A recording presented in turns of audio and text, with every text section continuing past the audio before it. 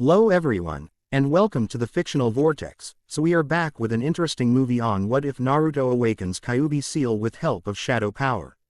But before we start, I just want to remind you to please subscribe to my channel and hit the like button if you enjoy my content.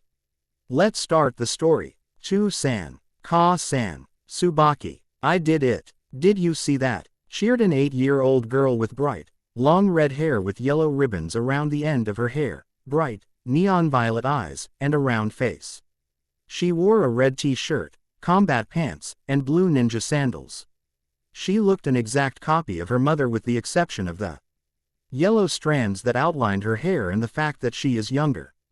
That was amazing, Oni-chan, squealed a 7-year-old girl with dark, long blood-red hair, bright blue eyes, and wearing a red t-shirt, a black shirt, and blue shoes. She looks similar to her mother and her sister with the exception of her dark red hair. That's great, Narumi-chan, applauded a handsome man with spiky blonde hair with 2 long bangs down the side of his face. He had ocean blue eyes and an angular face.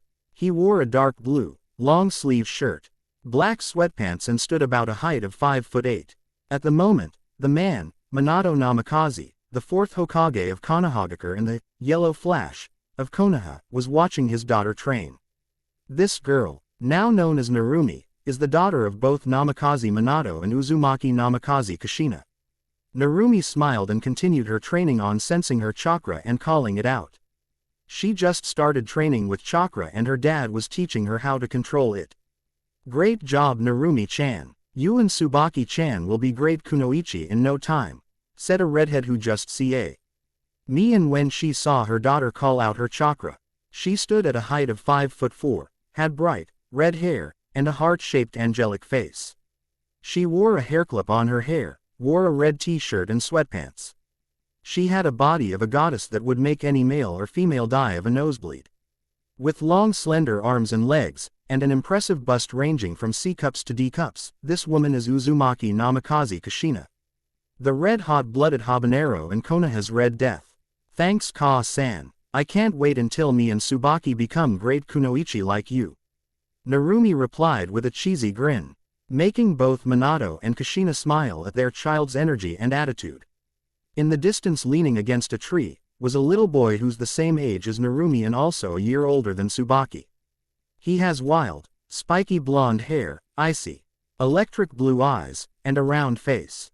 He stood about the height of 4'8", and was wearing a gray t-shirt and sweatpants. He looked like any normal healthy kid, but one thing different about him was the 3 whisker marks on each side of his face. His name is Uzumaki Namikaze Naruto, older twin brother of Narumi and the second oldest child of Minato and Kushina. And Jinchuriki to the soul of Kyuubi and the Imperial Queen Dragon Empress, Arwen.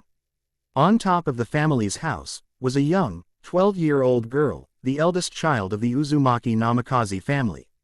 She had long, blonde hair with red tips tied in a ponytail, dark, violet blue eyes, a heart-shaped face, and wearing an orange, pointed hoodie over a red t-shirt, black combat pants, and black boots.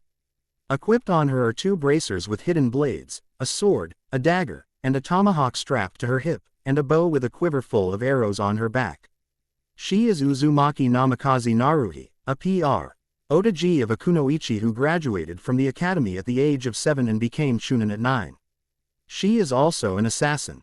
At the moment, Naruto was frowning at the lovely family scene that was happening at the family's private training area. At the same time, Naruhi heard the cry of an eagle and looked up to find one. Realizing that it was a signal for a new mission with her team, she took off, glancing at Naruto forlornly as she left while paying the rest of her family no mind. Meanwhile, Naruto just shook his head at the family scene and walked away back into the house and into his room where he did some training of his own under the supervision of Kurama Q aka the Kyuubi no Kitsune. Yes, Naruto knows about Kyuubi's soul sealed inside of him while Narumi, as well as Tsubaki, has the chakra. He entered his room and sealed it by made the ram sign and shouting, Fuin. He then laid down on his bed, remembering what happened a long time ago that made him what he is now. Flashback no jutsu, 3 years ago. Nay Tu-san, can you teach me how to do some cool ninja stuff? Asked a young, blonde, bouncing around 5-year-old Naruto, hoping his dad would say yes. Nearby, Naruhi FL inched as a feeling of deja vu crossed over her when she heard Naruto's question. Sorry Naruto, I can't. I have to teach Narumi and Tsubaki, Minato said, making Naruto frown in confusion, the answer he got making him stop bouncing around. Huh, why can't you teach all of us at the same time? Asked a baffled Naruto while ignoring the smug look his twin sister was giving him, and noticing the frown on his older sister's face and the look of confusion on Tsubaki's face. Sorry Naruto, I don't have time to do that. Naruto was going to respond with his father until his mother came in. Naruto, go to your room and don't bother your father. He will teach you when he feels that you are ready, Kushina said in a demanding voice. Naruto, not wanting to argue with his mother, looked at the ground and walked to his room. Why can't I learn how to be a shinobi but Narumi and Tsubaki can? How comes they get everything? Naruto wondered out loud to himself. There's a reason why, Naruhi said, coming from behind him, but for now, just train by yourself. That's what I'm doing right now. Naruto turned to his sister. You mean you asked Tu-san and Ka-san to train you before? He asked. Yep. Naruhi nodded. I was the same age as you, and I've gotten the same answer numerous times. Trust me, you'll get the same answer every time as well. How did you manage to graduate from the academy? Why without Ka-san and Tu-san teaching you cool ninja stuff? Because I trained in a little something that got me to where I am now. You can join me if you want, little brother. Naruto thought about it and nodded. Okay, Nei-san. Naruhi smiled. All right then. We'll start after I return from the Chunin exams in Kumo, she promised. After watching Naruhi go into her room, Naruto went into his RO. And closed and locked the door so no one could enter. Naruto was as much of a genius and a prodigy as Naruhi, if not more, thanks to his eidetic memory and photographic reflexes. He's smart beyond measure, and has the skills to learn anything really fast, so it didn't take him long enough to figure out that his family favored his younger sisters more than him or Naruhi, especially seeing how they got mostly everything they wanted. He also noticed the villagers treating his younger sisters like royalty. Naruto on the other hand barely got anything he wanted. Even on his birthday he would get 1 or 2 gifts while Narumi would have tons. The villagers also hated him. Sometimes when he would walk around the village alone he could see some of the villagers giving him cold glares. His sisters, Narumi and Tsubaki also had a lot of friends. Every kid would try to get to know her. Naruto knew that his sisters had the Kyuubi's power in them, and that they were seen as heroines, but he didn't understand why he was so hated by the villagers while Naruhi was mostly ignored. He laid on his bed and closed his eyes so that he could some rest. Unknown location. Naruto opened his eyes to find himself in an open field with one side of it having a cloudy blue sky and beautiful flowers while the other side having a clear violet sky and grass. Sugoi, where am I? In the plane between dimensions, said a heavenly voice from behind Naruto.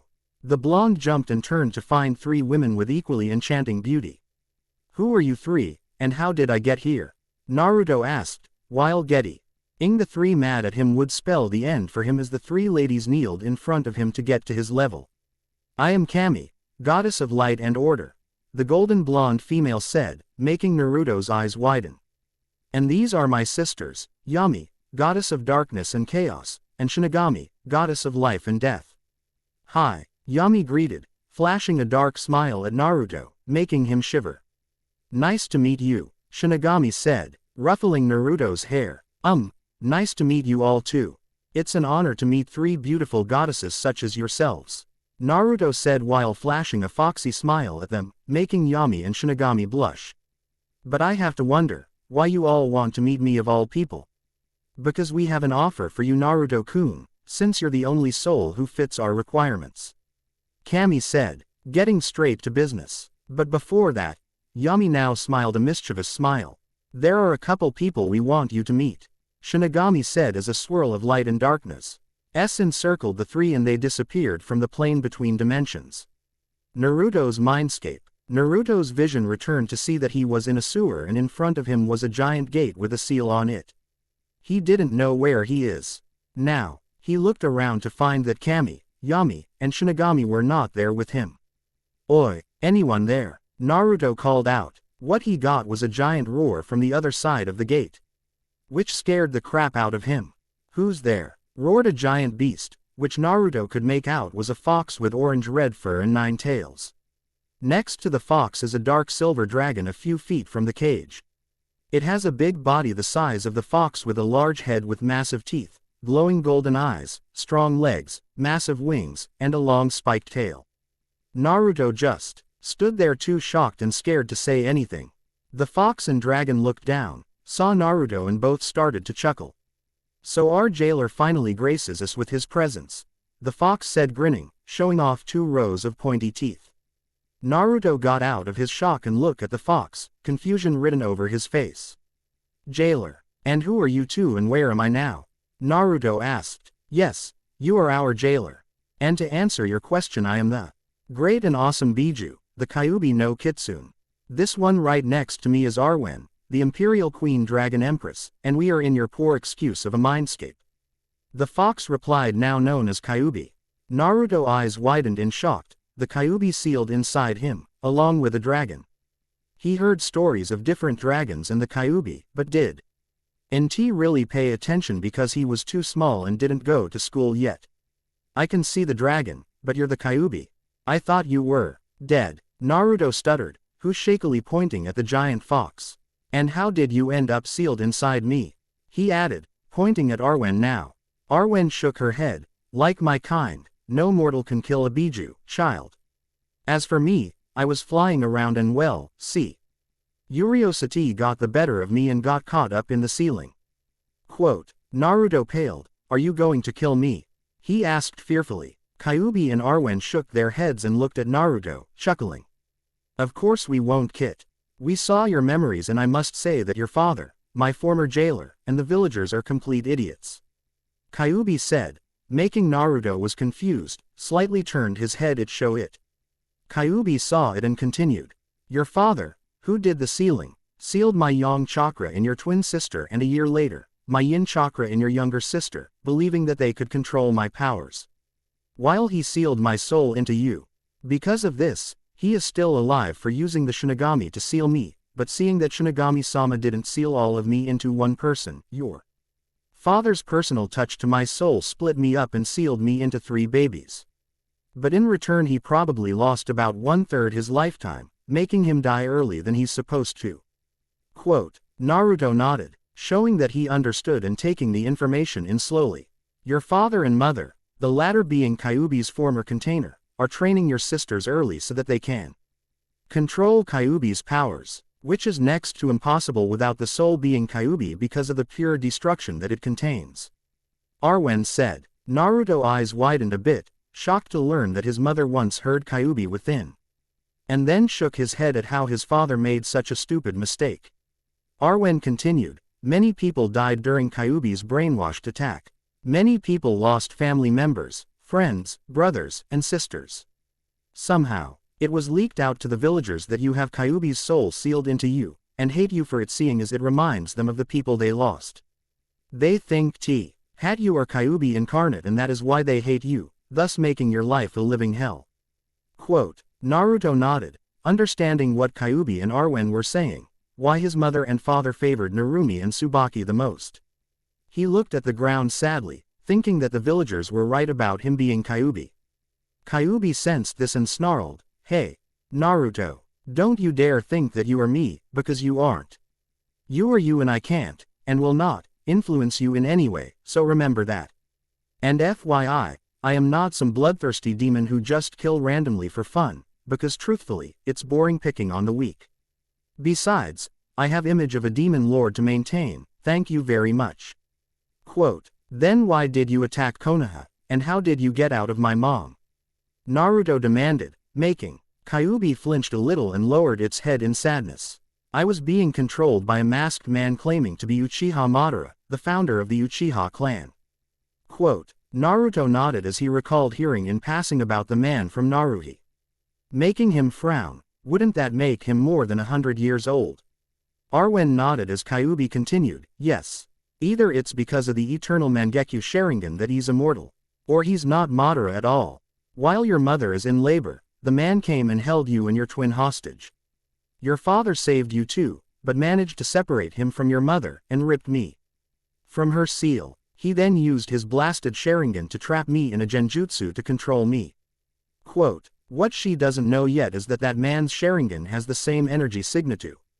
Ri is Namikaze Minato's scarecrow of a student, Arwen thought to herself.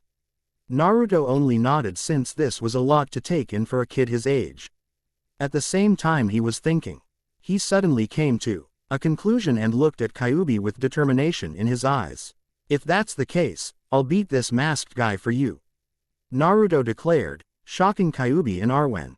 You seriously think you can beat him? Kyuubi asked, reeling from the shock. Yeah. Naruto thumps his chest proudly. You can count on me. Only if you train him. Chided a familiar, heavenly voice. Naruto turned to find Kami, Yami, and Shinigami. Kyuubi and Arwen suddenly paled. Kami-sama. Yami-sama. Shinigami-sama. They squeaked, bowing low. Rise Q and Arwen, and revert to your human forms. Kami ordered. Kyuubi, now called Q. And Arwen nodded as a bright light filled the area. When it died down, two goddess-made-looking humans appeared before them. Q has orange-red hair, blood-red slit eyes, a perfectly heart-shaped, cute face, and two crimson fox ears, making her even more adorable and sexy. Her body was that of a goddess, with a perfect hourglass figure, long slender arms and legs, and an impressive bust ranging from D-cup to DD cups. She stood about a height of 5 feet 4 inches, and has a slightly tanned skin. Above her butt were 9 ghostly crimson tails. Thankfully they're both wearing kimonos, sparing Naruto of his innocence. Arwen-san I already knew, but Kyuubi, you're a girl. Naruto stammered as he pointed at Q, who nodded, amused at her container. Is that problem? She teased, making Naruto shake his head furiously. So Q, Arwen, you will train him then? Yami asked them. Q nodded. I know, we will. But I won't make it easy of course. I want Naruto level of a cage shinobi so he can pay that bastard Minato back for using him as a scapegoat just so the villagers can relive their pain. Quote, Arwen simply said, same here. Yami smirked, I'll take that as a yes. What I do, NT understand is why Kushina won't train Naruto-kun and Naruhi. Shinigami said, last I checked, and Uzumaki always look after their own no matter what. Being the former jailer of Q, it's completely out of character, even for her. You have a point. Despite her being my former container, even I'm stumped. Q said, sweat dropping. Obviously she follows and listens to Minato like a lost puppy, never doubting him on anything. Yami piped up. Q suddenly remembered something. Now that you mention it, it started after when Minato saved Kushina from some Kumo nin when they kidnapped her. Quote, resulting in hero worship. All in all, she became the very thing she hates, a loyal fangirl. Arwen concluded, making Kami, Yami and Shinigami scowl at the word, disgusting. Quote, a moment of silence later, Naruto spoke up. I don't much about fangirls, but what about this offer you mention? Oh, right. Kami turned to him, looking straight at the blonde, Uzumaki Namikaze Naruto, as our child of prophecy. You were destined for great things here in this plane. Because of that you'll be able to bring peace not only to the elemental countries, but to the world, and other worlds as well. Due to your blood, you have a perfect soul with the right amount of light and darkness within it, Shinigami added. With that said, will you become our avatar? Yami offered, you are the child of prophecy me and my sisters foretold after all. Naruto was floored. He was given an offer by the 3 most powerful goddesses to become their avatar, their harbinger if you will.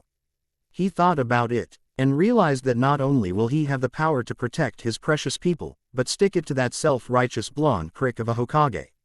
The decision was pretty obvious at this point. I accept, he said, under one condition. Name it. The goddesses, the vixen, and the dragon lady said at once. Naruto stood for a moment before bowing low to the ground. Please don't betray me. Kami, Yami, Shinigami, Q, and Arwen all blinked before walking over to Naruto and pulled him into a hug. Of course not. We would never do that, Naruto-kun. Don't ever doubt us, Kami said, smiling. Naruto hugged back. Thank you, Kami-chan. Yami-chan, Shinny-chan, Hugh-chan, Arwen-chan. The goddesses, Chakra Demon, and Dragon Lady blushed at the new nicknames their soon-to-be avatar gave them as they broke apart. Then Naruto of the Uzumaki and Namikaze clans, become our avatar. The three goddesses spoke in one voice. The area became flooded with power as the three goddesses poured part of their power into Naruto. Tattoos started to form on Naruto, with the kanji for angel appearing on his left shoulder, the kanji for devil appearing on his right shoulder, and the kanji for reaper appearing on his upper back. We will be seeing a lot more of each other. Make us proud, Naruto-kun, Kami said as she and her sisters faded from his mindscape, which started to grow faint. What happening? Naruto asked, confused. You're waking up from your nap. Arwen said, we'll open a link where we can talk without you always going into your mindscape. Quote, Naruto nodded, relieved to know he didn't have to be asleep or knocked out to talk to his new senseis. Oh, before I forget, can you change your mindscape to something more comfortable? The sewers can get boring real quick, Hugh added. Sure thing Kyuubi-chan, I'll make you a fox den. And for you Arwen-chan, a dragon cave. Arigato, Naruto-kun, they said, smiling. With that Naruto faded out of his mindscape and woke up still in the same position on the bed. Flashback Kai. Present day. Throughout the years Naruto has been training very hard. Every day, he would train himself until he was exhausted and couldn't move. He would ally train in his room or in a secret training area where his so-called parents wouldn't catch him. On occasion he would train with Naruhi, who recently became a newly minted Chunin, and would take time to teach Naruto what she learned in the field whenever she could. Since he was a kid he couldn't lift weights yet or else he would damage his muscles, so Q gave him a routine he would have to do every day. Proving herself to be a psychotic teacher, he mostly worked on his endurance and stamina, but would also build his muscular strength with body weight exercises such as push-ups, sit-ups, pull-ups, body squats and crunches. Arwen would also have him work on his chakra control since he had an extremely large chakra reserve, currently unlocked at High Genin to Low Chunin at the moment. His routine every day would be 100 push-ups, followed by 100 crunches. He would perform this in several sets, usually taking about an hour or so to complete. Then he would take a short break and do 100 pull-ups and 100 squats in several more sets, which he kept at for about another hour. After this, he would run around the village 3 times, which took about 2 hours. And spend 3 hours doing chakra control. He would do this every day and wouldn't cheat or take any shortcuts. When he first began his training, he started doing 1 set of 20 of each. Then as time passed by and he became stronger, he started to do more and more. Eventually he came to where he is now, doing several sets of 100 repetitions of each exercise. Eventually, I got him interested in seals and started him off on Fuinjutsu. Naruto guessed that it ran in the family since his father and mother were seal masters themselves. He read how to do simple seals like a storage seal. He figured out how to make a simple storage seal from scratch, but during his study he came across several seals that caught his attention. It was the gravity seal and resistance seal. Seals which applies extra gravity and resistance on the user, making it harder for them to move, but when released they would become faster and stronger. Naruto knew the seals would help him greatly with his training. So with the help of a hesitant Naruhi, he figured out how it worked and applied it to himself. Also during his training Arwen told him to go to the library to read some books and scrolls on jutsu he may find. He did as he was told, using Arwen's residual chakra to copy the whole library, but didn't find much. So Q told him to sneak into the Hokage's library and find the forbidden scroll of sealing. Naruto did what he was told and surprisingly, he actually got in.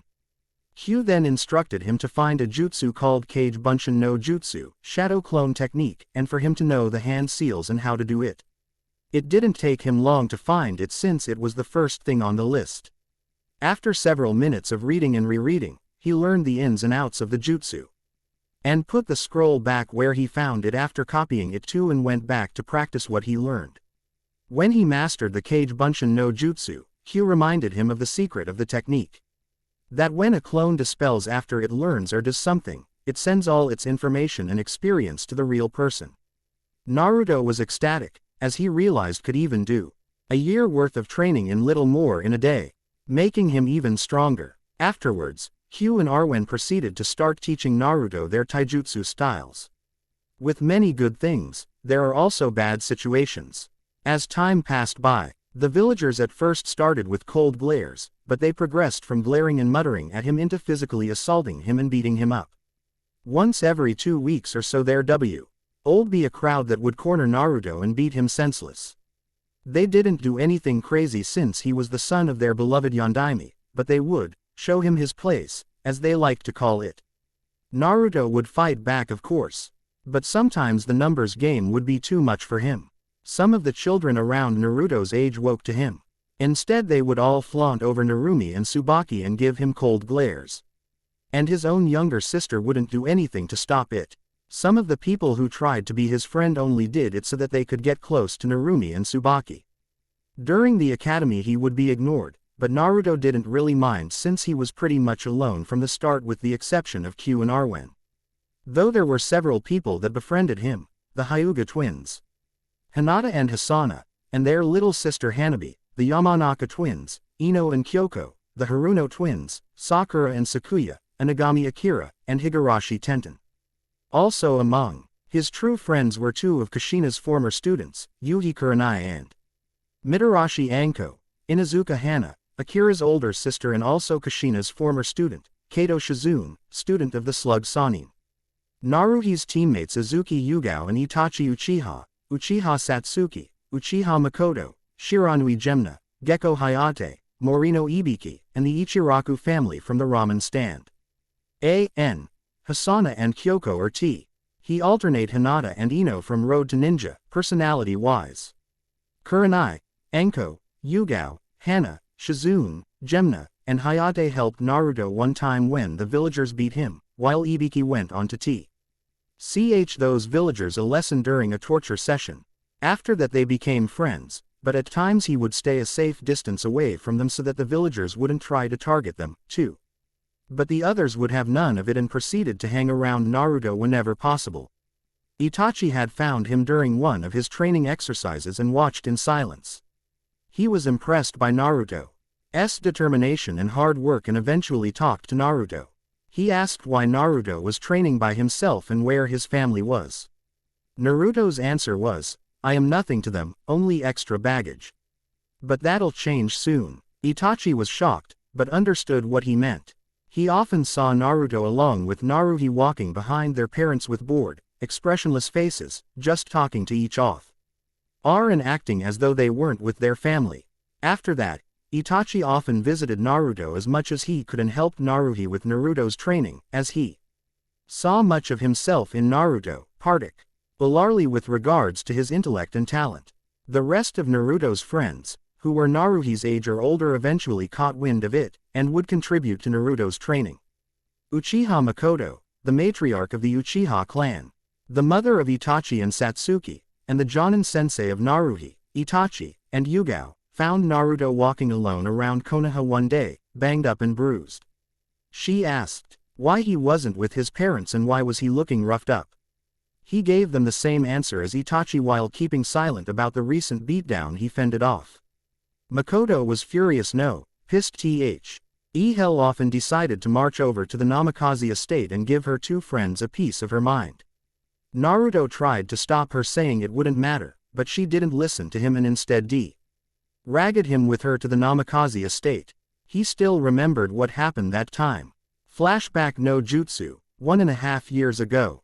Uchiha Makoto barged through the gates of the Namikaze estate, dragging a blonde-haired boy with her. Uzumaki Namikaze Kushina, "Get your ass out here, right now," roared an enraged Makoto. Moments later, Kushina and Minato came into the front of the door to find Makoto holding their son. Naruhi trailed far behind them, her widening at the state her brother in. "Makoto, why are you here? And why is my son with you?" Kushina asked, confused, since she thought that Naruto was in his room. "What, I can't visit my best friend or something? I'm here because I found your son walking around Konoha alone, not to mention looking like he just got out of the Third Great Shinobi War." Makoto replied loudly, "Really? Oh, Thanks Makoto-chan for finding my son. We'll take it from here, Minato said while telling Naruto to go to his room, which he did, but stayed back behind Naruhi, so he can hear the rest of the conversation. Did you even know that your son was outside and hurt? Makoto asked, trying to figure out her friends. No, but I thank you again for finding him, Kushina replied.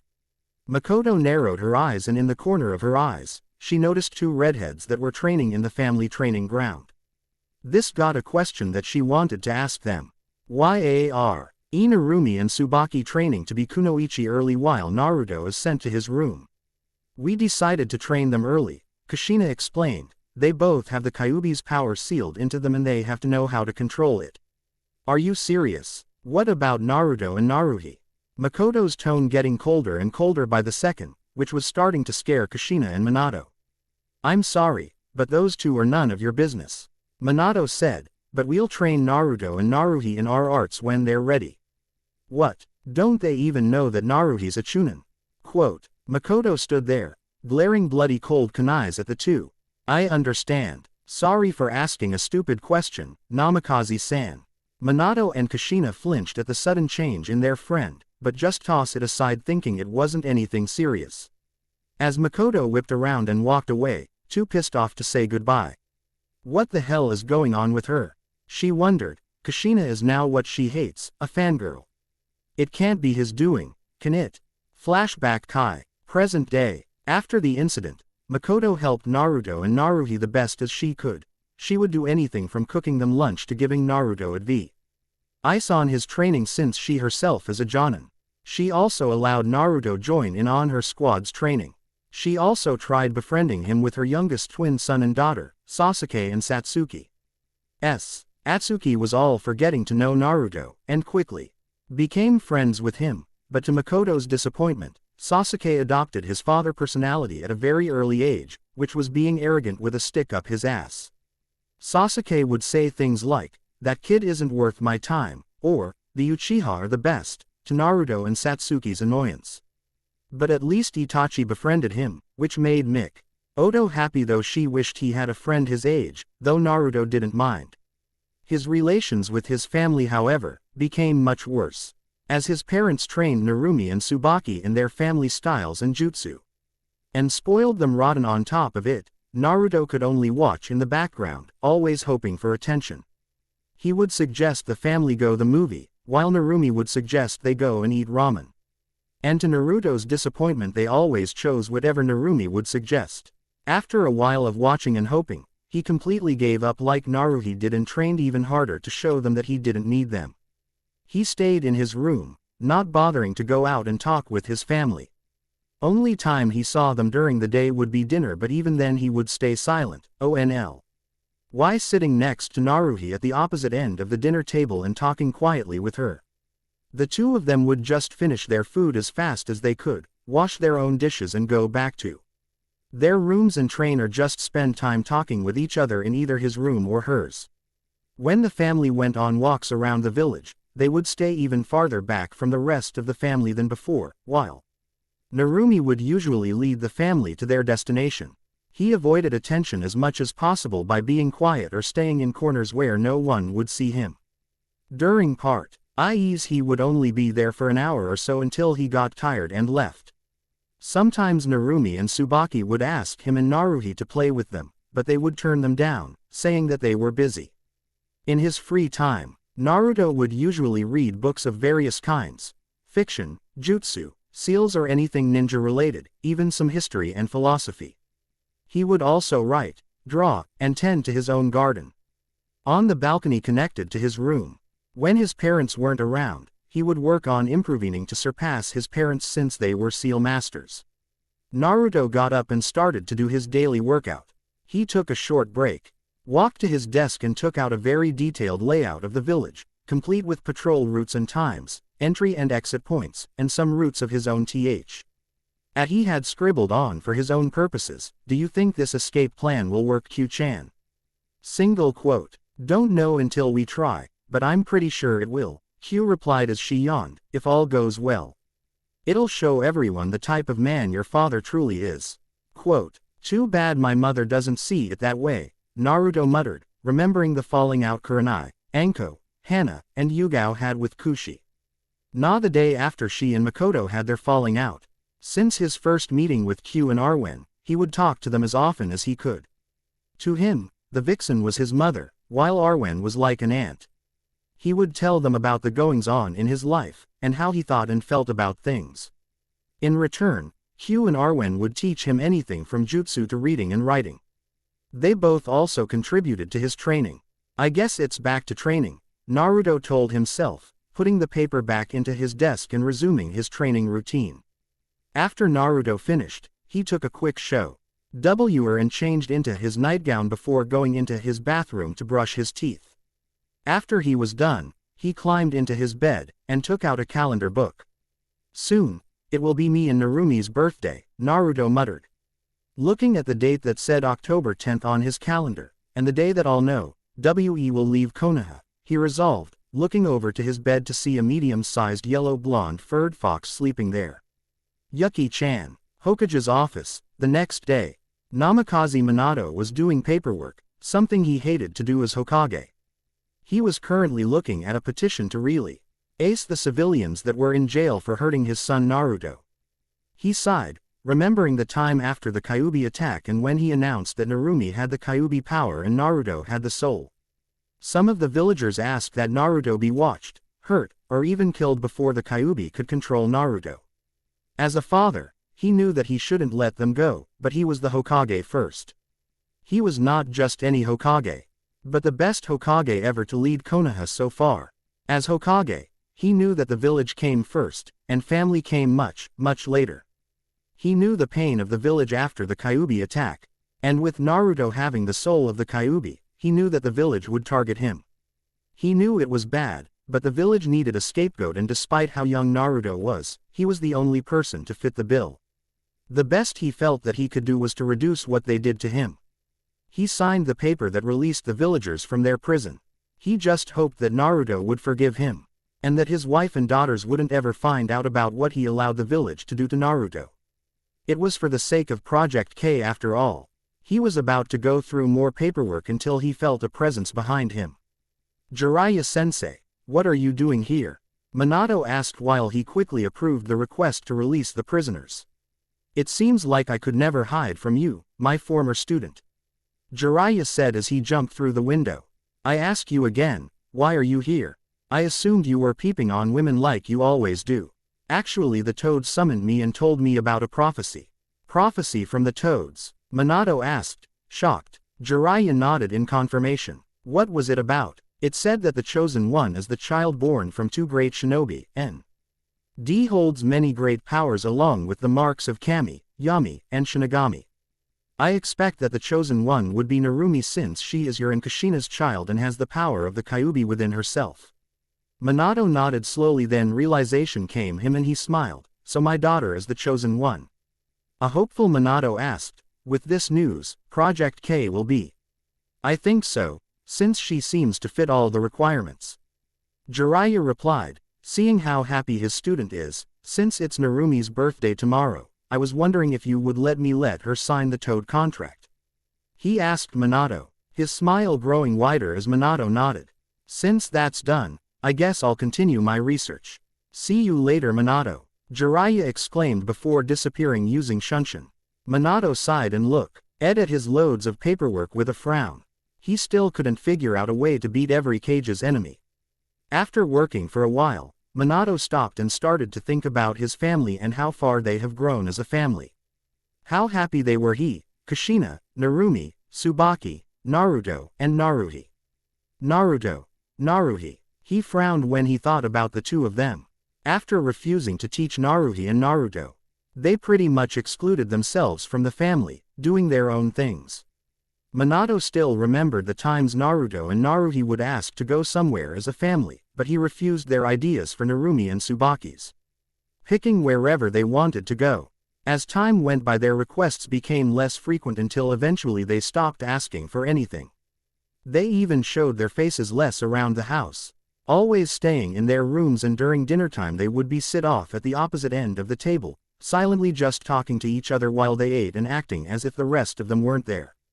The only time he really saw Naruto was during dinner time and while Naruto and Narumi were walking to the academy. He saw Naruhi even less frequently than that. Where does Naruhi go and what does she do with her time? I can't remember really anything about her since the time I registered her for the academy, Minato thought to himself with no small amount of shame.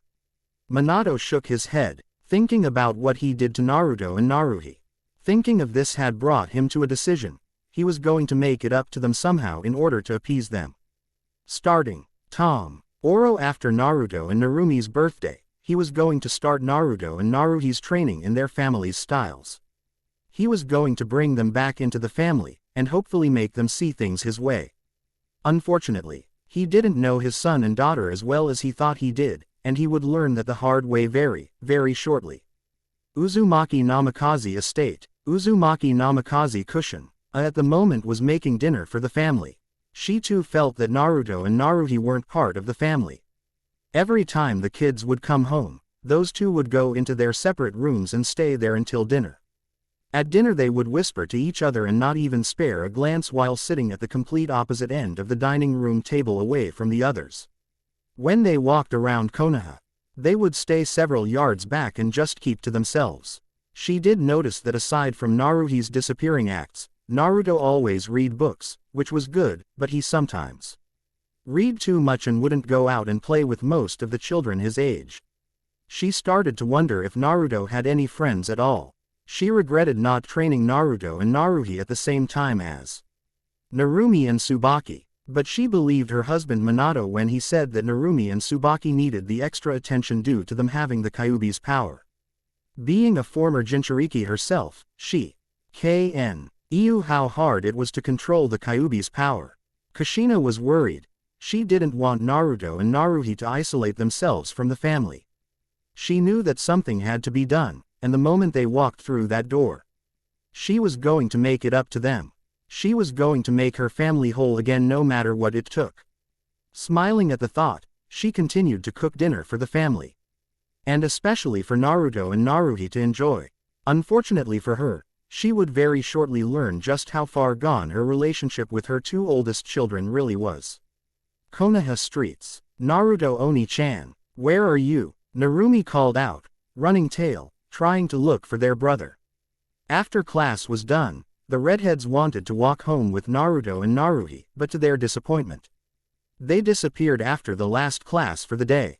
Naruto Oni-chan, Tsubaki shouted, hoping Naruto would appear this time. When there was nothing in return, she and Narumi started to walk home. Truthfully, Narumi loved Naruto a lot, maybe more than she should, and was sure Tsubaki felt the same way. Lately, she would always try to play with him, but Naruto always turned her down saying he was busy. She wanted Naruto to feel like a part of the family, not an outcast. During the academy she noticed that he would always sleep in class.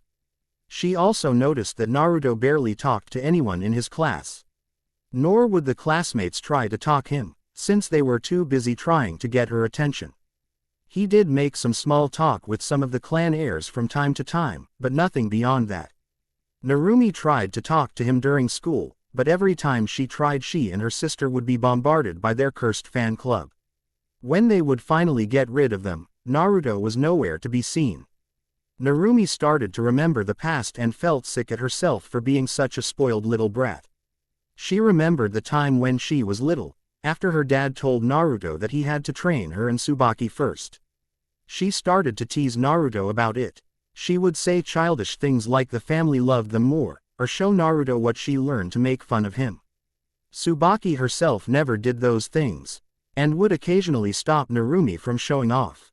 When Naruto would suggest they go somewhere, Narumi would always try to one-up him by suggesting they go to another place, knowing that every time their parents would choose her suggestion over his.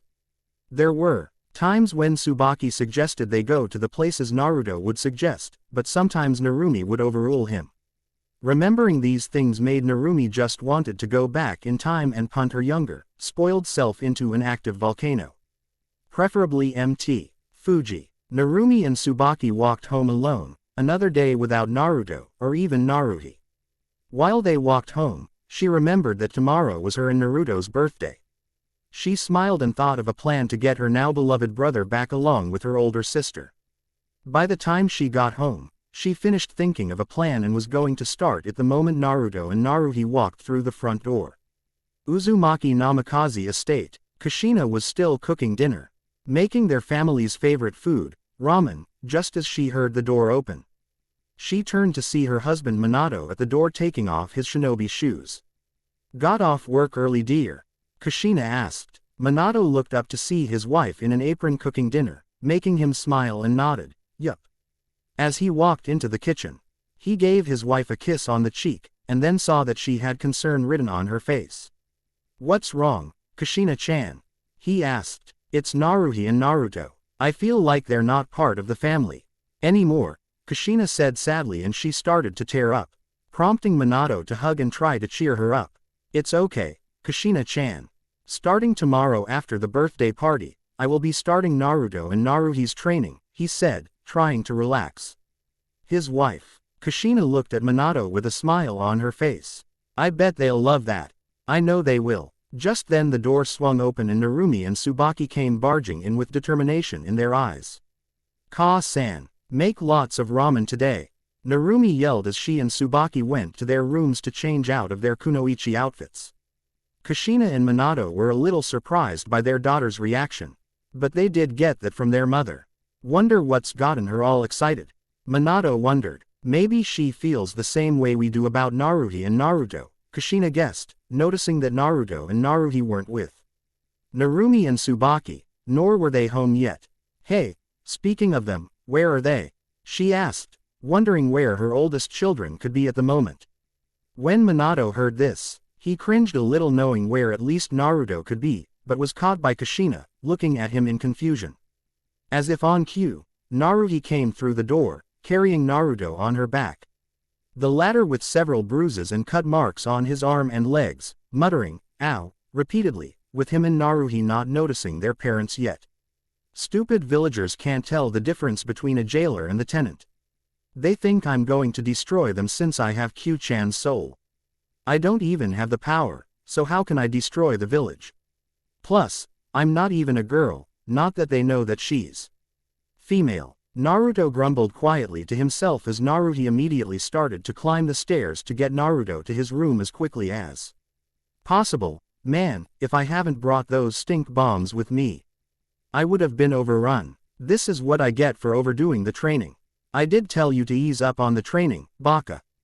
You're just lucky they had such a foul stench so that I could smell them from far away," Naruhi said, "but those damn villagers have attacked you for the last time. Next time, I'll pump them full of poison," she muttered in herself.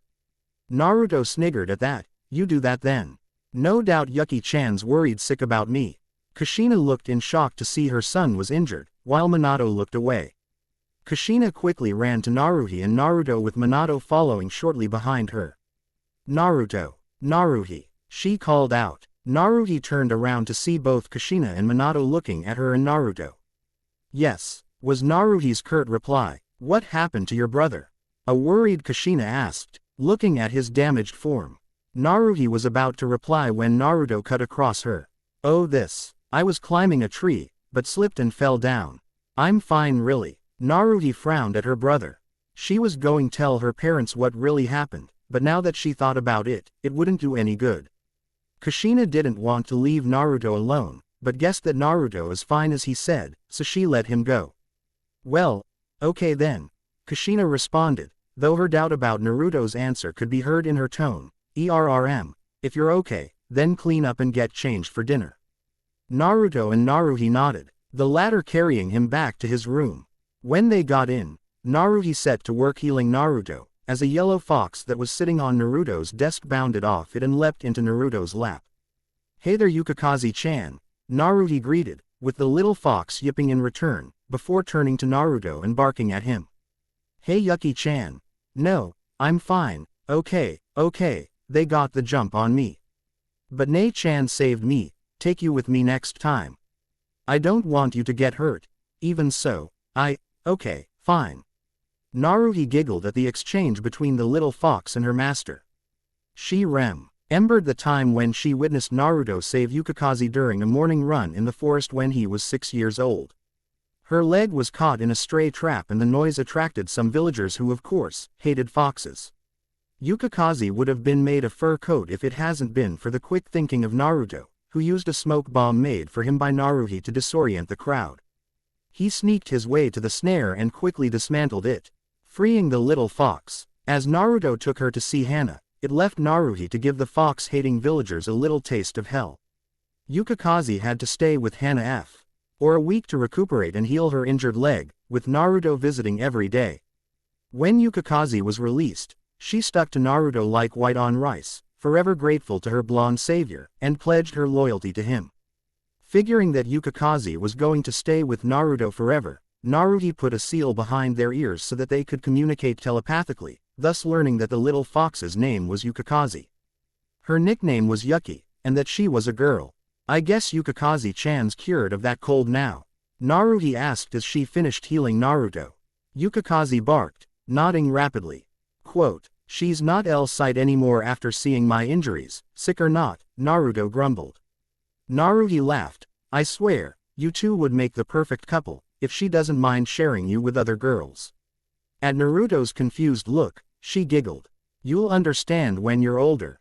Dinner came and Naruto and Naruhi came out of their rooms, both wearing the same clothes, a black t-shirt and black track pants. Yukikaze posed as a stuffed animal that's sitting on Naruto's shoulder. When they got to their spots on the table, they felt their family's eyes on them.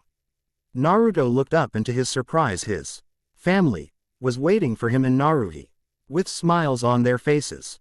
Even Narumi and Tsubaki seemed to be waiting for him.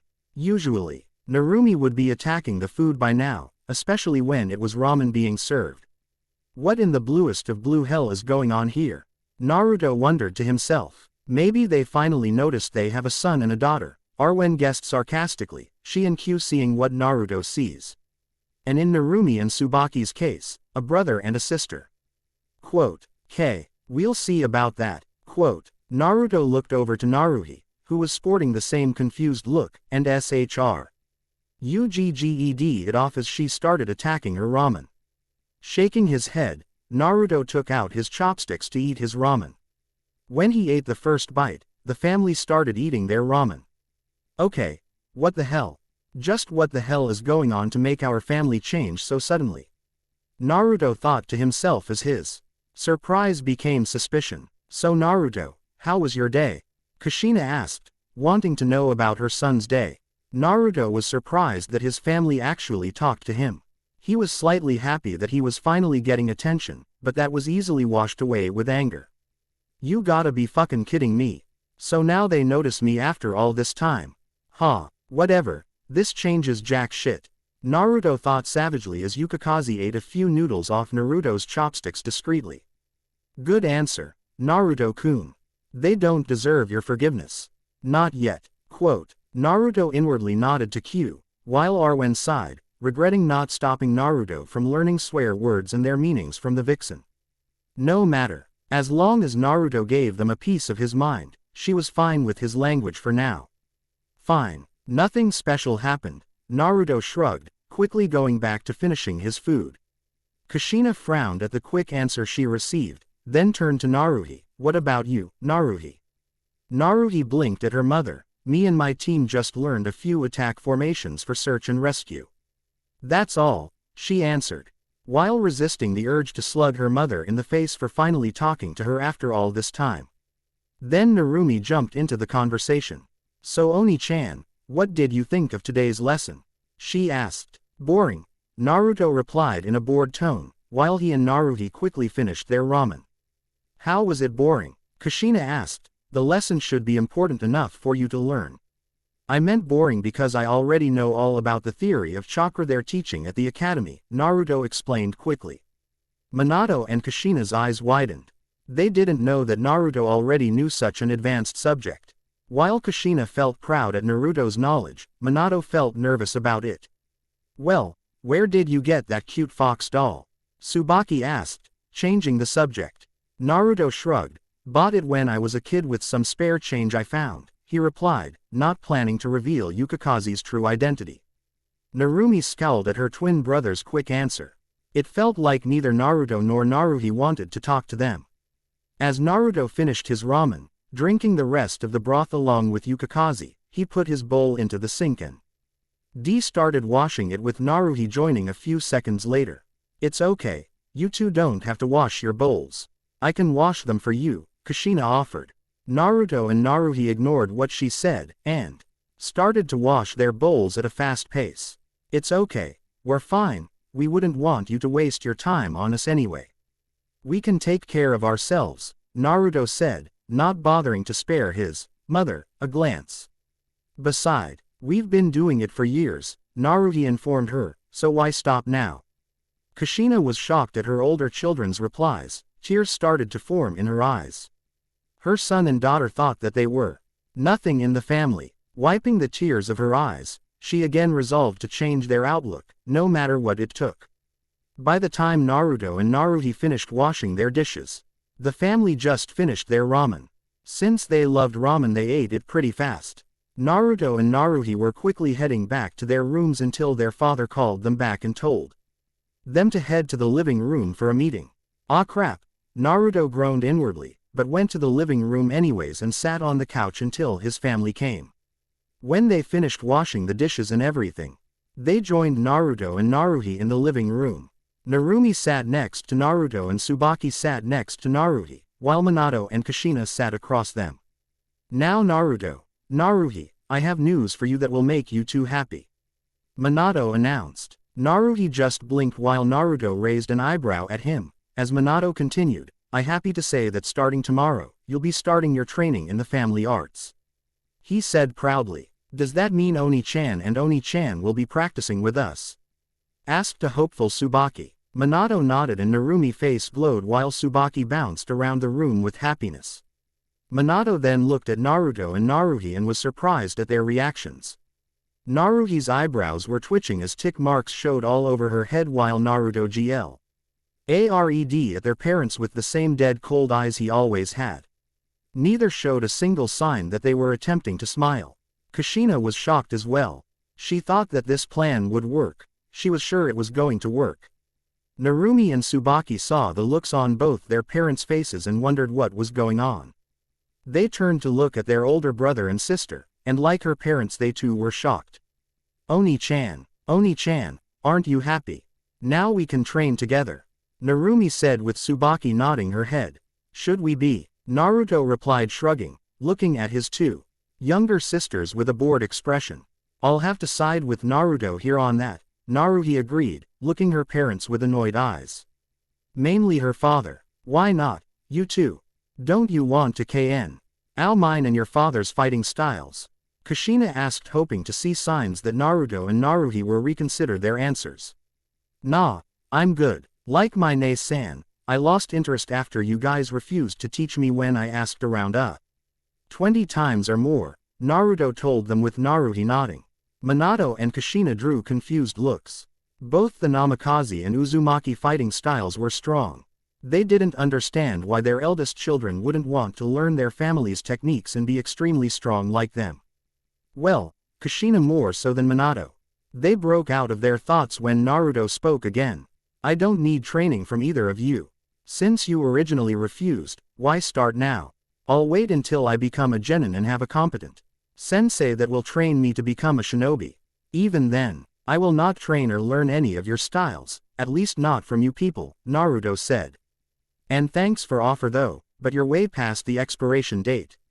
I myself managed to graduate from the academy and become chunin early without your teachings, so I have to say I'm doing well without your fighting styles, Minato-san, Kushina-san, Naruhi added, wearing a sinful smile. Now if you don't mind, we're going to sleep.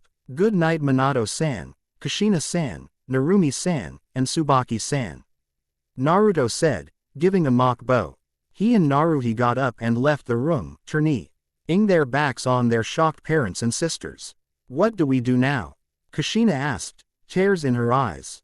After hearing what Naruto and Naruhi said, she couldn't take it anymore. I don't know anymore. Maybe this was a little too much for them to take in for the day. Just give them a little time, I'm sure they'll warm up to the idea. Minato replied, trying to calm his wife. Truthfully, he didn't know, since both kids sounded really serious. He could only hope that he was wrong. For the sake of the plan, after all. Why Oni-chan, Oni-chan? Why? Narumi cried, upset. Narumi and Tsubaki were really hoping that their sibling would agree to train, so that they could be together and they would have more time to talk and be with him. With their refusals, their hearts broke and they started to cry. Naruto's room. Naruto slammed the door behind him and checked his things that he'd gotten ready for tomorrow. He was still in a foul mood from the conversation he had with his family. Why those? They notice me now and think that I would forgive them because I get to learn their fighting styles. Ha! As if, he mentally yelled. Calm down, Naruto-kun, it doesn't matter. You just some sleep so that you can focus on the plan tomorrow, Kyu said, trying to calm Naruto down with Arwen and Yukikaze agreeing. What Naruto didn't know is that Kyu and Arwen liked Naruto, and it hurt them both to see him angry. Especially with what happened today. Kyu and Arwen themselves were angry with his parents for noticing their son now, after almost 9 years. Naruto needed to rest so that he could focus on his escape plan for tomorrow. I understand, Kyu-chan, but I'd rather head to my mindscape to make sure I'm ready, Naruto said as he finished packing his things and got to bed. Can I join you, Naruto-sama? Yukikaze asked, as she laid down to rest next to Naruto's pillow. Sure, Yuki-chan. Tomorrow is when we finally leave this dump called Konoha, and the last thing we need is their so-called top ninjas trying to stop us. Quote, Naruhi's room. Like her brother, Naruhi slammed the door behind her and paced her room, fuming. That man, her father, had a lot of nerve offering what he did. She was not going to dance to his tune, especially after what she found out when she snuck into his office to learn the Kage Bunshin no Jutsu from the Forbidden Scroll of Sealing. It all started when she was 5 years old herself. She was in the same position as her little brother Naruto when she asked her parents for training. When they denied her, she kept badgering them for about half a year until she realized that they wouldn't budge on their decision. So she took matters into her own hands.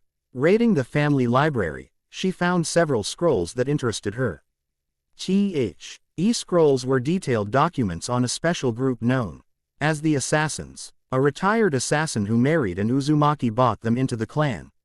Uzumaki Mito brought the scrolls into Konoha when she married the Shodaime Hokage Senju Hashirama. They were collecting dust in the Uzumaki library until Naruhi got them out.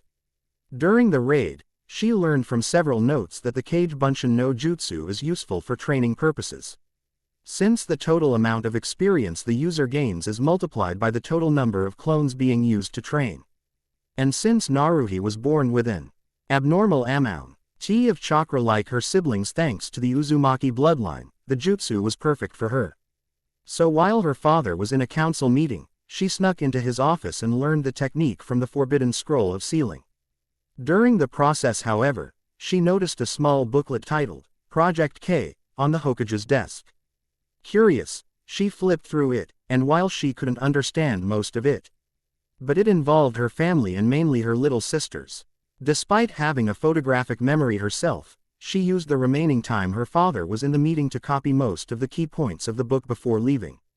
As the year went by, her intelligence increased, and the more she read through the key points of Project K, the more she became enraged. She couldn't believe what her father is planning for her 2 little sisters' future, and when it got to the point when she fully understood the plan, she snapped during a mission and single-handedly wiped out a platoon of bandits who were selling young women and children. And the worst part about it was that she couldn't tell anyone, not even her own mother, due to the fact she didn't know if she was in on it or not. But now, in the present time, it was all going to change. The truth was going to come out on her siblings' birthday. And she would see if Kushina knew or not. If she knew, then fuck her. She'll be just another puppy. A stupid, sickening fangirl. If she didn't know, then it was all her father. She hated the bastard. He was the reason the family, except Naruto, were not there for her when she graduated from the academy. With that in mind, Naruhi disarmed herself of her weapons and threw herself in bed. There was a time when I hated my little brother and sisters, because I thought they took the love and attention my parents had for me. Naruto mused, but when I learned about Project K, it wasn't the case. My hatred was misplaced. And now, that hatred is reserved for that man. I will protect my little brother and sisters. As for my mother, we'll see. Quote, Naruto's Mindscape. Look guys, I know we're all in agreement with leaving Konoha, but are you sure we should leave your mother and sisters? Especially after what Naruto-chan learned from the Hokage's office. Arwen asked, worried. Naruto-chan says she'll handle it, Naruto replied as he focused on the image of his usual personal training grounds. Oh, right, Arwen mumbled, but what about that Hyuga incident? What if Kumo decides to go after Hinata, Hisana, and Hanabi again, even after Naruto saved them? Quote, it's all right, Arwen-sama, Yukikaze said. Calming her down, Naruto-chan will still be here in Konoha. Besides, she has a plan of her own. Quote, a flash of light later, the training grounds appeared. They were similar to the usual training grounds found in Konoha, but they were larger. It was this place that had allowed Naruto to become so strong. He would come here to learn, make perfect techniques. And in the real world would equal a day in his mindscape. Combining that advantage with upwards of 100 kage bunshin, and learning anything quickly became inevitable. Before Naruto proceeded to train in advanced techniques, he broke into his family's jutsu vault and copied the library into his own inner library with Arwen's chakra. The first thing he had learned was the Uzumaki clan's dojutsu, the Rinnegan. Originally used by the legendary Raikudo Sennin, it allowed him to use all 5 elemental natures, along with the 6 paths techniques. He also discovered chakra chains, which were used exclusively by the Uzumaki clan. They were so strong that they could hold down the most powerful of tailed beasts, as evidenced by Naruto practicing it once on Kyu and Arwen in their true forms. While both were pissed off, their thoughts derailed when they changed back into their human forms with the chains wrapped around them in an erotic way, and both ended up with nosebleeds, knocking them out with perverted thoughts. Next, Naruto began learning both the Rasengan and the Hiraishin. Even though he hated his father, he knew that the techniques the man created were amazing, and would be a boon to his ninjutsu arsenal. It took one day in the mindscape for Naruto with multiple kage bunshin to master all 3 steps of the Rasengan. However, he was upset that the Rasengan was an incomplete technique. But when Kyu told him that elements could be added to complete the Rasengan, Naruto immediately set to work. In 6 months, he managed to complete fire, water, wind, earth, and lightning. Rasengans with different variations of each.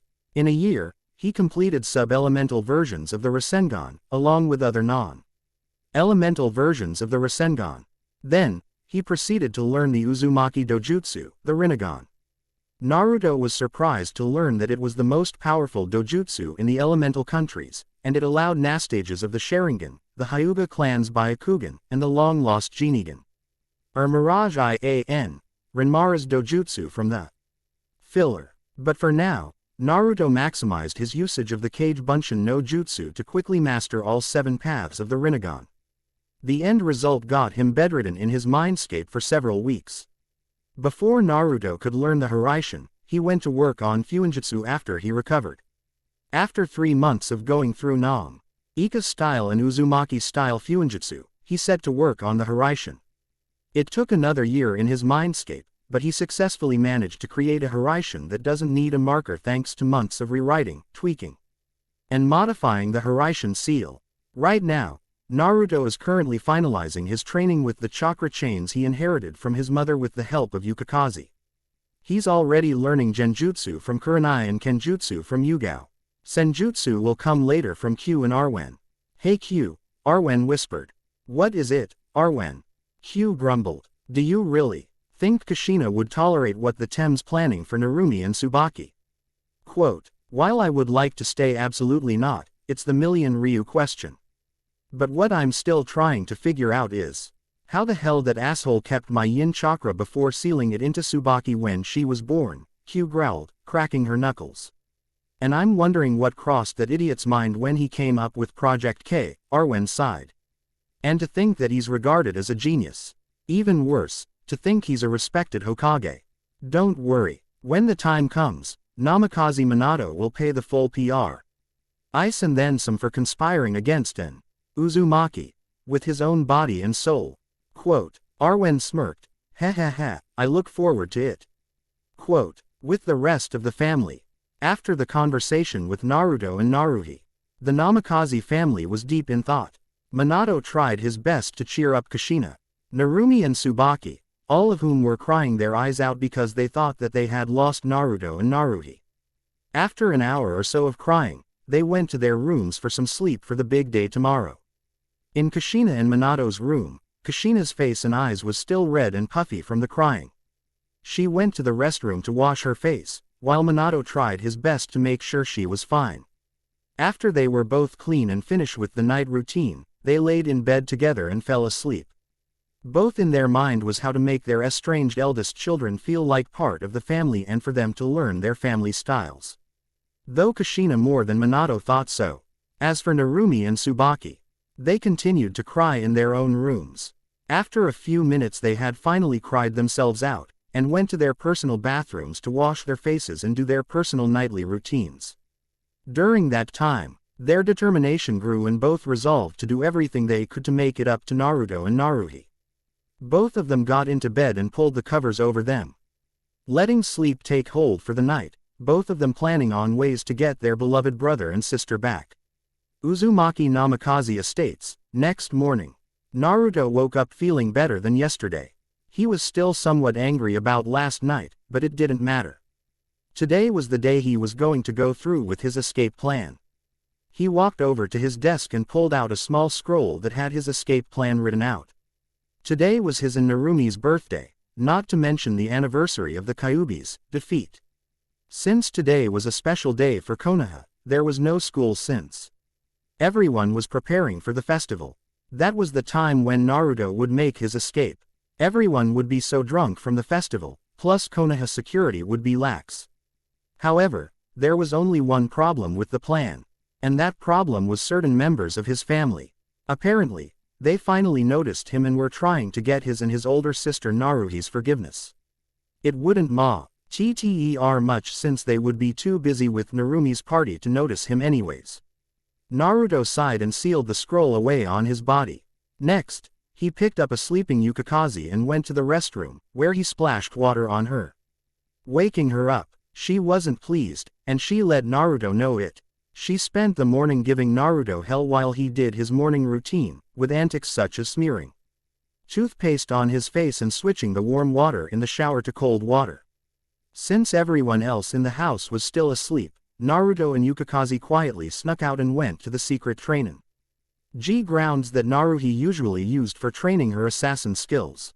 It might be his birthday, but that wouldn't stop him from training hard as was his daily practice. After an hour of training, Naruto left the grounds and headed back for home. Back at Namikaze Estate, Narumi sprung herself out of bed, excited that today was her and Naruto's birthday. She made an immediate beeline for her parents' room. Chu-san, Ka-san, wake up, it's our birthday, Narumi cheered, jumping on her parents' bed, waking them up and making them groan. Narumi, calm down, will ya? Minato began groggily. Why Don? You wake your brother and sisters up so we can all eat breakfast. Then, we'll walk around the village and see the festival preparations, and visit the clan heads and your friends. Narumi nodded and ran to Tsubaki's room while Minato and Kushina got up, smiling at their daughter antics. They both went into their bathroom to perform their usual morning hygienic rituals. After they freshened up, Kushina went to the kitchen to prepare breakfast for the family, and Minato reviewed what he was going to teach Naruto and Naruhi. He decided to start them off with some of the minor things. After getting Tsubaki, Narumi and the latter ran through the halls and appeared in front of Naruto's room. However, both of them froze up when they got there as they realized that they'd never before set foot inside of Naruto's room. Narumi nervously knocked on his door instead, hoping Naruto would answer. Oni-chan, Narumi called, knocking on her brother's door. She got no answer, so she knocked again, to once more receive silence in response. She put her head against the walls to see if she could detect any noise, but heard nothing. Assuming that he wasn't there, and still scared to go into his room, Narumi and Tsubaki went to the kitchen where both Minato and Kushina were, Kushina noticing the sad looks on her youngest daughter's faces. What's wrong, girls? Tsubaki looked at her mother and replied. Oni-chan isn't in his room. Did you check his room? Minato asked. Well, we knocked and got no reply. I'm scared to go into his room. Narumi replied. Me too, Tsubaki added. Why are you scared? Well, we've never been inside his room before, and I'm scared that Oni-chan will get mad at us if we go in, Narumi explained apprehensively with Tsubaki nodding in agreement. Minato and Kushina were surprised. They realized that they had never been into Naruto's room either. They found themselves wondering what would be in there. They did notice that Naruto seemed to be in there all the time. So they assumed there was something in there for him to do, but they didn't remember getting him anything that will allow him to stay in his room all day. Minato felt somewhat ashamed at that fact. But Kushina felt a strong stab of guilt as she realized this. She couldn't ever remember getting Naruto anything, for any reason. She gasped quietly to herself when she realized that she hadn't even gotten him a birthday present. She didn't even have a clue as to what he might want. How about we all go to Naruto's room, then? Would you like that, girls? Kushina asked, to which Narumi and Tsubaki nodded enthusiastically. The four of them quickly went to Naruto's room and stopped at his bedroom door. Minato opened the door to his room, and Kushina and the girls followed him inside. All of them were stunned by what they saw. Naruto's room was plain, to the extreme that it could be cows were white with no dirty marks on them. While his bed was neatly done, his room was very clean. Hell, it was even cleaner than Minato and Kushina's room. There wasn't a single piece of clothing lying around anywhere. His clothes were neatly folded and the dirty ones were in a basket at the side of his room. Minato and Kushina frowned at the lack of decoration on the walls. They looked around his room and noticed a bookcase filled with books. Romance novels, history books, fictional adventures, jutsu scrolls. Even some volumes on sealing theory of all levels. There were all kinds of different books, most of which a 9-year-old would not have in their possession. Naruto can read these books. A surprised Minato wondered. Kushina, Narumi, and Tsubaki remained silent, as Kushina took a book out of the bookcase titled, History of Uzushiogakure.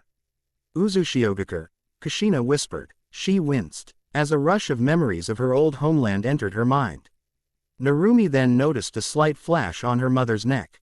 She was about to ask that it was when she was interrupted by a knock on the door. They turned around and were surprised to see Naruto standing at the door to his room with his annoyed look and Yukikaze on his head. Can I help you? Naruto asked coolly. Kushina quickly snapped out of memory lane. Sorry Naruto. We wanted to tell you to come down and eat breakfast but you were gone. So we came to your room to check up on you, and we saw that you weren't here. Also, we wanted to tell you to get ready to visit the clan heads. Naruto nodded. All right then, but if you don't mind, would you please leave so I can change? The four Namakazes quickly left his room and went to Naruhi's room. Naruto closed the door and changed into some shinobi shoes, dark blue pants and a dark red t-shirt. When he was done getting ready, he finished off his outfit with an orange headband as Yukikaze wrapped herself around the back of his neck, and closed the door behind him, going downstairs to eat. Meanwhile, when the others entered Naruhi's room, they were even more shocked than they had been at the appearance of Naruto's room. Expecting to find an ordinary 12-year-old girl's room, Naruhi's room was anything but. The walls were painted blood red, and the carpet was completely black. Her bed was next to the window that led to her balcony, and a huge bookcase stood right next to her closet. In the middle of her room was a training dummy, and on the sides there were racks that held various weapons and a table full of tools. What shocked Minato and Kushina to the core was a symbol that they recognized from the history books. The symbol of the Brotherhood of Assassins. What is all this? Tsubaki stammered while Narumi looked around with amazed eyes. Before either Minato or Kushina could answer, the door to Naruhi's personal bathroom opened and out stepped Naruhi herself, who just got out the shower and has a towel wrapped around her developing figure. Dyeing her hair with a towel, she looked up to find her parents and sisters in her room. What the hell are you all doing in my room? ! Naruhi asked angrily, not expecting her neglectful family members to be in her room. Oh well, Kushina started, We were just looking for you to tell you to come downstairs and eat breakfast. We're all visiting the clan heads before Naruto and Narumi's party. I see, Naruto nodded, casting a quick glare at Minato before responding coldly and finishing with a raised voice, well. If you don't mind, can you all please get the hell out? They all left quickly. Once they were out, Naruto quickly changed into her civilian clothes and joined Naruto. After they ate breakfast with their family, they left the house with them to walk around the village to see how the festival preparations were coming, and it seemed that they were almost done. They went to the Hyuga's homes where they had been invited along with the rest of the clan heads and their families. At the Hyuga clan house, Hinata, Hisana, Hanabi, Satsuki, Akira, Ino, and Kyoko were all talking with each other. Shikamaru, Choji, Hiba, and Shino were hanging around each other. Well, to be more exact, Shikamaru was sleeping while Choji was eating chips, Hiba was playing with his puppy Akamaru, and Shino was silent. Talking to bugs. There was a knock on the door, and Hyuga Hiyashi, the Hyuga clan head, answered it to see Minato and Kushina with their children. They could telephone. That Narumi and Tsubaki couldn't wait to talk with their friends, and Naruto who, well, he had his nose in a book and was just talking with Naruto, off behind the rest of the family. Hello, Minato-san. Nice of you and your family to make it, Hiyashi greeted, who is a good friend of Minato. Yo Hiyashi, how's it going? Minato replied, looking around the house and noticed a certain arrogant clan head missing. Where's the idiot Fugaku? Quote, Hiyashi sighed. Fugaku said something about not having time for childish things like get-togethers. Minato laughed. Dude's got a stick up his ass, that's for sure. Hiyashi chuckled at his friend's attitude. After a quick greeting from the rest of the family, Minato and Kushina went to all of their friends to catch up. Kushina glanced back at her children, and hoped that they were at least starting to get along. Naruto just sighed and went over to talk to Itachi, Naruto following close behind her. Narumi, however, stopped Naruto, and looked at him with determination in her eyes. Oni-chan. Would you like to play with me and my friends? Naruto looked at her like she was crazy and grumbled. Guess she had a memory recollection problem and forgot all about yesterday. He wanted to say no, but he saw Kushina looking at them, hoping that they might get along. An idea suddenly struck Naruto. If I pretend to forgive them, then they'll probably get off my back, which will make it easier for me to escape. Damn, I'm good. Quote, he looked at Narumi's still determined face and shrugged. Sure, that would be nice. Tsubaki cheered at that and quickly dragged Naruto over to Hinata, Hisana, Hanabi, Satsuki, Akira, Ino, and Kyoko, as they were the only girls there because it was a clan head family get-together. As both Narumi and Naruto sat down, all the girls greeted Narumi, Tsubaki, and Naruto. To the two redheads' surprise, Naruto freely engaged in casual conversation with all the other girls, making the two of them wonder how they were all friends. Tsubaki also noticed that Hinata didn't stutter so much when talking with Naruto. After a while of just sitting there and listening in on this interesting development, Narumi and Tsubaki joined the conversation as they talked about Sakura's recent change in behavior. Meanwhile, the clan heads were walking and talking with each other and watching their children interact. Minato was currently talking with Hiyashi, Shikaku, Choza, and Inoichi, while Kushina was talking with the wives of the clan heads and Tsume, but she was paying most of her attention to Naruto. She was glad that Naruto was conversing with the girls. She originally thought that Naruto didn't have any friends and was lonely his whole life, which made her even more sad when she thought about it. While glad that he wasn't as alone as she thought he was, she thought again on just how precious little she truly knew about him, causing her to feel even greater regret at not heeding her maternal instincts instead of listening to Minato and that part of her that was a ninja first. As regret and anguish filled her mind, she rubbed the back of her neck, suddenly feeling a bit sore there. After 2 to 3 hours, it was noon, and time for the Namikaze family to leave so that they could prepare for the party and see the festival preparations. The Namikaze siblings finished talking with their friends and gathered by their parents. Naruto and Naruhi decided to just pretend that they enjoyed being around their family so as to keep them at a distance by not giving them an excuse to worry. During the walk in the village, Everyone greeted the Hokage and his family while some secretly ignored while he started reading a new book and talking to her older sister. During the walk, Kushina and Minato noticed that Naruto and Naruhi were talking with Narumi and Tsubaki. It seems they forgive us, Kushina thought as they continue walking. This is great. I was worried that things wouldn't go smoothly for Project K. Minato thought to himself with some relief. After an hour, Minato decided that it was time to go home, so that they could prepare for the birthday party. When they entered the house, Kushina looked at her kids and said, "Why don't you four clean up and change for the party?"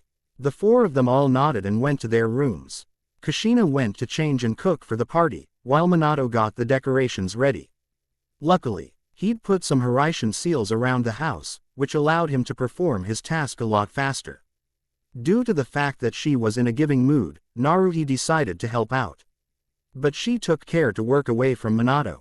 Narumi and Tsubaki finished about an hour later, and went to Naruto's room only to find him sleeping, with his plush fox in his arms. Smiling, they went over to him and kissed him on each cheek.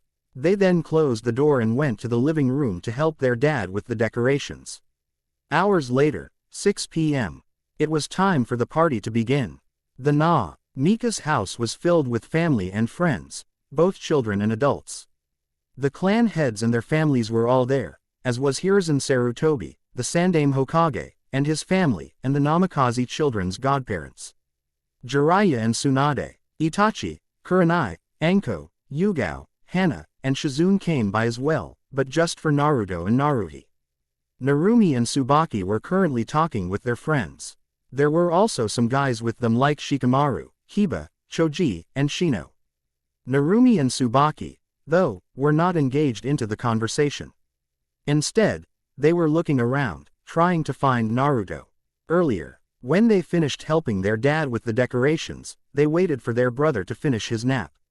They waited for a while, but then the guests started coming and their friends quickly bombarded them.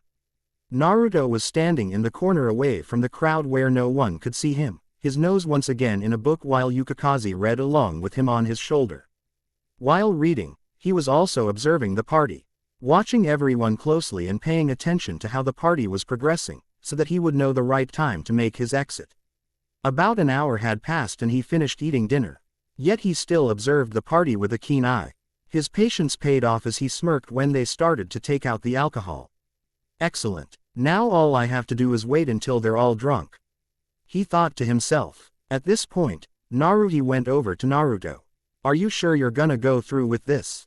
she asked with serious eyes, her voice filled with slight apprehension and some sadness. Yes, Naruhi knew that Naruto was planning to leave Konoha, since Naruto himself told her. And she couldn't blame him, not with the hell he suffered. But she would still miss him terribly, and wished she could go with him. Yeah, Naruto nodded. "You'll have to say goodbye to the others. They'll miss you. I wrote each of them an individual letter," Naruto said, giving said letters to Naruhi. "Can you deliver them for me?" Naruhi went through them and frowned. "There isn't one for Sakura, but I understand, given her current odd state. I'll give them to he others once you're safely away from here." "Thank you, Nei-san," Naruto said, hugging his sister. "Just be careful, my precious little brother, and you too, Yukikaze-chan," she said, petting Yukik. And leaving a lingering kiss on Naruto's cheek, causing Naruto to blush slightly and smile warmly at her. 30 minutes later, most of the adults were drunk, including Minato, though he wasn't as drunk as the others. Damn, Naruto thought. Still, better than nothing, I guess. Despite this, Naruto knew it was time for him get the hell out of there, due to Naruhi winking at him. He got to go to his room until a form in front of him stopped him. He looked up to see Itachi. "Yo, Itachi-san," greeted Naruto. "Hello Naruto, where are you going?" Itachi asked. "Just to my room. I'm a little tired, so I need some rest." Itachi raised an eyebrow. "This early?" "Yeah." Itachi only nodded and pulled a small box out of his pocket and gave it to Naruto. "Your birthday present," Itachi said. Naruto took the box thanking Itachi and opened it. Inside were 3 scrolls. Confused Naruto looked at Itachi, asking, "What is this?" "Couple of Kaden jutsus I managed to copy from the Uchiha clan from me." Some sword techniques from Yugao, and some unknown ones from your sister. Just don't tell anyone, Itachi muttered to him. Naruto smiled. Itachi was like brother to him and also a teacher. He thanked Itachi, gave him a hug and excused himself to go to his room. In his room, he got his things ready and checked to make sure he had everything he needed. In his backpack, he has a few storage scrolls holding food, cooking materials, and basic wilderness survival necessities. He also brought kunais and shuriken for protection, and several extra sets of clothes. Lastly were the scrolls that he received from Itachi, Yugao, and Naruhi, along with the books in his room. He packed his things and put on his backpack and on his shoes, opened the window and looked at his room once more before he would leave. He dug in his pocket and pulled out a picture of him and his family. He took out a kunai, sliced the picture in half, and threw it on the floor of his former room. "Let's go, Yuki-chan." "Hi, Naruto-sama," Yukikaze said, hopping into the hood of Naruto's hoodie and making herself at home. With that, he and his partner left. He was lucky the gate was open for incoming people that might be late to the party. He snuck past a couple of drunken people and exited the gate. In the village, Naruto could see many people still celebrating, children playing festival games, while the mothers watched over them or talked to their friends. The men were mostly drunk from all the free sake being passed around. Using an invisibility jutsu taught by Arwen, Naruto went through the festival, making sure no one saw him. He groaned inwardly at the fact that the house was on the opposite side of the village from the main gate, so it was going to take him a while to reach the main gate. The other gates were closed for the ceremony to make sure that if there was an attack, they would have to come through the main gate, and this was the one detail that Naruto had not taken into account. And when he'd written up his escape plan, it took him about 30 minutes just to get through the festival crowd in the main square unnoticed, and that was only the beginning. He found that he had to take some of the longer routes due to the Anbu patrols on his contingency escape route. He allowed himself an excited grin when he saw the main gate just 20 yards off. Using his own advanced Hiraishin, he sped through the main gate, quickly putting in the password for the barrier around the village. "So long, Konoha Stinksville. Hello freedom, Datadeo. Woo." Quote, Uzumaki Namikaze House, 1 hour after Naruto left. Meanwhile, the party was still in full force, and doesn't seem to be getting smaller or tiring down. If anything, it seems to be getting wilder. There was karaoke coming from the living room, with many more drunken adults singing, and the children were running all over the house. Minato, who was slightly drunk since he didn't drink much, managed to quiet everyone down for nay of the usual main events for Narumi's birthday party. "Now then, it is time for Narumi to open her presents," Minato announced, getting everyone to quiet down. Narumi smiled in happiness. For a while, now she has been upset because she hasn't found Naruto or Naruhi anywhere. But the mention of presents brought her out of her funk. The only thing on her mind at the moment was her presents. She opened her presents, which consisted other things from her friends and the clan heads. Her mother had gotten her a wooden katana and said that she will be teaching her in the family kenjutsu style, which made Narumi very happy.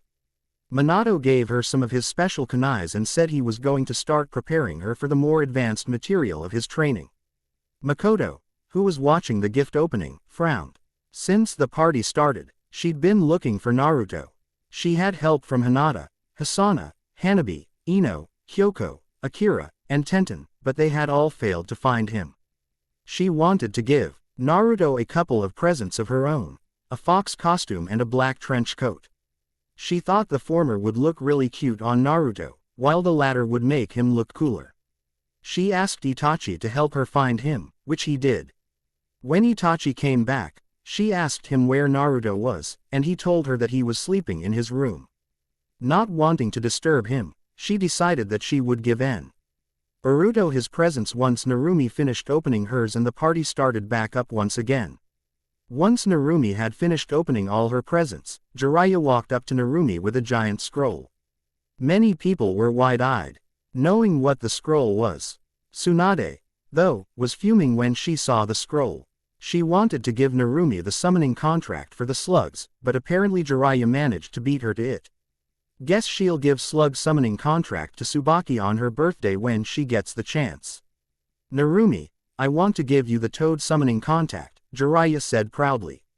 Narumi's eyes widened. She had always wanted to be able to summon toads like her father. She jumped in glee, making Jiraiya chuckle while everyone laughed. Now sign here with your blood, Jiraiya instructed, pointing to the blank space next to Minato's name. Narumi bit her thumb so blood could come out, but before she could write her name, a sudden question from Tsubaki made her stop. Where's Naruto Oni-chan? Everyone stopped what he or she was doing and looked around confused. They had apparently all forgotten about Minato and Kushina's second child, due to the fact that the blonde boy with whisker marks was always so quiet and inconspicuous. Minato and Kushina were a little worried because they hadn't seen Naruto during the party either, and they hoped that he was okay. Kurenai, Yugao, Anko, Hana, and Shizune were also worried for their surrogate little brother. Don't worry about Naruto. He went to his room to sleep, Minato said, whom Itachi had just informed. Everyone nodded, but Narumi was not happy and shook her head. No, she protested, I want to sign this with Oni-chan. I won't sign it unless he does too. Minato was about to tell her to forget about him due to the fact he was asleep, but Makoto sighed loudly. I'll go get him for you, she said, smiling.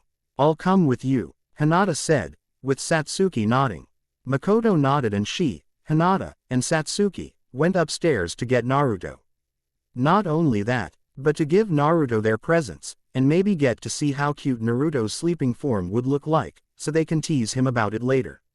When they reached Naruto's room, Makoto pressed her ears against the door to hear if Naruto made any sound while he slept.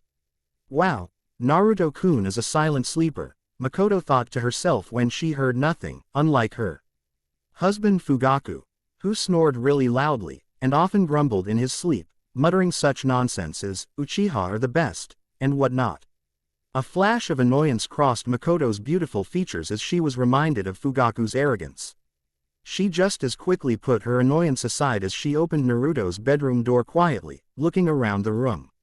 The only light in the room was from the shine of the moon through his window. She found the light switch and quickly flipped it. She looked around the now lit room and was shocked to see that not only was Naruto not sleeping, but wasn't even there. She then proceeded to the most logical conclusion that he was likely in the bathroom or something, so she waited, thinking that she might as well give Naruto his present now, since it seemed he was awake.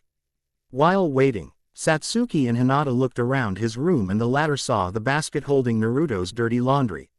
When Hinata looked inside, she saw a piece of paper slightly hanging out of one of Naruto's pants pockets. Curious, she pulled the paper out and read it. She gasped, dropping the present that she'd brought Naruto, and started to sob. Makoto and Satsuki came over to see what was wrong and they too gasped. They quickly ran out of the room and back to the party, the Uchiha matriarch looking for Kushina and Minato, finding them talking with some of the clan heads. Minato and Kushina saw Makoto coming up into the group slightly panting with fear, worry, and anger written all over her face. What's wrong, Makoto? Minato asked. It's Naruto. Makoto panted, but didn't get to finish. What about Naruto? Kushina interrupted, concerned. Naruto is leaving the village. Makoto screamed loudly, making the whole party stop. What do you mean, leaving the village? Minato asked loudly. I went to Naruto's room with Satsuki-chan and Hinata to give him our presents. We didn't find Naruto sleeping. Instead, Hinata found this sheet of paper hanging out of one of Naruto's pants. Makoto explained, giving both Kushina the sheet of paper Hinata found. Minato and Kushina quickly took it and read what it said, their eyes widened when they finished. Kushina broke down crying. He didn't forgive us, she said while sobbing. Of course, he didn't. Honestly, what made you think he would? Naruto thought, smirking. Narumi and Tsubaki, who heard what Makoto said, went up to their parents, hoping what they heard was false. Chu-san, is Oni-san really gone? Narumi asked nervously. Minato looked into both his daughter's eyes and saw fear that what they heard was true. Minato didn't want to answer so he turned away. Narumi and Tsubaki, seeing their father's reaction, now understood what happened, and broke down crying. Minato himself was silently fuming. What the hell was that boy thinking? Minato couldn't go through with his plans without Naruto, and if he couldn't go through with his plans, no. He wouldn't even consider that possibility right now. He had to get Naruto back at all costs. Anbu, Minato shouted. In an instant, the Anbu appeared in front of Minato, kneeling. What is it, Hokage-sama? Asked an Anbu wearing a bear mask. Find my son Naruto, and make sure he doesn't reach the main gate. Why, Hokage-sama? Because Naruto is planning on leaving Konoha, and I will not lose my only son. Minato snapped, getting angry that the Anbu has not left yet. The Anbu quickly left, doing what they are told. Minato himself was preparing to leave when he was stopped by a couple of Jonin, Jiraiya, Kakashi, and the clan heads, excluding Fugaku who thought that the demon brat should just leave, which got a glare from Kushina, while inwardly she was confused. Demon brat, Naruto isn't a demon. Quote. Minutes later, everyone was ready, including Kushina. What are you doing, Kushina? Minato asked. Helping to look for Naruto. What else? She said, annoyed, wondering why they hadn't left yet, and Minato questioning something like this. No, you can't. You have to stay and watch the children. Don't worry, I will bring Naruto back. With that, Minato left, leaving an angry Kushina before she could say anything. Makoto, who was still there despite her husband's leaving, went up to her longtime friend before her temper flared to dangerous levels. Go find Naruto. I'll stay and watch the kids, she told Kushina. Thank you, Makoto-chan, Kushina said smiling, and left. You better bring Naruto back, you baka. Makoto shouted so Kushina could hear. I will, replied Kushina. With that she disappeared via Shunshin. Nearby, Naruhi, all dressed in her assassin robes and gear, proceeded in the direction she knew Naruto went. She knew that Naruto was the true child of prophecy, and there was no way she was going to allow him to be chained tduet. Oh, the plans Minato had for him for his Project K. Outside Konoha, Naruto was jumping from tree branch to tree branch, inching ever closer to Konoha's borders. Almost there, Naruto muttered with relief. Still, you shouldn't relax yet, Naruto-kun. You're still in Konoha territory. Kyuu told Naruto. Kyuu was right. Even though he was right outside of Konoha, it didn't mean he should relax, since he was still in Konoha territory. He inwardly nodded to Kyuu, but noticed that when she talked she sounded a little weary and tired. He was about to ask Arwen what was wrong with her, but felt several chakra signals that brought him out of his current thought. Naruto-sama, Yukikaze squeaked, there's an awful lot of energy signatures sweeping the area. Quote, damn it, he cursed, when he also fully sensed them. That they were all Jonin to Anbu level shinobi. You gotta be kidding me, he thought. I never expected for them to catch up to me that fast. Quote, how odd. Arwen noted, finding it odd that Anbu have managed to catch up with them, especially with the distance Naruto covered. Unless some of them are not Anbu at all. Root maybe. You'd better lay low for now, Arwen instructed. Naruto quickly hid himself behind a tree and tried his best to conceal his chakra, hoping no one could sense him. After waiting for a while he saw a few root operatives disguised as Jonin pass by him. When there was no one left, he left his hiding spot and began running again, only to stop when he noticed about 4 people waiting in front of him. Oh, fuckberries. Quote, in front of him stood Kakashi, Jiraiya, Itachi, and Yugao. Naruto stopped a few yards away from them, staring at them with impassive eyes. Naruto, you need to come home, Jiraiya said, making Naruto glare at him and Kakashi. They were 2 people he didn't really care for, since they were both somehow related to his father, one being his teacher, the other being his student. But both were both strong, and that was something he respected about them, if only a little. Please enlighten me on why the hell I would even want to do that. Naruto asked him, discreetly charging up his chakra. Because your father, mother and sisters want you back home. Jiraiya responded. Sensei, Kushina-ne-san, Narumi-chan, and Tsubaki-chan want you home so you all can be a family again, Kakashi added, jumping into the conversatio. And hoping to change Naruto's mind about leaving. You can't beat the 4 of us alone, kid. When you come back, we'll give you all the training you want, so please, Jiraiya said. He frowned when Naruto's face didn't lighten up. If anything, he was getting a little pissed as he felt more chakra signals. Naruto mentally cursed to himself. He didn't want his plan to fail. No, he will not allow his plan to fail. He had to think of something. Anything. Fast. No choice. He'll have to take them out. Quickly. You say that they want me back so we can be a family, again. Since when was I ever considered family to them to start with? I was never family to them. I was neglected and ignored, and for what? Just because Narumi and Tsubaki contained the Kyuubi's chakra. Naruto snapped. But Naruto, it's for everyone's good, Jiraiya protested. Your sisters need the training, especially since one of them is the child of prophecy. Naruto raised an eyebrow. The child born with marks of Kami, Yami, and Shinigami on their body, right? Has the power to lead the world to salvation or ruin. That child of prophecy. How do you know that? Jiraiya asked, alarmed that Naruto knew. Naruto smirked. You needn't look further. For Naruto 3:16 says I'm about to whoop your asses. He finished charging chakra, and released it in a huge burst. Kakashi and Jiraiya used chakra to stick their feet to the ground in order not to get blown away. When the dust settled, they were shocked to see Naruto with his back turned to him, the symbols of Kami on his left bicep, Yami on his right, and Shinigami on his back shining through his clothes. I'm the child of prophecy, and you better get used to it. Let's go Yuki-chan. Chakra concentration. Quote, Yukikaze hopped out and growled at Naruto's opponents, while her master whipped around and got into a stance with his arms crossed in an X formation with blue, red, and silver chakra spinning around him like a whirlpool. Gravity Seal Level 5, Kai. Resistance Seal Level 5, Kai. Naruto yelled, making both Kakashi and Jiraiya eyes widen. Naruto knows Fuinjutsu. They both thought in shock, and what's with that fox? Quote, Yukikaze noticed the shocked looks and said it as a cue to rush Jiraiya and Kakashi, flame materializing on her body while Naruto summoned a Kage Bunshin in the process. Kakashi and Jiraiya, who were still shocked, snapped out of it and dodged Yukikaze's Firefox rush attack. But were intercepted by Naruto and his Kage Bunshin. Kakashi was quickly neutralized by Shadow Clone Naruto with a few hard-hitting rapid Juken strikes he learned from seeing a couple of Hyugas in action during the Hyuga incident involving Kumo, before flooring him with a Goken strike to the head. Meanwhile, the real Naruto disappeared, leaving a flash of C.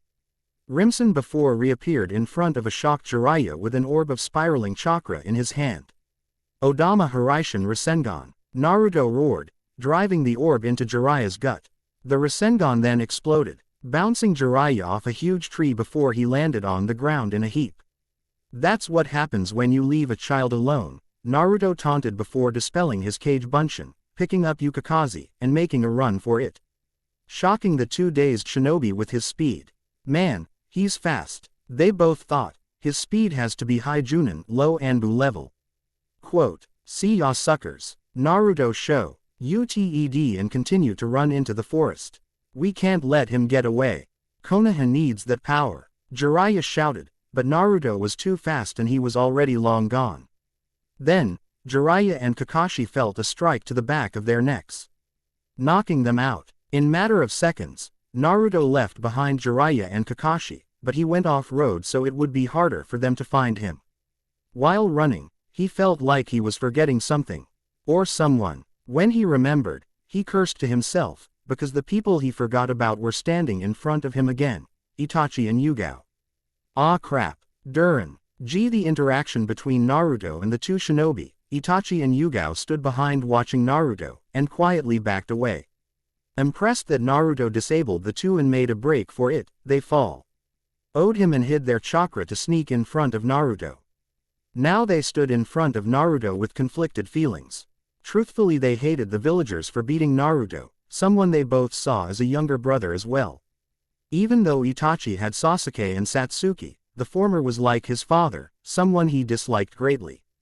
He knew that the marriage between his parents was arranged, but would it kill him to show some affection to his wife?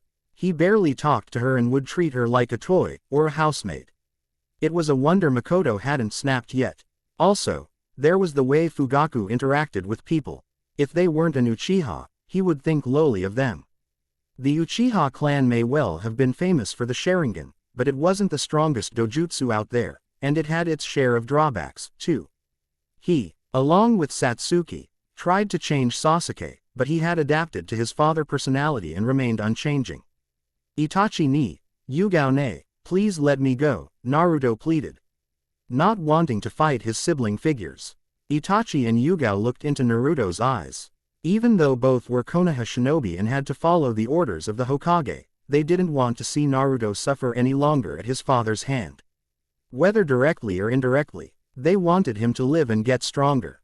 Making their choice, they decided to let him pass, but not without making sure he could protect and care for himself.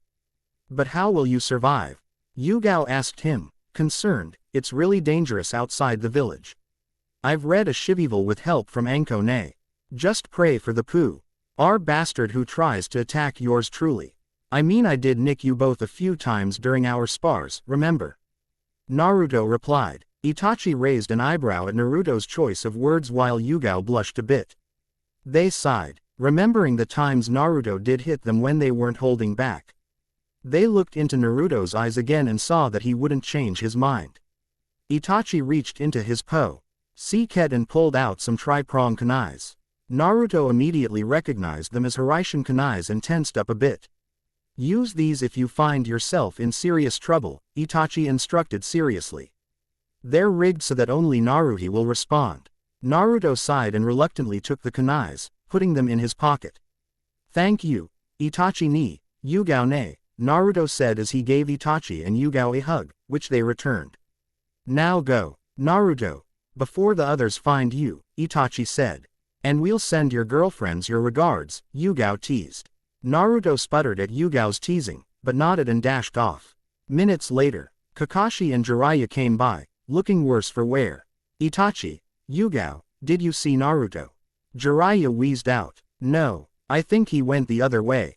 We need to hurry before we lose him, Itachi said, pointing to a different direction.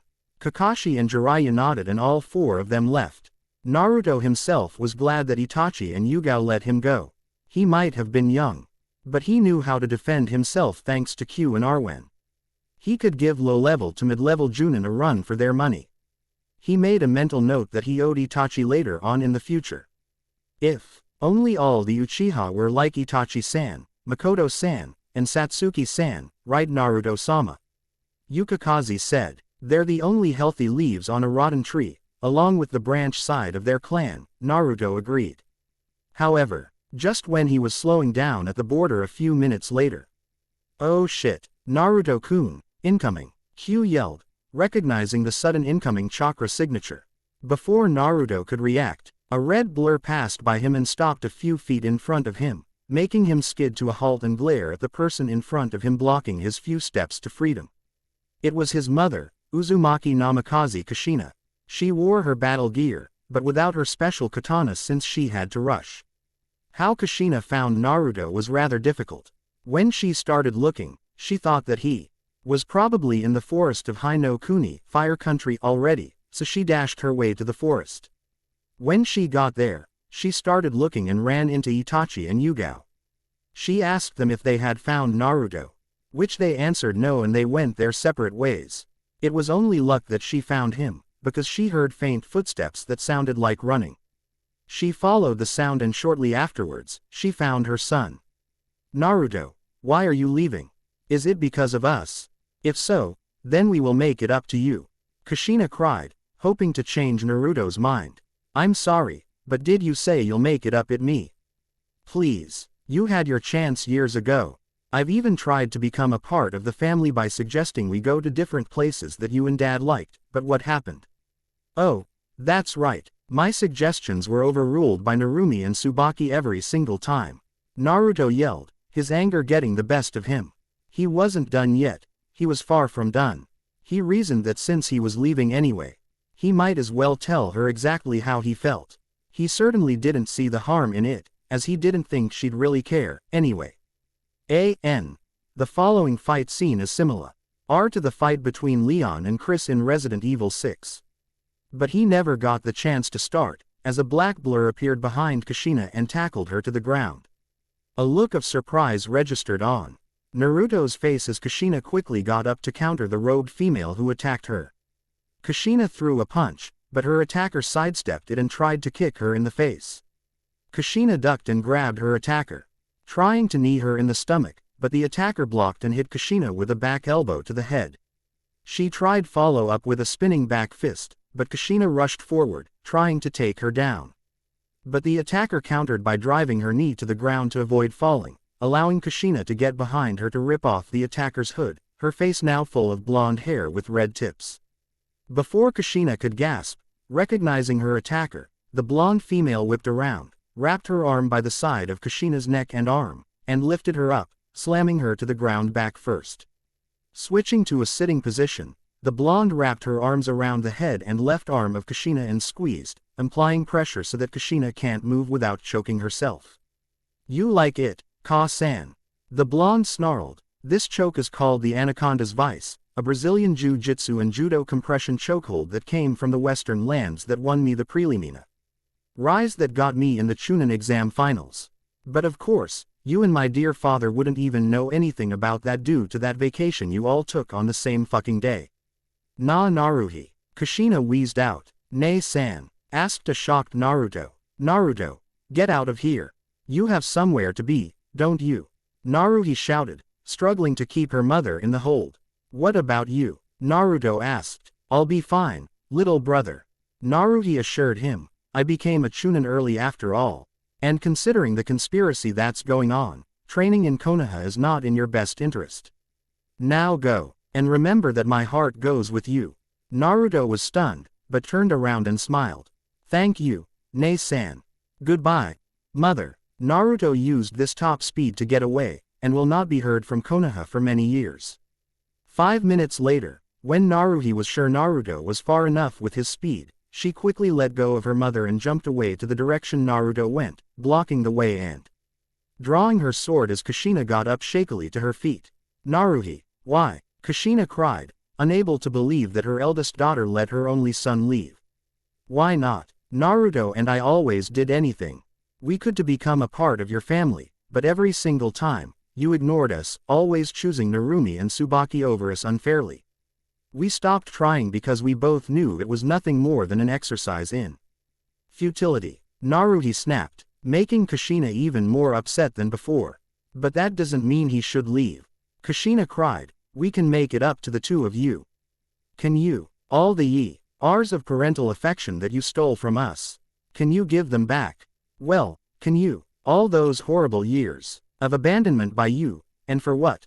For Narumi and Tsubaki, just because they possess the power of the Kyuubi between them. But they had to be trained to control the Kyuubi's power because Minato-kun said so, and he knows what is best." Kushina protested, making Naruhi furious.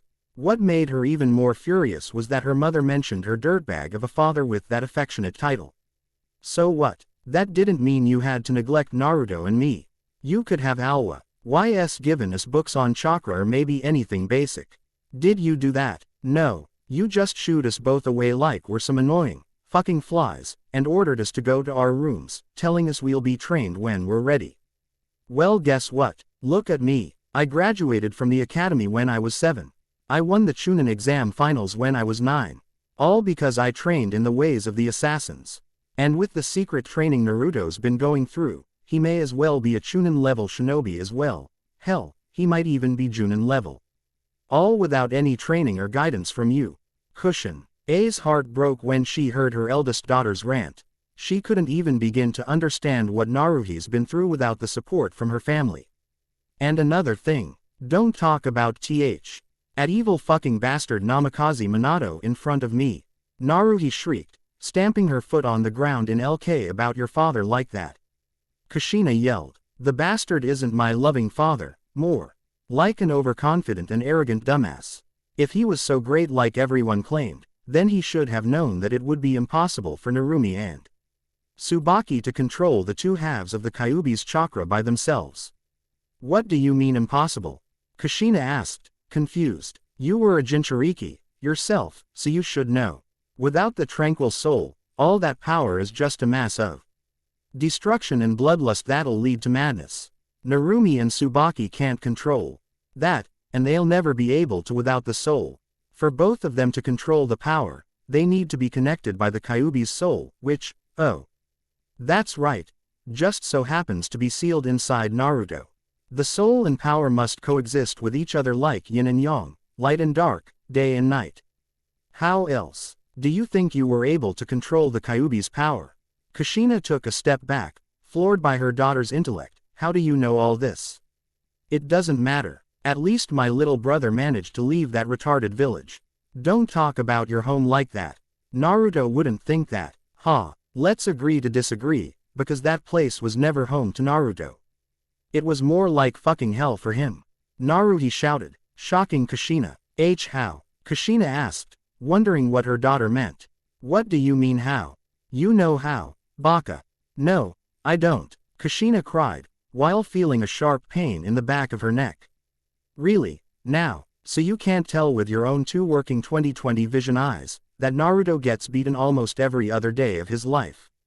Naruto roared, shocking Kushina to her core. Naruto was getting beat up. By who? For what reason? Who's been doing this to him? She whispered, while trying to ignore the growing pain in her neck. Naruto was getting irritated. What did she mean? Who did it to him? How could she possibly not know the answer? You should know who did, so why ask, mother? No, I don't, Kushina answered as she was starting to grunt in pain. You mean to tell me that you don't know a bunch of villagers beat Naruto up, unprovoked? What? Why would they do that? That's because they think he's the Kyuubi in human skin. They think he's what? Kushina thought to herself, remembering what Fugaku called him when Makoto delivered the news that Naruto was gone. Why would they think he's the Kyuubi? Are you fucking kidding me? You really don't know. Because he holds the Kyuubi's soul. They think that the Kyuubi influences him. So they think he's the Kyuubi, and they beat him up. All for their so-called vengeance. And every time, me, Itachi-kun, Yugao-chan, Kurenai-chan, Anko-chan, Hana-chan, Shizune-chan, Hayate, and Gemna save him, we have to haul a mob to Ibiki-san to get them to stop, but they never do. Naruto stopped to take a deep breath.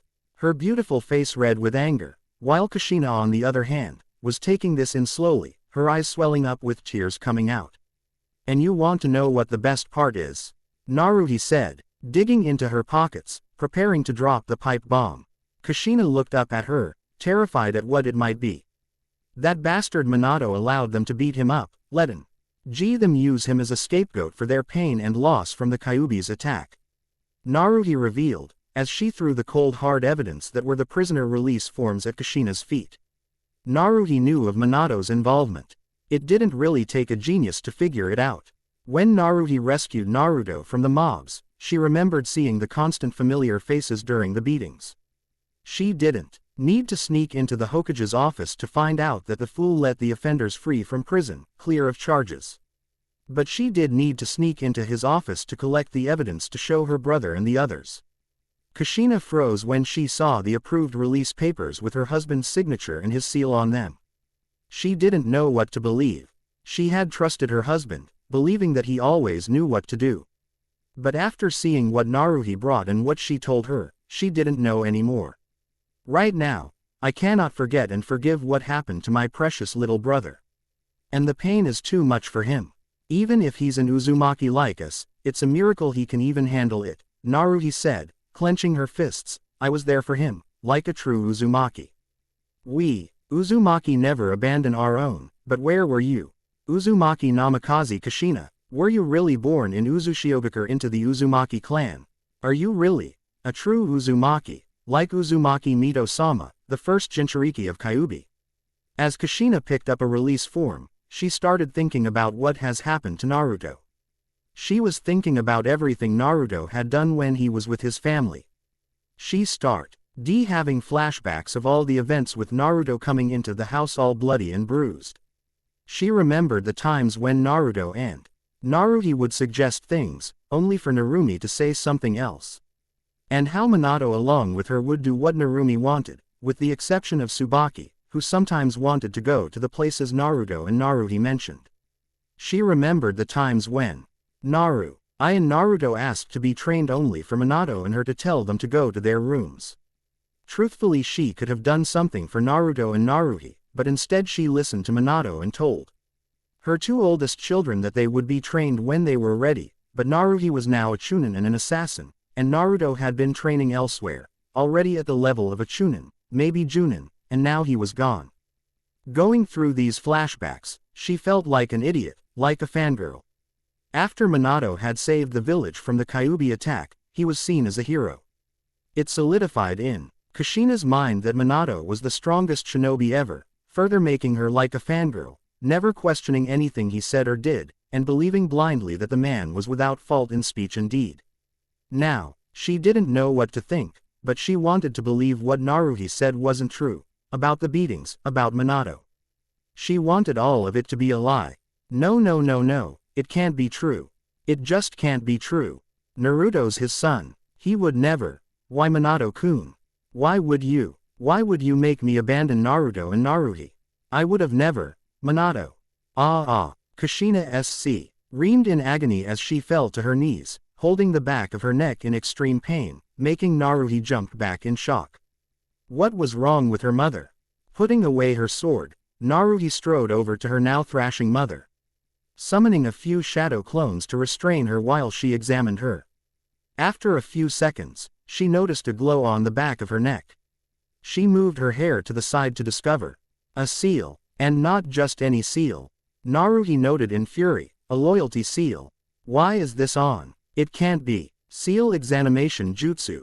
Quote, she put her index and middle fingers on the seal, scanning it to get its statistics and information. What she learned infuriated her. Namikaze Minato. Naruhi growled, to think his attempted control of the Uzumakis would go this far. Naruhi then had to summon another shadow clone to hold her mother in place in order to examine the seal further. It's been placed on her since her days as a genin, and it looks like it's been reinforced every year. Upon close observation, it has a few cracks on it. So I can destroy it. While Naruhi set to work destroying the seal, she put a few missing pieces of the puzzle together in her head. To think my father planned this during his days as a genin. There's no way he's been acting alone. But why? Naruhi shook her head as she completely shattered the loyalty seal. No matter. His death warrant's already signed. As Naruhi picked up her mother bridal style, Kushina gasped and felt herself in her daughter's arms, the pain in the back of her neck gone. Remembering what happened with Naruto and her conversation with Naruhi, Kushina broke down crying, burying her face in her DGI zing over and over. Feeling her mother's tears sliding down her skin, Naruhi knew that with her mother's mind clear, it was time to bring Project K to light with her mother and sisters. She would protect her family, her and Naruto's family. She would hold down the fort until Naruto returned to them. Western lands, unknown location, 1 week later. Took you long enough, Naruto-kun. What can I say? The wall's huge. Naruto and Yukikaze were standing in a training ground in front of Kami, Yami, and Shinigami, who were awaiting his arrival. Behind them were 20 unique individuals who were not from around the elemental countries, sitting, standing, or lounging around on the ground talking, laughing, and arguing with each other. Meet your teachers for the next 5 years, Naruto-kun. Kami said, gesturing to them, but first, meet our fellow Celestial who'll contact you for missions in the future, Inari, the Lord of Foxes. Naruto turned to see a figure walk up to him. He has spiky, neon orange hair, bright, orange slit eyes, feral whisker marks on his cheeks, an average but strong build, and wearing a black sleeveless shirt, an orange hakama. And no footwear. He also has black goggles on his head and a long katana strapped to his wrist. Yukikaze paled and bowed low to the ground. Rise, little kit. Hey kid, Inari greeted with a feral smile. I heard from my friends that you had quite the willpower to get through the wild ride. That's your life. You could say that, Inari-san. Naruto said slowly, while Q chided him. Tell Naruto to be a bit more respectful towards the Lord of Foxes, while Yukikaze jumped and gnawed on Naruto's head comically. Inari smirked. Well then, I guess it's time to put that willpower. The girl's been boasting about to the test then. So, welcome to hell. Yami and Shinigami said, giving a dark smile. Naruto could only pray to get out of this in one piece. Western lands, training grounds. Okay then. Naruto said nervously, glancing at the strong and powerful individuals. Who are they, and what will they be teaching me? Well, go on, Inari. Introduce the family. Yami joked, making Inari sigh, rubbing the back of his head. Well, first up, we have the resident devil hunter, Sparta, the legendary Dark Knight. Inari said, pointing to the tall, handsome man with blue eyes with a monocle over his left eye. A young face, slicked back white hair, and wearing a purple Victorian trench coat and outfit with a white cravat. He may be a devil from hell, but he hunts his own kind to protect humans. He'll teach you how to counter demonic forces, and be stylish in doing it too. Stylish, Naruto repeated, raising an eyebrow. Basically kicking ass while looking good. Inari said, shrugging. His son Dante knows more than me. Anyway, the one talking with him is Ryzen, the demon king of Makai. He said, gesturing to the man with long, wild white hair, a long, thin nose, canine teeth, a tattoo below his left eye, a lean yet muscular appearance, and wearing a yellow headband, a yellow obi sash, and white pants. He's classified as a special type of elite demon called a Mazoku. He's the most powerful demon you'll ever come across, and a man of his word. He'll teach you how to manipulate Ryoku and Yuki together. There's a demon king, Naruto asked. There's 3, and he's the most powerful of them all. Inari confirmed, over there meditating with his swords floating around. Him is Edge Master, Inari said, now pointing to an early man under a tree with white hair, a muscular body. Body and shoulder armor, white pants, and blue and brown boots. Floating around him is Soul Edge and Soul Calibur, one from Algol the Hero King by Edge Master. His will is so powerful, even the blades he wields. Soul Edge and Soul Calibur can't take him over. He'll teach you how to protect yourself from outside influences, and will help you craft your own soul weapons. He looks reasonable, Naruto noted. He has high expectations for you like the others, especially that man over there. Ryu Hayabusa, the super ninja from the Hayabusa clan of ninjas. Inari said, pointing the man in a shinobi outfit that crosses over with clothes worn by modern special ops agents. He was covered from head to toe, except his eyes. He'll teach you different ninja tricks not taught in the elemental countries. And ninpo techniques that'll make most dangerous jutsu look like child's play. I never heard of the Hayabusa clan. Naruto said, are they from the elemental countries? Not all ninjas come from the elemental countries, kid. Inari informed him, his former apprentice is around here, but you'll meet her soon enough. I can hardly wait, Naruto said dryly. So who's the guy with the awesome mask? He asked, pointing to the man black armor, brown robes, and a menacing silver and red mask.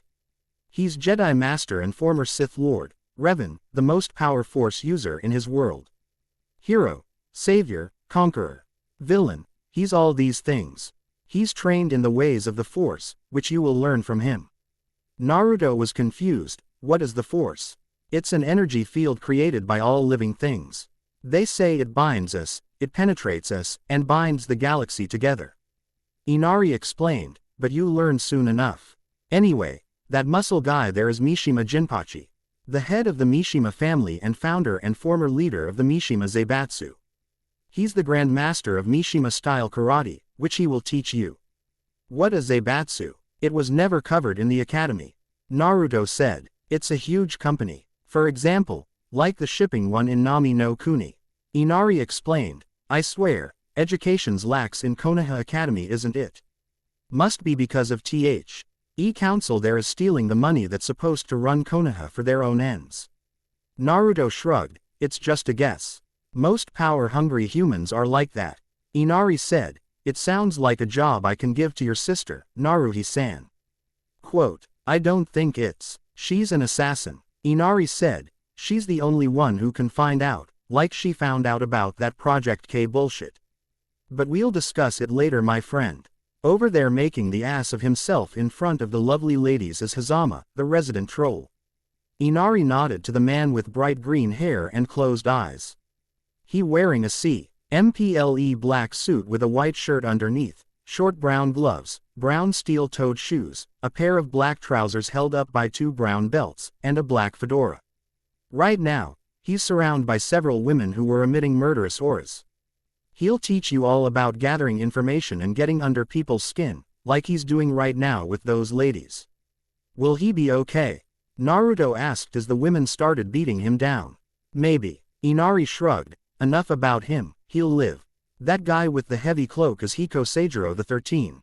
Inari pointed to the tall man with a somewhat angular face and a phenomenally developed physique. His hair is jet black and long, and usually kept in a ponytail. His attire consists of a set of black pants with European-styled boots, and a short-sleeved shirt. Colored blue in the anime and red in the manga. He also wears a floor-length, red and white cloak. He's pretty big for a samurai, Naruto said, noticing the sword strapped to his waist. Appearances can be deceiving, kid. Inari said, he'll teach you his infamous kenjutsu style that even the samurai in the land of iron fear, the hidden Mitsurugi Ryu. I've heard of the style. My figure Neko-chan is actually trying to learn it from the books she read on it. Naruto said, then you can teach her, that is if you survive. Inari said, smirking, making Naruto pale. Anyway, the man he's speaking to is Raz Al Ghul, the leader of the League of Shadows. The man talking to Seijiro is a Caucasian man with brown hair with white streaks on both sides, blue eyes, and wearing a black shinobi outfit. He's the Nolan version from Batman. I heard about the League of Shadows. Naruto said darkly, they tried to destroy the elemental countries. What's he doing teaching me? It's for his personal redend, sorry. But I really don't know the details. You'll just have to deal with it. He'll be teaching you how to make the shadows and darkness your ally, and philosophy. Joy, Naruto muttered. Philosophy from a mass murderer. Don't worry, Kit. Yami does have him by the balls. Inari assured Naruto. Anyway, that guy sitting on the tree is Neo, he said, pointing to man wearing a black trench coat and black sunglasses. His skin was a pale shade and his hair was black and slicked back. He can manipulate reality. Naruto hoped he heard wrong. In a way, Inari said quickly. He was one of humanity's saviors. He can stop bullets from hitting him, and he can dodge them with his reflexes. He knows every old world martial art there is, and he can fly. Fly, Naruto repeated. He can fly like some of those Iowa shinobi. Faster than them, Inari said. Didn't you always want to fly, Kit? I'll get back to you on that. That guy's not from this planet, is he? Naruto suddenly said, pointing at the guy in the green futuristic armor. Inari wore a mischievous smile. He's Master Chief Petty Officer John 117, a Spartan II commando of the UNSC Naval Special Warfare Command. He became one of the most important heroes of the UNSC during the Human Covenant War. With nearly 30 years of active duty, he is one of the most decorated war veterans in the United Nations Space Command, and has earned every known medal in the UNSC. At the end of Inari's speech, Naruto's eyes were swirls. Inari roared with laughter. You'll learn about it, kid. You'll learn. Anyway, see that creepy guy over there? The one admitting all that killing intent for no reason. Naruto guessed, unnerved by the man's fighting spirit. He has red hair, sharp, pointed teeth, and is often barefooted. He has a tanned skin and crimson eyes, and wears a black gi with prayer beads around his neck. He's Akuma of the Satsui no Hado, the only evil guy out in the western lands who follows a moral code. Is that even possible? Naruto asked. Inari shrugged. It is for him. What can I learn from a guy like him? His fighting style and the Satsui no Hado. Personally, the way I see it, you can control and perfect it. I can hardly wait, Naruto said dryly. Inari laughed, and now I save the best for last, the ladies. Off Naruto confused look, Inari sighed. You understand better when you're older, Kit. When you get the talk. Moving on. That nice lady there is Aqua, he said, pointing to the young woman with short, blue hair, ocean blue eyes, and wearing a black and blue high-collared halter top, 2 pink, intersecting belts over her chest, white bell sleeves, a small, segmented piece of armor on each of her upper arms, tan, fingerless gloves, black shorts, black stockings, and armored shoes. She's a magic-based Keyblade master, and can travel to different worlds. She'll teach you how, as well as light magic to offset the Satsui no Hado skill you'll learn. I'll really be traveling to different worlds? Naruto asked, excited at the prospect. Yep, you gotta be patient though, and that where that lady meditating is comes into play. Inari said, gesturing to the woman with short black hair held up by a white headband, caramel-colored eyes, and wearing a one-piece sleeveless top and long pants with a raven motif and dark-colored sandals, Kazama-jun. A fighter for peace, and the wildlife on this earth loves her. She'll teach you patience, and her fighting style. I thought we Uzumaki are not known for our patience. Naruto protested. Doesn't hurt to keep a cool head. Inari said, trust me, you need it. Beside, meditating's good for ya. Sure. Naruto grumbled, pouting a bit before his face turned red. Inari-san, who's that? Who? Inari turned to see who Naruto was looking at and smirked. Oh, her. She's the most drop-dead sexy succubus you'll ever encounter in this life. Naruto blushed, looking at the bored, beautiful woman with long, light green hair, bat-like wings on her back and the sides of her head, and wearing a black and purple leotard. Inari said it so creepily, making Naruto gulp nervously. Well, enough with the dirty stuff. The woman that boring her over there is Jill Valentine, zombie slayer. Inari said, pointing to the woman next to Morrigan. She has blonde hair, blue eyes, and wearing what looks to be a skin-tight battlesuit. She really knows her bombs, as well as the military CQC style. She even gave some of the shinobi in the elemental countries hell, and that's saying a lot. There are ZZZ zombies. Naruto stuttered, scared, in a certain area of the western lands. Inari explained, they're sealed off in the wastelands, and Jill takes care of the ones who escape. I feel 100% better. Naruto sighed. Anyway, that lady over there makes your dad's speed looks like a newborn's crawl. Inari said, gesturing to the slender, dark-skinned woman of age height with golden-colored eyes and long purple hair that she keeps up in a ponytail. Her attire consists of a backless, black sleeveless undershirt, an orange overshirt with 2 white straps on each shoulder, a large beige sash around her waist, and black stretch pants with a pair of lightweight brown-colored shoes. She's Shihoin Yoruichi, the Flash Goddess. She's one of the fast combatants in this world. And your father's got nothing on her. She'll teach you her famed Shunpo and Soul Reaper style spells. It'll be awesome. Not to mention she's one of Shinigami-chan's favorite. Soul Reaper. The next few years is gonna be a lot of fun. Naruto mumbled. Hold your horses there, Kit. Not if Miss Killjoy has anything to say about it. Inari said, pointing to the young woman with long, light pink hair, a pair of sunglasses over her pale aqua-colored eyes, and wearing a black armor with red sleeves running down the top of her arms and black gloves, a white cape red on the inside, folds running down the sides of her gray and red leggings that expose her thighs and knee-high black and red boots and red knee pads, a red shield on her left arm, and a reddish and yellow sword. She looks mean, Naruto noted. Is her name really Miss Killjoy? Nope, that's just my nickname for her. Her name's Eclair Farron, aka Lightning. She's the avatar of Etros, a Falsi goddess who's not one of us. She's a different celestial being than the others and me. As for Lightning, she may be cold, but she's actually a cute, fluffy teddy bear. Like a tsundere? Naruto asked innocently, making Inari guffaw with laughter. Yeah, Tilda. Anyway, Lightning will be teaching you elemental and leadership skills. Yes, you might have your own team depending on your profession. And last but not least, there's Battle Instructor Aline. He nodded to the female elf who has blue eyes, silvery, platinum blonde hair with a long braid on left eye of her face, pointed, sensitive ears, and toned body, and wearing a red beret. Leather camisole cut off under her chest, gloves that go to her elbows, boots that go to her knees, and a white cloth miniskirt with slits up front of both of her thighs held up, with a gold belt with a 4-leaf clover motif, patting her backside, buckled with a fancy silver clover buckle, all with flared spikes in a leaf motif around her neck and flowing off her back is a red cape with gold trim, cut off into a set of 2 smaller spikes and then 2 larger ones, one of each on each side. As her title implies, she's a fighting instructor, and is over 1,000 years old. She'll teach you strategic combat, and will give you points based on your progress. She's like the others, are not to be taken lightly. I can tell, Naruto mumbled before straightening up, but I didn't come out all this way for nothing.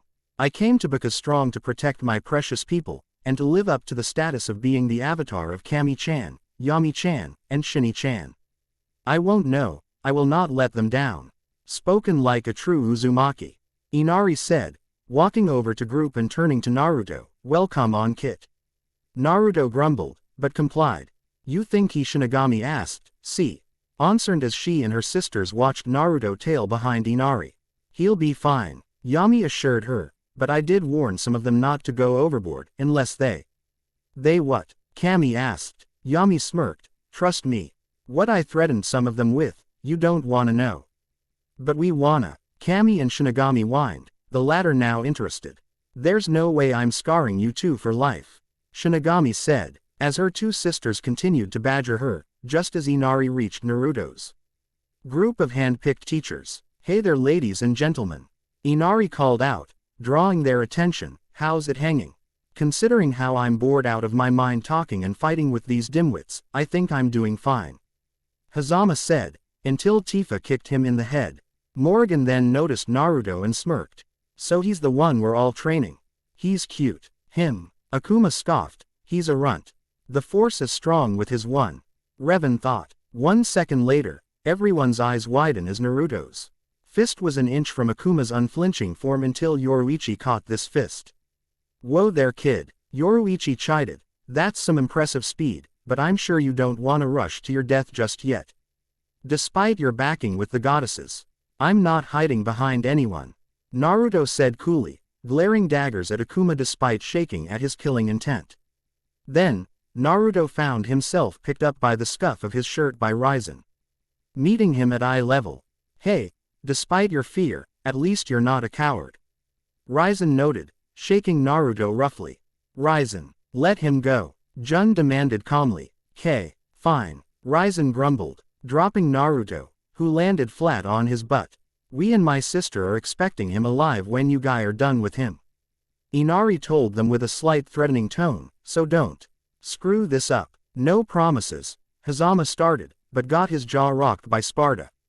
You got it, Sparta said. I speak for everyone when I say by the time we're done with his kid in 5 years, he'll be an avatar worthy of the gods. And us. Good. Inari nodded. I would hate to think what happened if Naruto dies and Kami-Tachi finds out. Everyone shivered as Inari looked at Naruto and said, work hard kid. Naruto nodded. Accept nothing less from me then, Inari-san. Inari smirked. Excellent. Inari then went over to Kami, Yami, and Shinigami, who were still bickering. Shaking his head, Inari opened a portal around him and the goddesses and disappeared along with them, leaving Naruto with his new teachers. Hugh-chan. Arwen-chan. Naruto thought, suddenly getting nervous. Oh, you think I make the right choice in coming here? Quote, of course you did, Arwen said. Remember, you have Storm to face in a few years. Quote, define Storm. Hugh deadpanned. Not to mention Getten. Payback on that bastard Namikaze Minato, Naruto-sama. Yukikaze piped up. Right tilde. Naruto grumbled as he faced this teacher, who grinned at him. Well then, our young apprentice. Raz Al Ghul said, no doubt Inari told you about us. But he only told us little about you aside from you being the avatar of the gods, so use his free day we're giving you tell us about yourself. Naruto nodded. ND started to explain about himself and the life he led. Konoha. 1 week after Naruto escaped Hokage's office, Namikaze Minato was pacing back and forth in his office, going through the booklet titled Project K. This past week was devoted to figuring out why his son left his beloved village and how the hell he defeated one of the 3 legendary Sannin and the son of the infamous White Fang. What's mind-boggling is that Naruto's only 9 years old. 9 years old, and he managed to put them in the hospital. Hokage-sama. Minato turned to the Anbu. What is it? The council have convened, and are awaiting your arrival. Also, Jiraiya-sama and Jonin Kakashi have finally awakened. They're being checked over by Tsunade-sama right now, but they heard about the meeting and insists on being there to give their report. Thank you Bear. You are dismissed. When the bear-masked Anbu left, Minato closed the Project K book, and placed it in a safe behind his picture. I don't know what you're thinking Naruto. But you should have played your role like the puppet you were. Minato growled as he left his office, but no matter. You leaving is only a minor setback. Uzumaki Namikaze Estate. It was a foreign experience for Naruhi, as we find her in the kitchen with her little sisters, Narumi and Tsubaki.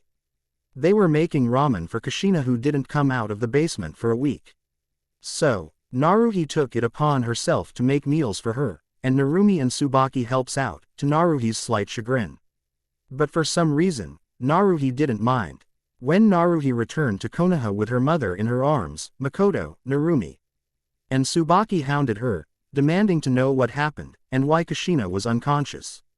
After leading them to her room and locking the door along with activating the sound barrier jutsu, Naruhi revealed everything that went down with her, Naruto, and Kushina. At first, the two redheads were angry that Naruhi knew that their brother was leaving and Naruhi stopped their mother from stopping Naruto.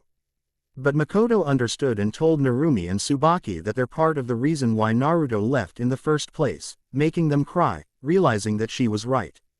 Over the week, Minato was busy with his Hokage duties and looking for Naruto. Naruhi can disagree to that, because the day after Naruto escaped, Naruhi snuck into the Hokage's office to find it a wreck. Like someone had a major temper tantrum. One thing's for sure, Naruhi was not cleaning up the mess.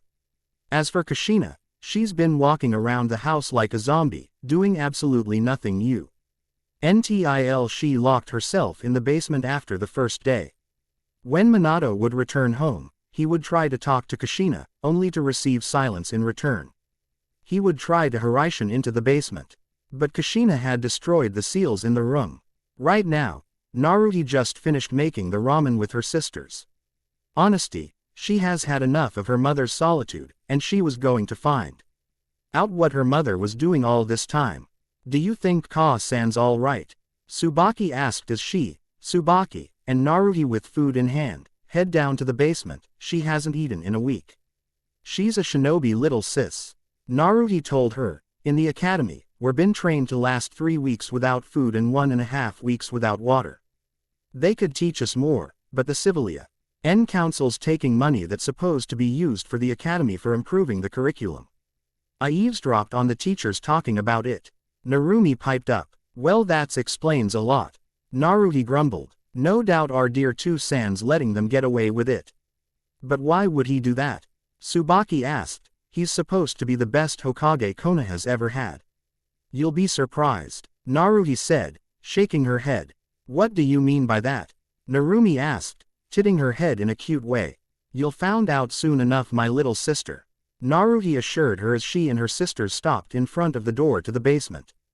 Hold this please. Naruhi handed the tray of food to Narumi and took out her lockpick tools. Grabbing 2 tools, she began to work her magic. You sure you can break it? Asked a concerned Narumi. These locks were made in the land of snow after all. As an assassin, no lock is unbreakable to me. Naruhi told her, you just have to have the right tools. Finding the sweet spot, Naruhi destroyed the lock with one jerk, and quietly opened the door to find Kushina topless and tagging a punching bag furiously with no protection for her hands, lost in her memories and tears in her eyes. Suddenly, Kushina screamed as it dealt one final punch, punching the bag clean off its hinges and into a wall. Panting heavily, she turned to get another punching bag when she found her daughters at the door. Ka-san, that's enough. Naruhi said, striding her to her, there'll be nothing left of your hands if you keeping. I know, but, Kushina just shook her head, I've gotten so weak. And that damn seal Minato Tem put on me made me a failure of a mother. Ka-san, Narumi and Tsubaki asked in shock. Why did she insult their father like that? Then again, he's mostly responsible for Naruto's attitude towards them. No kidding, Naruhi said, as she led Kushina to the nearby sofa and pushed her down on it, but for now, eat, because I've got something to reveal to you all. Before you do, Kushina said weakly, can you take me to his room? Naruhi growled but sighed, fine, but you gotta eat first. I'm not about to let you stumble down the stairs. Nodding, Kushina accepted the food from Narumi and began to down it. She didn't realize it, but she really was starving.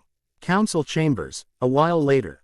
Kakashi. Jiraiya-sama, thank you for coming, Minato said. No problem, my favorite student. Jiraiya said, we just felt that as soon as we've awakened, that you and the others need to get the information we have on Naruto as soon as possible. What possible information could you have on the demon? Asked a civilian council member, making the clan heads and one of the elders, the former Hokage, Sarutobi Hiruzen, scowl at the stupid council member. Yeah, how is it that a 9-year-old academy student managed to defeat 2 of the greatest shinobi in the village? Asked another civilian council member. Before I answer that, I have to tell you Minato. Jiraiya took a deep breath before dropping the bombshell. Your son Naruto is the true child of prophecy.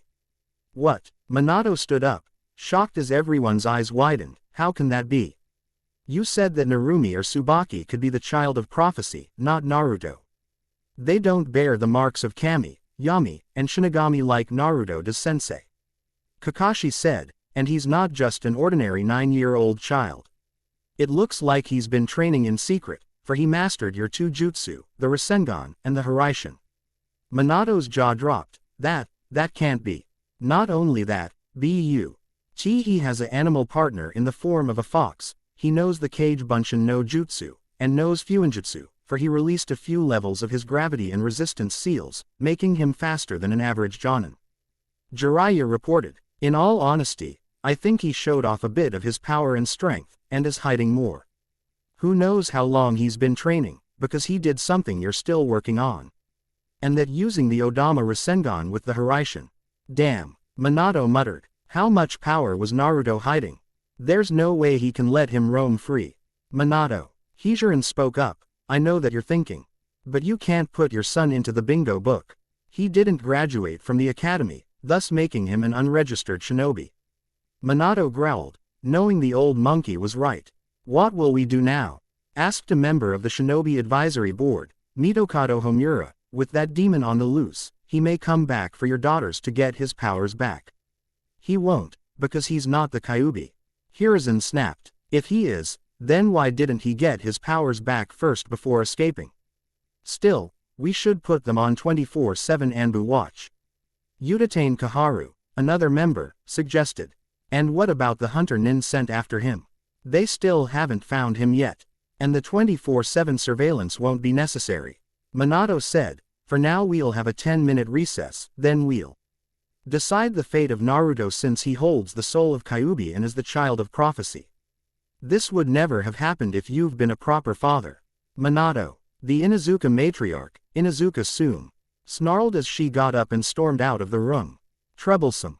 The head of the Nara clan, Nara Shikaku said, frowning at the current Hokage, I speak for the clan heads, save for the Uchiha, when I say that Sume-san has a valid point. Quote, with that, the clan heads filed out of the room, without sparing Minato another glance. Uzumaki Namikaze Estate, Naruto's former room. Ka-san, you been like avoiding everyone this past week.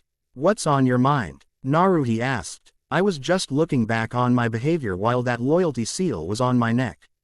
Kushina said, and well, the memories made you so angry that you were beating up on that poor punching bag. Naruhi guessed, making Kushina nod. I really thought Minato loved me, and now I found out that he put that seal on me after he rescued me from those Kumo Nin. It wasn't a complete loyalty seal, but it was enough to make me a fangirl back then. He's been enforcing it every year. Naruhi confirmed, and when he defeated Kyuubi, here wasn't any need for enforcing the seal, because in your fangirl mind, he's all-powerful, and he always knows what's best. Kushina grabbed her hair in frustration. I know. Me being influenced by the loyalty seal. That was not the real me. I would have never ignored all my children. I remember Minato telling me to only focus on Narumi and Tsubaki, but if the seal wasn't on me, I would have told that fool to go to hell, married or not. Quote, Naruhi sighed, but happy that her mother was showing her true self, and it's better than her, wife of the Hokage-like, personality. Ka-san, why would Tu-san do that to you?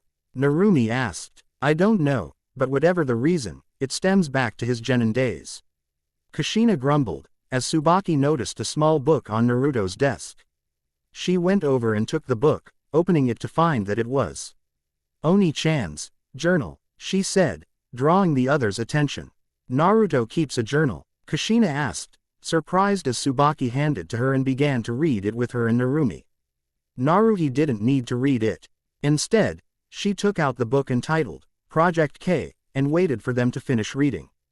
Konoha Playground. At the playground were Naruto's friends, the shy Hyuga Hinata, the aggressive Hyuga Hasana, the gossip Yamanaka Ino, the reserved Yamanaka Kyoto, the book-smart Haruno Sakuya, the feisty Inagami Akira, the weapon-loving Higurashi Tenten, and the Uchiha Princess Uchiha Satsuki, hanging around with Naruto's letters in their hands detailing his feelings for them and why he left Konoha. "I'm bored," Ino wailed. "Well, get used to it. Naruto-kun isn't here anymore thanks to his loving parents." Hasana snapped. "I just can't believe the Hokage would do that." Tenten said, "I thought with him being the Hokage, he would want all his children to be strong like them." "Yeah well," Sakuya shrugged, "there's a lot of things we don't know, and quite honesty, I knew something was going on." "You did?" Tenten asked. "When?" "Come on guys, it's elementary. Naruto-kun kept getting attacked, and his dad did nothing to stop it." Sakuya explained, "Plus, I've seen some of those people still walking around the village even though I've seen them getting hauled off to prison." The others couldn't deny it. Sometimes when they look for Naruto they've seen him with Naruhi, Itachi, or the others, while Anbu takes the mob to torture and interrogation. Now that they think about it, sometimes they've seen some of the same faces. "Only the Hokage can get someone out of prison," Kyoko said quietly. "But why would he do that?" Hasana snapped, grabbing her hair in frustration. "Because everyone thinks he's the Kyuubi," Akira said, making everyone look at her. "Naruto-kun only housed the soul, so no doubt everyone thinks he's the fox." "How do you know that?" Ino asked. "Because his scent is similar to a fox's. It's the only explanation." Akira shrugged, and somehow, Naruto-kun's status was revealed to the public. The Hokage did tell everyone what happened to the chakra, but not the soul. "And no one can kill a Biju," Sakuya added. "They may be demons, but they were originally made of chakra." The girls fell silent to ingest what Sakuya said. "It still doesn't change my feelings for them." Hinata piped up after a long pause. "Demon or no demon, I love Naruto-kun, just like all of you," she said with a blush, making the others blush furiously. "Ha ha ha, where you get that idea?" Tenten laughed nervously, but knew Hinata had here. "All we can do now is wait for his return," Satsuki said, finally speaking, "and when he does, I'm sure he'll fix what's broken. And stick it to his prick of a father. You know, me and Itachi knees now wondering who's worse, Naruto's father, or our own." "Tai." The other girls deadpanned, making Satsuki sweat drop. Uzumaki Namikaze Estate. Naruhi was on Naruto's patio, watering the flowers that he grew there with a small water jutsu. She has to admit, aside from running pranks, he's pretty good at gardening. "Another best-kept secret, little brother?" Naruhi asked, smiling to herself. Another reason why she's outside is that her mother and her two little sister were currently ying their eyes out while reading Naruto's journal, detailing the pain Naruto felt by the loneliness and ignorance, how he felt when they ignored him and favored Narumi and Tsubaki, how the villagers beat him in his birthday, and finally, how he had enough. It also details how he met Kyuubi and another beast in them called Arwen, who's a dragon, much to the girls' surprise.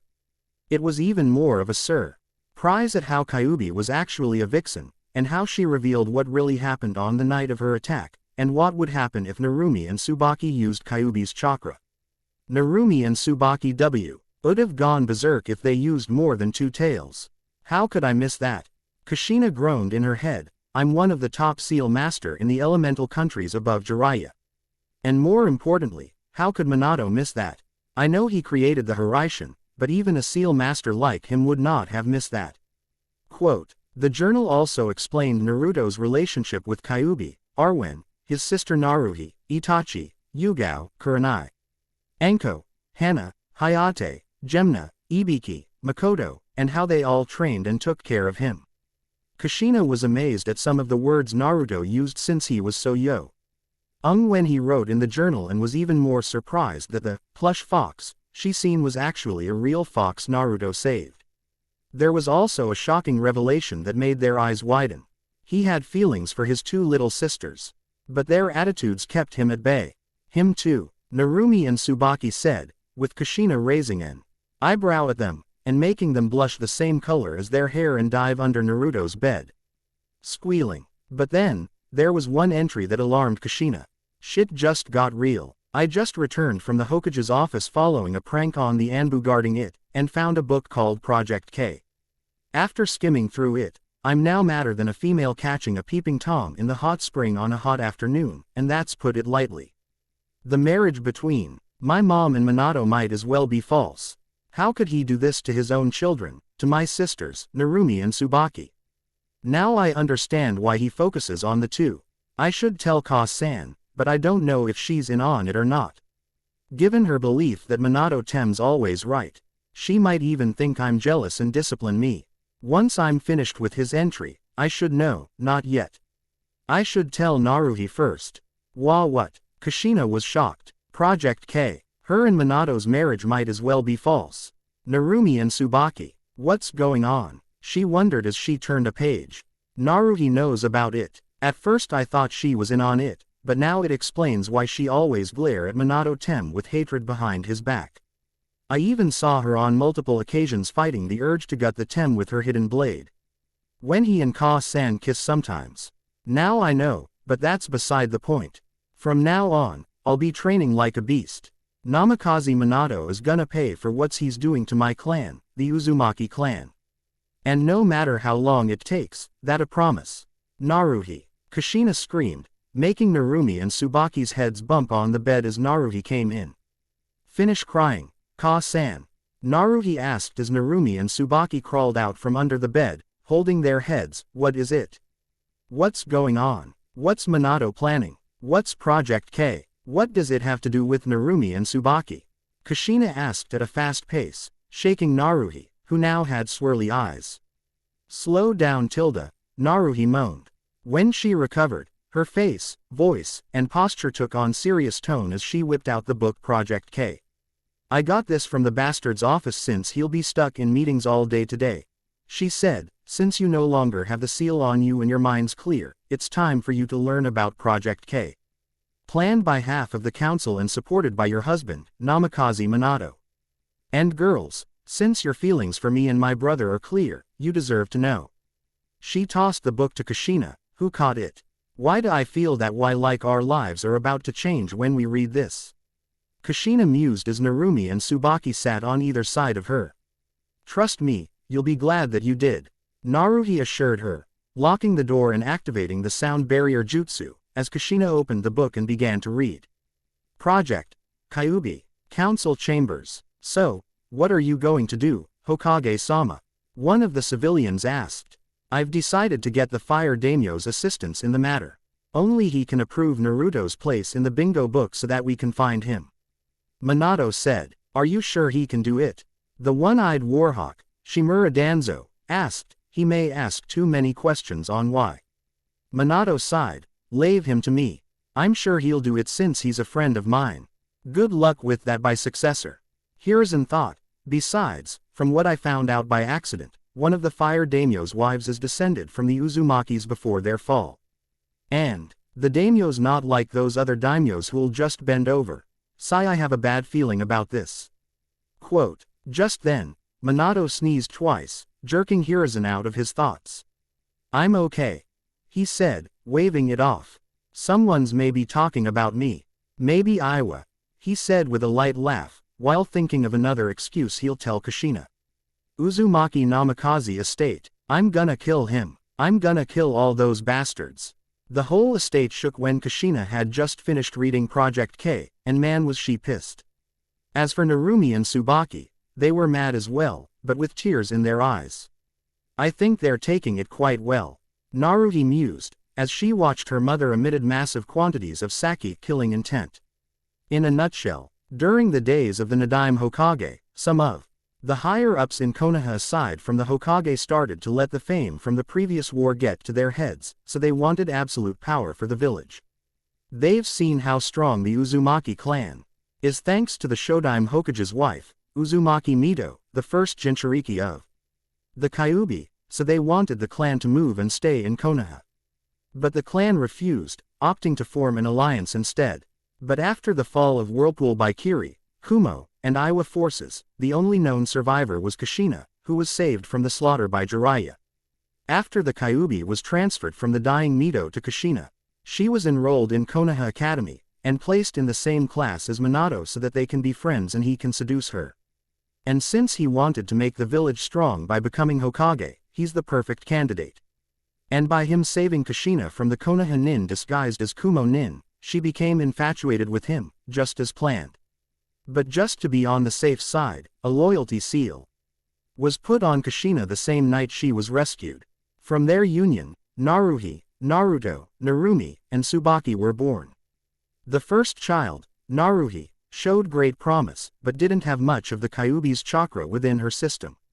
So she's unfit to be the strong one, just like her brother Naruto, who his father sealed the Kyuubi's soul into. So they'll be used as scapegoats. As for Narumi and Tsubaki, they were a blessing for Project K since they were the youngest, and had the Kyuubi's chakra sealed within them after the Kyuubi was set free from Kushina and attacked, with Minato defeating it. Somehow, Kushina survived, so as a backup, she can be used for Project. Now all the high-ups have to do is to wait for the next phase of the plan, which is to turn Narumi and Tsubaki into baby factories, so that they can produce strong shinobi with the strongest shinobi for the future of Konoha. And that's Project K in a nutshell. Now Kushina had murder in her eyes, and leapt up from the bed to leave the room. But two pairs of hands stopped her. It was Narumi and Tsubaki. Don't Ka-san. If you attack now, know that man might pull a fast one and turn you and us into mindless drones with his seals. Narumi said, holding tight to her mother's arm. She's right. Tsubaki said, we already lost our brother. We don't want you and Oni-chan either. The rage disappeared from Kushina's eyes. When her youngest daughters got through to her, she wanted so badly to get at her so-called husband, but if something happened, Narumi, Tsubaki, and even Naruhi will be at Minato's mercy. She wasn't about it. Let that happen. Over her dead body. Well, Ka-san, got a plan, because we can't stay here any longer. Naruhi said, with Naruto gone, Minato might alter the plans since Naruto cut loose the strings he had on him. What time is it? Kushina asked suddenly. It's 3:30 p.m. Why? Naruhi answered, frowning. It's more than enough time. Kushina said, everyone, you have 2 hours to pack your things. We'll be leaving at 6. Because or not stay in this place any longer. But how? Tsubaki asked, how will we carry all of our stuff? That's the beauty of Fuinjutsu, my Masumi. Kushina smiled. You just pack a month's worth of rations in scroll, or on your skin. She explained, to Narumi and Tsubaki's surprised faces. Where are we going? Naruhi asked, interested as the ladies left Naruto's room. To cash in a favor in the fire capital. Besides, when my friend there learns of this travesty, Konoha's gonna be in for a rude awakening, and Minato Tem will be too late to prevent the shitstorm that'll follow. What language? Naruhi, Narumi, and Tsubaki thought as Kushina's hair took a similar appearance to Kyuubi's 9 tails. Uzumaki Namikaze Estate, 12 a.m. Minato entered the estate, relieved that the meetings were over. But then he entered the house, he could barely sense his daughter's presences. Concerned, he entered the living room, only to find Kushina sitting there in a sofa and looking at him with dead eyes and folded arms, making him sigh, knowing what it was about. Kushina-chan, he started. Enough, Minato. I've already predicted what you're going to say. Kushina said with a falsely sweet voice, that your hunter nin couldn't find our son, so stop wasting my time.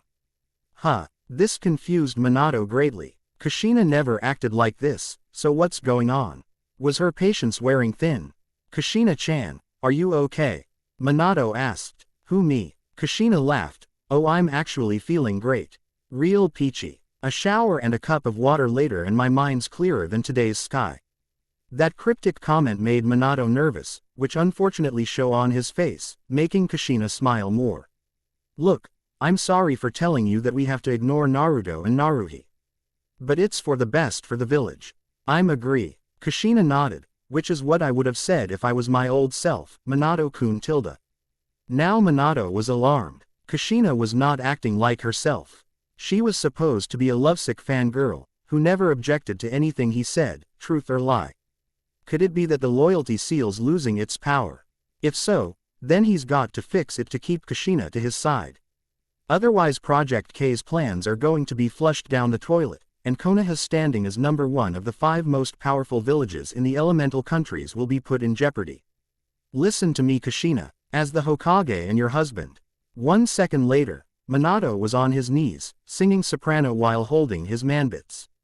He looked up to see Kushina, her hair in Kyuubi mode while her face was distorted in rage, and her eyes suddenly shimmering, turning purple with ripples in her eyes. How dare you? You are not a husband or a father. You take me for a fool. You put a loyalty seal on me, and married me to control my clan, the Uzumaki clan. And you plan on turning your own daughter into the village's weapons and use them for breeding stock. You sick fuck. Shish. He charged her hand with chakra and slapped Minato, breaking his jaw and sending him from the living room into the kitchen. Impossible. How did Kushina find out about the seal, about my plans for Narumi and Tsubaki? It's only documented in the book, Minato thought, as Kushina stepped into the kitchen. He tried to get up but, I can't move, he thought, panicking. Don't bother. I've put a temporary paralysis seal on you. Kushina informed him. I know for a fact that you are not under a genjutsu, which means it's all you. You never loved me, or our children, and no matter what, you put the village first. Some family man you are. She spat. Kushi. He wheezed, but Kushina kicked him in the face. Shut up, because I've got news for you. From now on, it's Uzumaki-sama to you, because our marriage is over. As for Narumi, Tsubaki, and Naruhi, I'm taking them with me. There's no way in hell I'm leaving them with you after what I've learned from your little Project K plan. She snarled. Minato thought he was going to have a heart attack. He and the higher-ups in Konoha have found out. Now he can't let Kushina leave, no matter what. If you think I'll let you leave, you're mistaken, Kushina. He growled while trying to move. I just use force to get your memories erased and turn you back into the loyal puppy you were before. And my daughters will see my way. That got him a sharp, painful kick to the sternum, sending him into a tree in the backyard area, where Kushina followed menacingly. Big words for someone who restricted by a paralysis seal. Kushina taunted. Some genius you are. You have no power over me or my children anymore. Kushina then picked up Minato and leaned him on the eye, glaring at him with hatred. This is from your daughters, Naruhi, Narumi, and Tsubaki. She said, then kneed Minato in his nutsack hard, 3 times. Due to the paralysis seal, he couldn't cradle his balls, and instead squealed in pain. And this is from me and more importantly, Naruto. Kushina screamed, punching him twice in the face, flooring him. Stomping her foot on Minato's chest and digging it into it, Kushina sneered, you must be in pain, sweetheart. Now you know how I felt when I learned of the lie you crafted. But don't worry, you'll be able to patch yourself up once I dispel. At Minato's confused then shocked look, Kushina laughed loudly, you really think she's that stupid, Tem? I'm just a shadow clone. Boss and the kids have left hours ago while you were busy with your little problem. They should be in the fire capital now, where the fire daimyo no doubt have already approved of yours and boss's divorce. Expect a summons from the fire daimyo later in the afternoon. Have a nice day, Namikaze Minato Tem. Giving a mock salute followed by a one-gun salute, Kushina's shadow clone dispelled. As just the paralysis seal wore off, finally allowing Minato to cradle his aching balls, and let out a roar of rage in the process. Fire capital, forest area. Real Kushina breathed out a sigh of relief. She and her daughter managed to make to the fire capital, and got an audience with the fire daimyo. Long story short, he was pissed when the Uzumakis presented the Project K book. Along with a bonus Naruhi didn't tell the others about. The black book of Konoha that detailed the village's dirty dealings found in a compartment under the table of the council chambers. Make no mistake that the fire daimyo's going to be having a personal meeting with the Hokage in his office real soon. So, you're finally alone. Quote, right now, Kushina was by herself in the woods. Turning to the source of the voice. You. She growled, taking out her Uzuken, you've been plaguing me in my head all this week.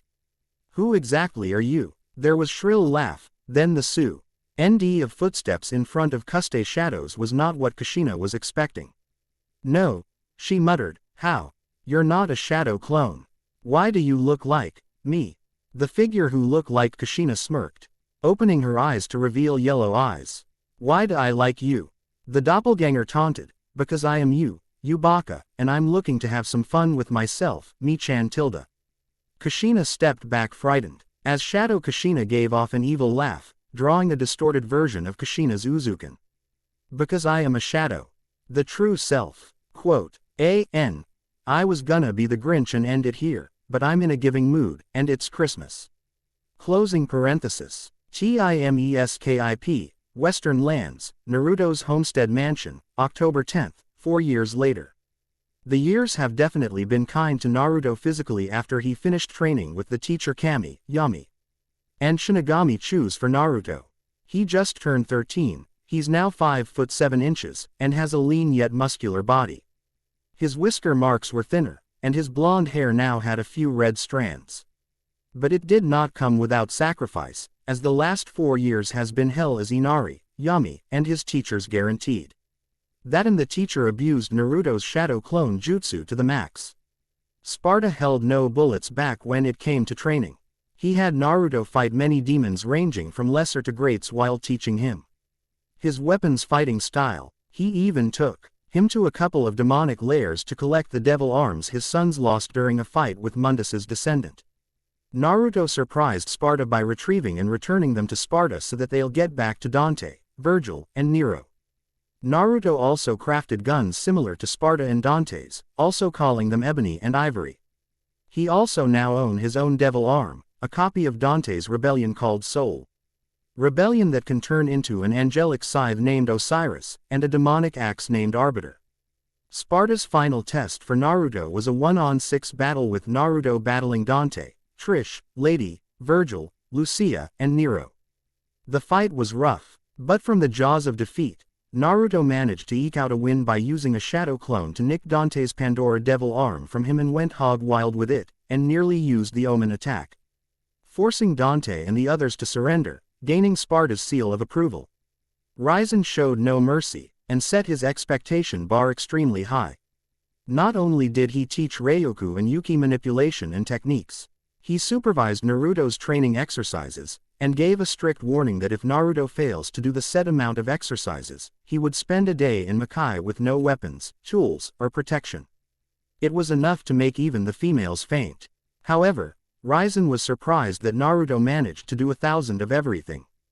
Push-ups, sit-ups, etc. and not get sent to Makai. It wasn't easy, but Naruto barely managed to impress Ryzen. Ryzen's final test involved him taking Naruto to Makai for a 1-on-1 fight between them. Naruto found out firsthand why Ryzen was called the Demon King, and was losing badly, but luck smiled on Naruto when he started to use Arwen's chakra, and attracted a dark flame dragon, and sealed it into his arm. After forming a contract with the dragon, who was revealed to be a female, Naruto used the Dragon of the Darkness flame attack empowered by Arwen's chakra to break through Ryzen's demon gun attack to defeat him, and gaining his seal of approval. Edge Master bought many weapons for Naruto to use. While Naruto was skeptical at using so many weapons that were not swords, Edge Master convinced Naruto that he may not be able to use only swords and staffs, ring blades, lances, and other weapons can turn the tide of battle if he uses them right. He also taught Naruto weapons crafting, a skill that allowed Naruto to create his own ebony and ivory handguns. Edge Master's final test was for Naruto to create his own soul weapons and use them to defeat Algol, the Hero King. So Naruto used part of his soul to create Soul Ravager and Soul Requiem, and climbed the Tower of Remembrance to face off against Algol. The battle was fierce and at some times would go either way, but Naruto used to afterimage to make Algol think he won. Then knocked him of the tower, defeating him and gaining Edge Master's seal of approval.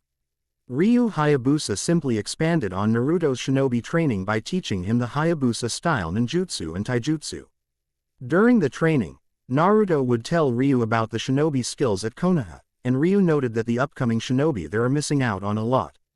Ryu would also take Naruto out on missions with him.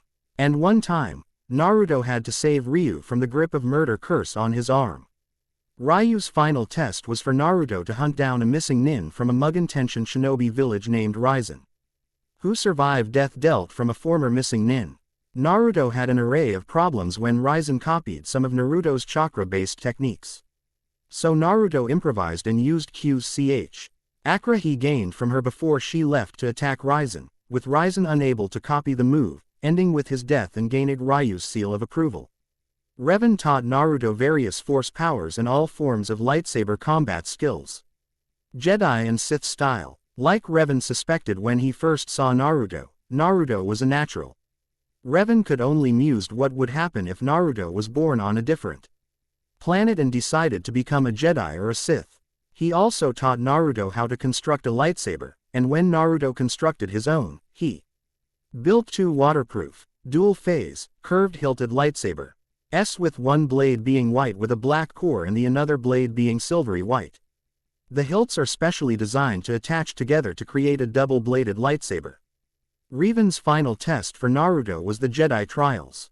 The first three trials, skill, courage, and flesh, involved Revan fighting Naruto as a full Jedi, a full Sith, and a Dark Jedi respectively. After the trials of flesh when Revan cut of Naruto's hands, Naruto blacked out from the pain to complete the trials of spirit and insight, in which Naruto faced off against his dark self and shadow self, with the latter allowing Naruto to receive a new power unlike any other, and gain Revan's seal of approval after his hands regenerated. Mishima Jinpachi, on the other hand, tested Naruto first by dropping them off a cliff and see if he can climb back up without using chakra. Naruto managed to successfully do so, while listening to Q's rant about ripping Jinpachi's head off. Jinpachi was relieved that Naruto made it, T was surprised that Naruto didn't hate his guts for it. He taught Naruto his family fighting style, the Mishima fight karate style, and sometimes wished that Naruto was his son and not Heihachi. Jinpi. Aki's final test was for Naruto to face off against Mishima Heihachi himself at his Hanmaru castle. Honesty, Heihachi's mouth and demeanor was all Naruto need to not hold back against the bald head asshole. Despite Heihachi's strength, Naruto easily defeated Heihachi in an uneventful match, and gained Jinpachi's seal of approval. Hazama was not pleasant to be around. He was constantly belittling Naruto, and reminding him about the hell he suffered in Konoha. The day Naruto snapped, Hazama explained that he was only riling Naruto up so that he can be immune to others trying to use psychological warfare to get under this skin. Now that Naruto understood, he started counter-trolling Hazama, his words impressing the god of trolls himself. In addition, he taught Naruto how to gather information discreetly, and how to draw on the power known as the Azure, allowing them to use an item called the Azure Grimoire. Hazama's final test was for Naruto to find and defeat the Mad Dog Azrael from an organization called Sector 7. During the fight, Naruto had Azrael on the ropes until the latter released his seal known as Enchant, Dragonov, that caused Naruto all kinds of problems and forced him to retreat. Hazama later revealed that Naruto was not meant to win, but to gather information on Azrael, and which Naruto succeeded with flying colors. After Hazama gave Naruto his seal of Aprosev, Raw shadow clones to beat the crap out of Hazama, Seijiro Hiko acted as though he didn't want to teach Naruto due to the fear he'll be like his previous wayward student, Himura Kenshin, aka Batosai the Manslayer. When Naruto learned about Hiko's relationship with Kenshin, Naruto grabbed a katana and attacked Hiko while yelling at him that he was not Kenshin. He is Naruto of the Uzumaki clan. That was enough to get Hiko to relent and finally teach Naruto the hidden Mitsurugi Ryu-style Kenjutsu. Hiko's final test was simple. Naruto had to overcome Hiko's Kuzuriasen, 9-head dragon flash that will kill him. Naruto was rooted to the spot by Hiko's Saki and was nearly hit until Naruto remembered that he can't die yet and used all his Batojutsu training to perform the Imakakuru Ryu no Hirameki, Heaven's Bridging Dragon Spark, to overcome Hiko's attack. Hiko thought he died until that he put a genjutsu over the katana he was using, revealing it to be a Sakabato reversed blade sword katana he crafted.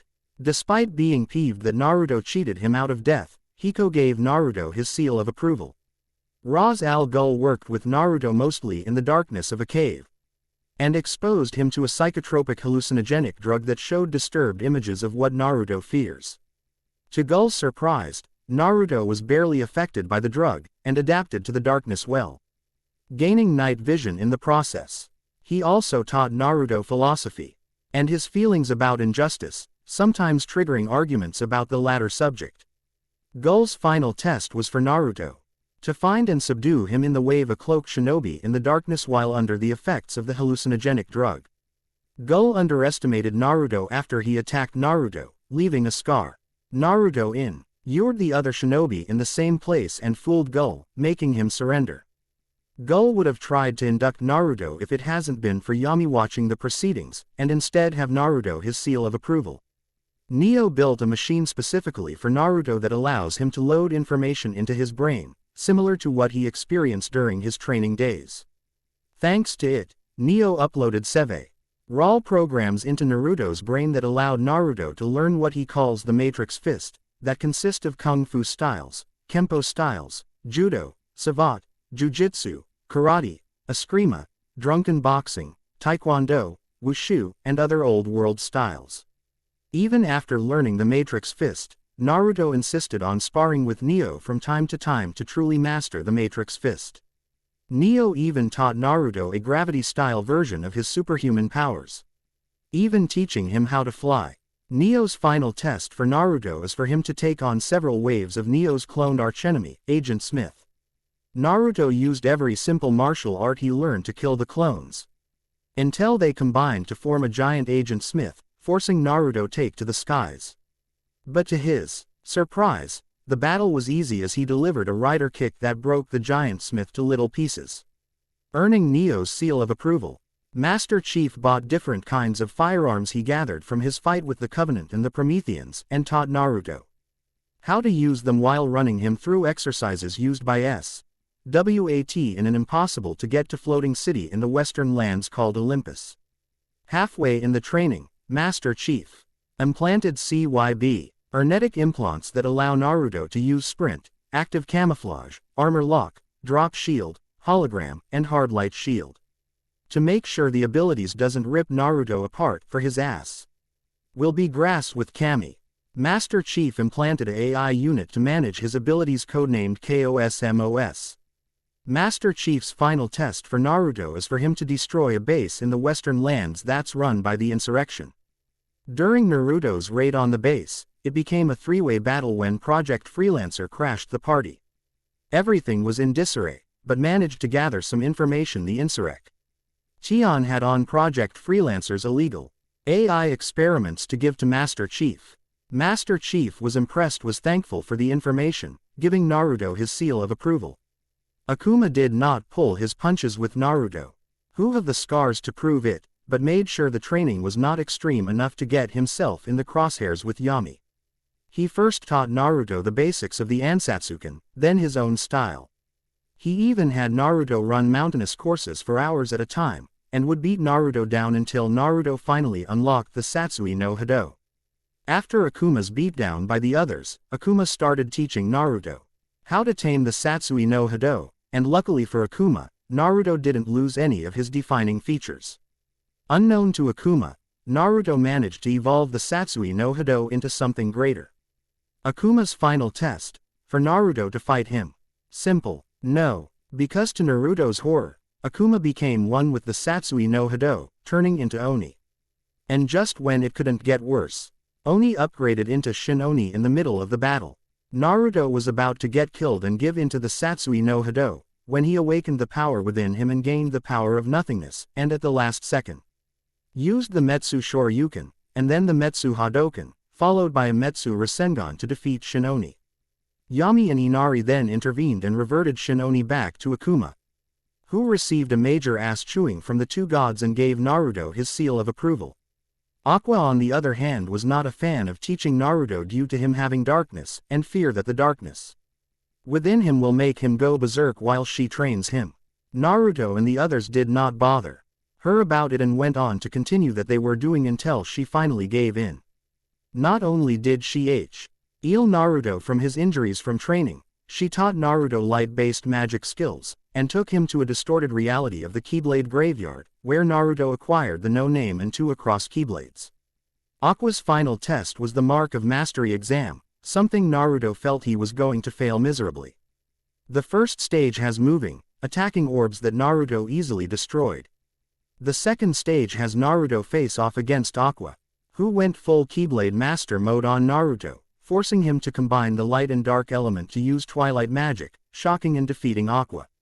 After teaching Aqua that it's not about light and darkness, it's how you use it, Aqua conceded and gave Naruto her seal of approval.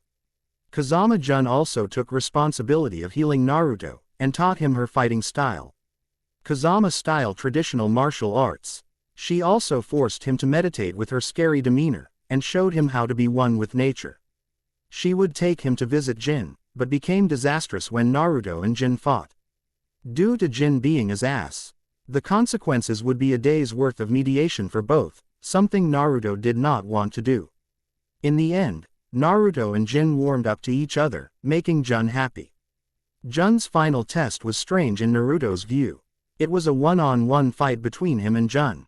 During the fight, Jun was attacking with such ferociously, that Naruto wondered if she was the one. When Naruto defeated her, purple ooze formed around her body, allowing her to get back up a second time to fight, but it was not enough as Naruto defeated her a second time, returning her to her original self. Ignoring Naruto questions about what happened, she gave him her seal of approval and left with smirk on her face. Morrigan's final test originally horrified Naruto to no end. He had to take out on date and satisfy her with the deadline being midnight. Gathering his confidence, Naruto took Morrigan to a fancy restaurant, using his own money and proving to be the ultimate gentleman. After Naruto rented out the most expensive inn room, he and Morrigan went at it well into the night, giving Morrigan the best fucking she had in her life. When morning came, she gave Naruto her seal of approval, as well as now officially sticking to Naruto like white on rice, much to his chagrin. Jill Valentine just took Naruto out on zombie hunting, mything Naruto hated, and taught him about making and using explosives. Naruto wanted to learn her military fighting styles of CQC, close quarter combat, and Krav Maga. Jill was surprised since she believed that Naruto would have no interest since he already has many fighting styles. Then again, she did owe him one when he saved her from a supposed to be dead Wesker's improved mind control device during one mission. Jill's final test was for Naruto to take out Wesker for good. Naruto hunted him down only to find out that the real Wesker was End and he was just a clone. But Naruto was all too happy to kick his ass and give him the same death the original Wesker got. Naruto award was a kiss on the cheek from Jill and her seal of approval. Shihoin Yoruichi, in Naruto's view, really put Namikaze Minato to shame in terms of speed. Yoruichi toyed with Naruto first by playing tag, making Naruto completely shred his gravity and resistance seals and pushed his advanced Hiraishin to the limit, finally catching Yoruichi after completely running out of chakra. Yoruichi then proceeded to work on Naruto's speed by teaching him her infamous version of the Shunpo, Flash Step, and all currently known Kido spells. She had Naruto use Shunpo with Hiraishin one time, with disastrous but impressive results.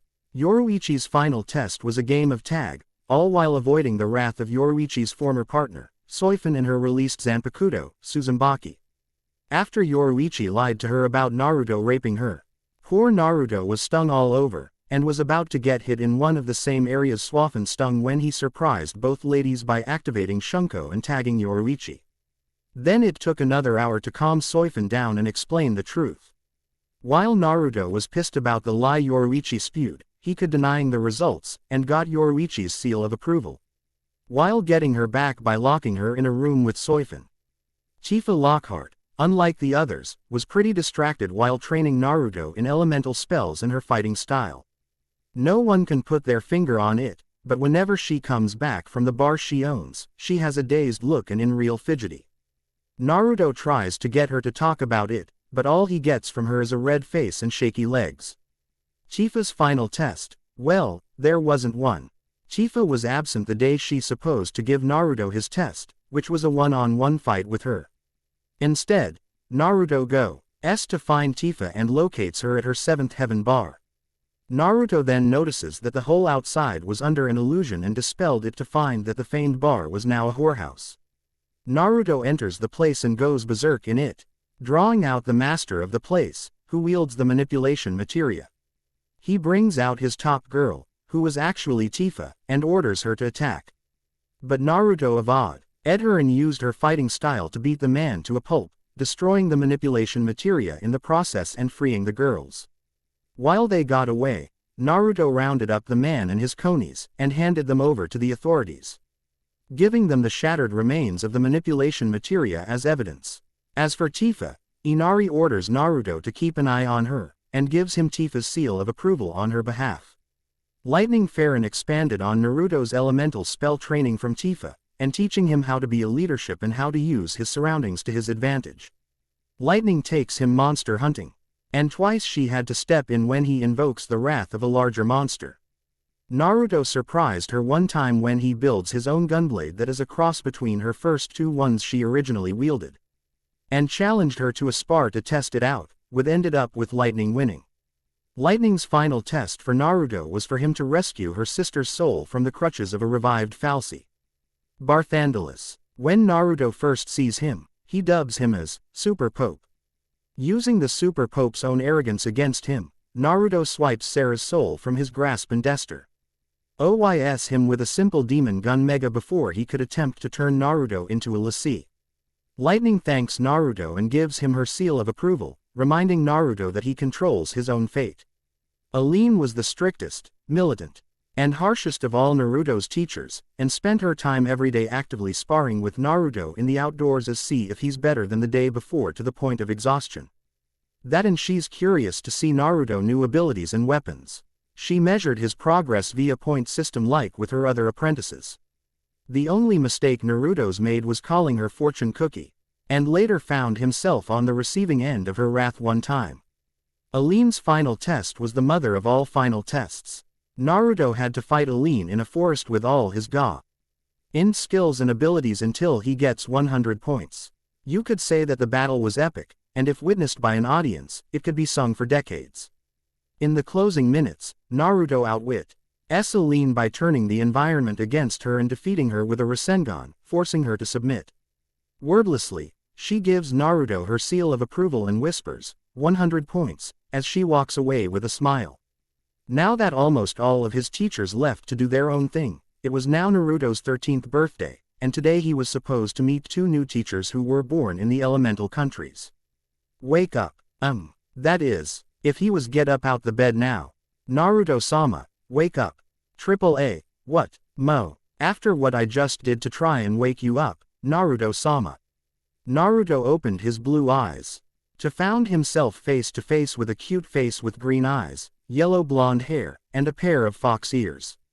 Rubbing his eyes, Naruto cleared his eyes to find the fox girl straddling his legs wearing a blue and purple kunoichi dress with a flower design over a sleeveless skin-tight turtleneck, matching arm guards, red wristbands, dark purple stockings, black and silver sash with a purple ribbon, black and red shinobi sandals, and a yellow fox girl sticking out from her dress.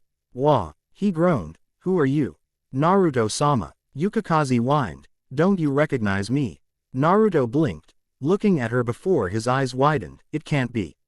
Yuki-chan. Yukikaze's eye brightened, you finally recognized me.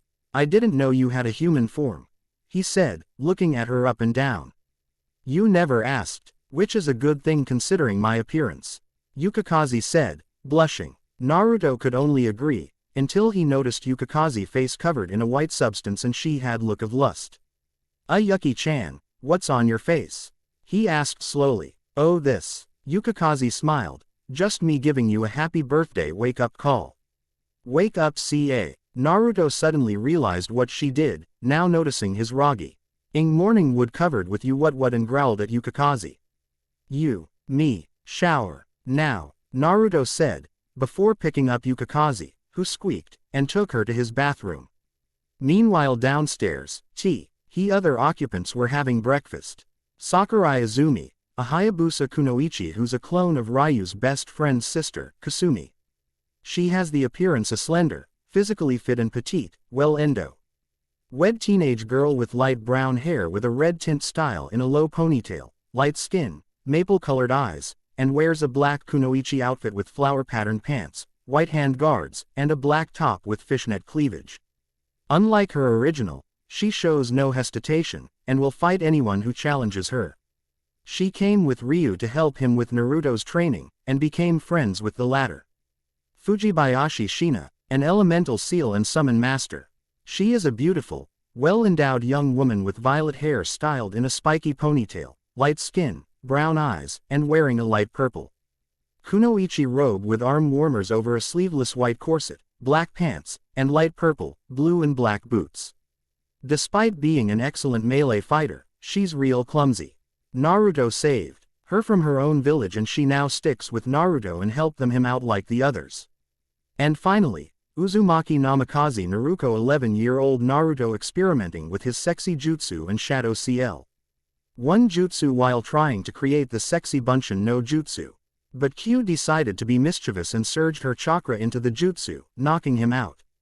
When Naruto woke up, he found a female version of himself with her own soul cuddling up against him. She has a fiery and feisty personality, and all of Naruto abilities. Q explained that Naruto was now a summon who can be stored in his mindscape and take her place. When asked what she meant by that, she explained that she had to leave Naruto to go to Narumi and Tsubaki to recover her chakra since she spent the rest of hers creating a Sekandar. Y chakra containing her chakra in Naruto. When Naruto turned 12, she left, with both of them promising that they'll see each other again, and Naruto would free Q when he's able to. You would think that Naruto would use a sound barrier jutsu. Azumi grumbled, prodding at her breakfast. Morgan giggled. Yuki-chan, human body must be delicious that Naruto forgot to be the jutsu. What was your first clue? Shina asked Riley, as she used one of seals to block out the sounds of Naruto and Yukikaze's love-making in the shower. Ah, Shiger said, Naruko-chan's gone. The girls turned to eyed Naruko's empty seat with her half-eaten breakfast. Kinky. Morgan grinned, knowing what Naruko was about to do. You became such a killjoy. Azumi noted, don't tell me you gonna do abstinence. I never said that, Tifa squeaked, turning red in 1 second. Suddenly, one of Shina's seals reacted, making her perk up. They're here, she said as the doorbell opened. The girls went to the living room with Shiger opening the door. She blinked twice, surprised at one of the people at the door. Aside from the well-endowed woman with violet blue hair, red eyes, and wearing kunoichi robes. The man besides her, despite the gruff look, he looked like an older version of Namikaze Minato, Naruto's damn father. Are you two the ones Inari sent? Shiger asked, with no pauses between her words. The others were also tense by the man's appearance. The very same. The woman nodded, smiling. I am Uzumaki Sayuri, half-sister of Uzumaki Kushina. And this man is the older brother of Yondaime Hokage, the original Yellow Flash. Namikaze Arashi. Morgan raised an eyebrow as Shiger, Azumi, and Tifa's mouths were agape, with the man known as the original Yellow Flash wearing a cocky smirk. So tell me, ladies, how be my awesome little nephew? He asked, taking out an apple, taking a huge bite from it, never losing his smile. Naruto surpasses all expectations, keeping his word to be the best avatar the goddess ever had. Now his training will be fine-tuned by none other than his parents' siblings, Arashi and Sayuri. And with the 3 goddesses giving Naruto his first mission to free the Biju besides Kyuubi. Will he be able to screw over the Akatsuki and gather all 8 and free the other Jinchuriki from their burdens without killing them, or will Arashi and Sayuri's training met Hod's and the bloodline wars in Kiri do him in? All this and more in 2013 in Bonds of an Uzumaki. Merry Christmas, Happy Holidays, and Happy New Year. While Yukikaze was sad that this act was the same time Naruto did to her when she revealed her human form as she first feared, Yukikaze yelped at the unexpected sensation. Naruto-sama, that's, Yukikaze started to say before Naruto flicked his tongue over her clitoris. Making her gasp. Ah, you don't like, Yuki-chan? Naruto asked in a mock-hurt tone. It's not that, it's so embarrassing. But it feels so good. Yukikaze squeaked, Acting Naruto smile before continuing to lick her, Now, Naruto-sama. As your eternal servant, I'll be the one that pleasures you. Yukikaze said and kissed him to cut off his retort. Until he pulled back. Fine, you little minx. You can be in the driver's seat, for now. It was Naruto's turn to moan as he was overwhelmed by the softness of Yukikaze's paisery, the experience far surpassing Morrigan's and Kiyomi-chan, I wonder how you're doing with Narumi. Naruto thought as his mind wandered. With an appreciative moan and without warning, Naruto came into Yukikaze's mouth, surprising her as she quickly drew back, ending up getting her fellow blonde's load on her face until the shower water cleaned it off. Naruto-sama, you came twice and yet you're still rock hard. Yuki-Kaze complained as she eyed his twitching member. A demigod, huh? That's a bold claim. Naruto replied as he slowly entered her, making her moan. I'll have to ask about that later. Yukikaze cried out loud as Naruto broke her barrier and took her virginity, the same virginity that she was saving for him. Itai yo tilde, she whined as she held onto Naruto, who decided not to move until she was ready. He was considerate after all. Sorry, Yuki-chan, but rest assured, the pain will slowly turn to pleasure as Morrigan-sensei taught me. I know. You can move now. I can take it. What kind of foxy servant would I be if I couldn't? The cute and sexy kind. As Naruto started thrusting in and out of Yukikaze, some appeared over his shoulder after quietly closing the door. Sounds like someone's having fun, Naruto said, surprising her fellow blondes. You forgot to put up the sound barrier jutsu, especially when we are about to have company. Naruto scolded him as she pulled on his cheek. Ha, ha, oops. Naruto laughed as Naruto pouted. And an even bigger crime. You didn't invite me. She whined. Sorry about that, but it is Yuki-chan's time, especially after waking me up with a blowjob while revealing her human form this morning. It'll be your turn when it's your turn. Naruto told Naruto as Yukikaze rested her leg on his shoulder. Boo boo boo. Fine dear brother, I can wait. Naruto relented before smirking evilly at Yukikaze. For now. She crawled over to Yukikaze and leaned forward towards her bouncing boobs. Ah. Naruto-sama, no. They're sensitive. Ah-ha. Delicious. Naruto mumbled through her mouth. Yukikaze suffered through the Naru twins' antics using her body as they switched positions multiple times in 1 hour. They had to make their romp quick since they were expecting company. Even worse, Naruto was cheating by holding off his and her orgasms whenever either of them reached their peak, causing them to be wild. I'm at my limit as well, Yuki-hime. Naruto growled out and pounded her into the soft mat Naruto for them a while ago as the water continued to trickle onto them. Naruto-sama, that's going too far. I'm going to. Naruto-sama tilde, Yuki-chan. Yukikaze climatic yell rang through the shower with Naruto grunting as they both came together, with Naruto's release flowing into Yukikaze's womanhood while her own release drenched Naruto's lower half.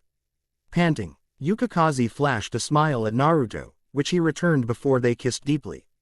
As they pulled back, Naruto wanted her own kiss and gave Yukikaze a wet and slop. Py1 with dancing tongues before pulling back. We're not gonna be the only ones in Naruto-ne's flock. Soon he'll be the envy of every male in the world. Naruto stated with a cat-like smile with Yukikaze nodding and grinning. Kicking ass. Check. Making love to multiple hot beauties. Check. Naruto agreed as he hugged Yukikaze and Naruto close. Life is good. October 10th. Western Lands, Naruto Homestead Mansion, Dining Room. Naruto's eyebrows were twitching, much to everyone's amusement, as he frowned at the man who looks like the gruff, older version of his father. What really threw him off was the fact that this man is also the older brother of his father, Namikaze Minato, and he is the proclaimed, original, Yellow Flash. This was the last thing he needed after having a mind-blowing threesome with Yukikaze and Naruto in the shower, especially when Yukikaze revealed that she was a kitsune demigod. How can that be? Looks like answers are in order. So let me get this straight. You are Namikaze Arashi, the older brother of my father, therefore making me the Namikaze clan originally came from the Western Lands, with half the clan leaving after a betrayal, with my father going with them. Ending up in Konohagakure years ago. Yep, with my father dearest being the survivor of what was called the Namikaze genocide, enacted by Danzo, in the name of Konoha, with my fat her being the only survivor at a tender young age. Yep, and to top it all up, he stole your improved version of the Namikaze's clan original technique, which so happens to be the Hiraishin you were working on, and he made it his own. Yep, well this is certainly believable, tickmark asterisk along with flying pigs and a tooth fairy. The table in the room went flying out the window due to Naruto's anger at this new information. With his housemates, Naruto, Yukikaze, Morrigan, Tifa, Shiger, Azumi, and Sheena looking completely unfazed. Trust me, Gaki. There's a lot you don't know that you'll know in due time. But for now I'll like a chance to get to know my nephew. I know my face reminds you of my foolish little brother, but at least give me a chance. We're practically family here. What say you? Naruto grumbled, scratching his head until Naruto put her hand on his shoulder, whispering about that ability Kiyomi gave him that allows him to sense negative emotions. Naruto nodded and activated the ability, focusing on Arashi. He was mildly surprised when he didn't sense any negative feelings towards himself whatsoever. He was nothing like his good-for-nothing father. All right, fine, uncle, Naruto replied, shrugging. But I'm be keeping my guard up around you. Constant vigilance. That's good, Gaki. That's very good indeed, Arashi said as he got up. I've noticed that there's a field that you and your girlfriends no doubt use for training. I'll meet you there this afternoon. With a salute and grin, Arashi used Hiraishin to leave the house, with Naruto noting that his version of the Hiraishin was faster than Minato's version and his own. Are you okay, Naruto-sama? Yukikaze asked, putting a slender hand on his shoulder. I'm fine. It's just amazing to find out there's family outside Konoha that are still alive, Naruto said, turning to Arashi's blue-haired companion, Uzumaki Sayuri. How did you survive the fall of Uzu? I was out of the country on a mission that time. Just a regular old escort mission. When I returned, Uzu was in ruins. All of my friends dead, with my little half-sister Kushina nowhere to be found. There were survivors, hidden in underground bunkers. But they decided to scatter all around the elemental countries. Sayuri said sadly. Why didn't you go to Konoha? Sheena asked. Because I didn't trust them, especially since why had those three stooges in their shinobi council?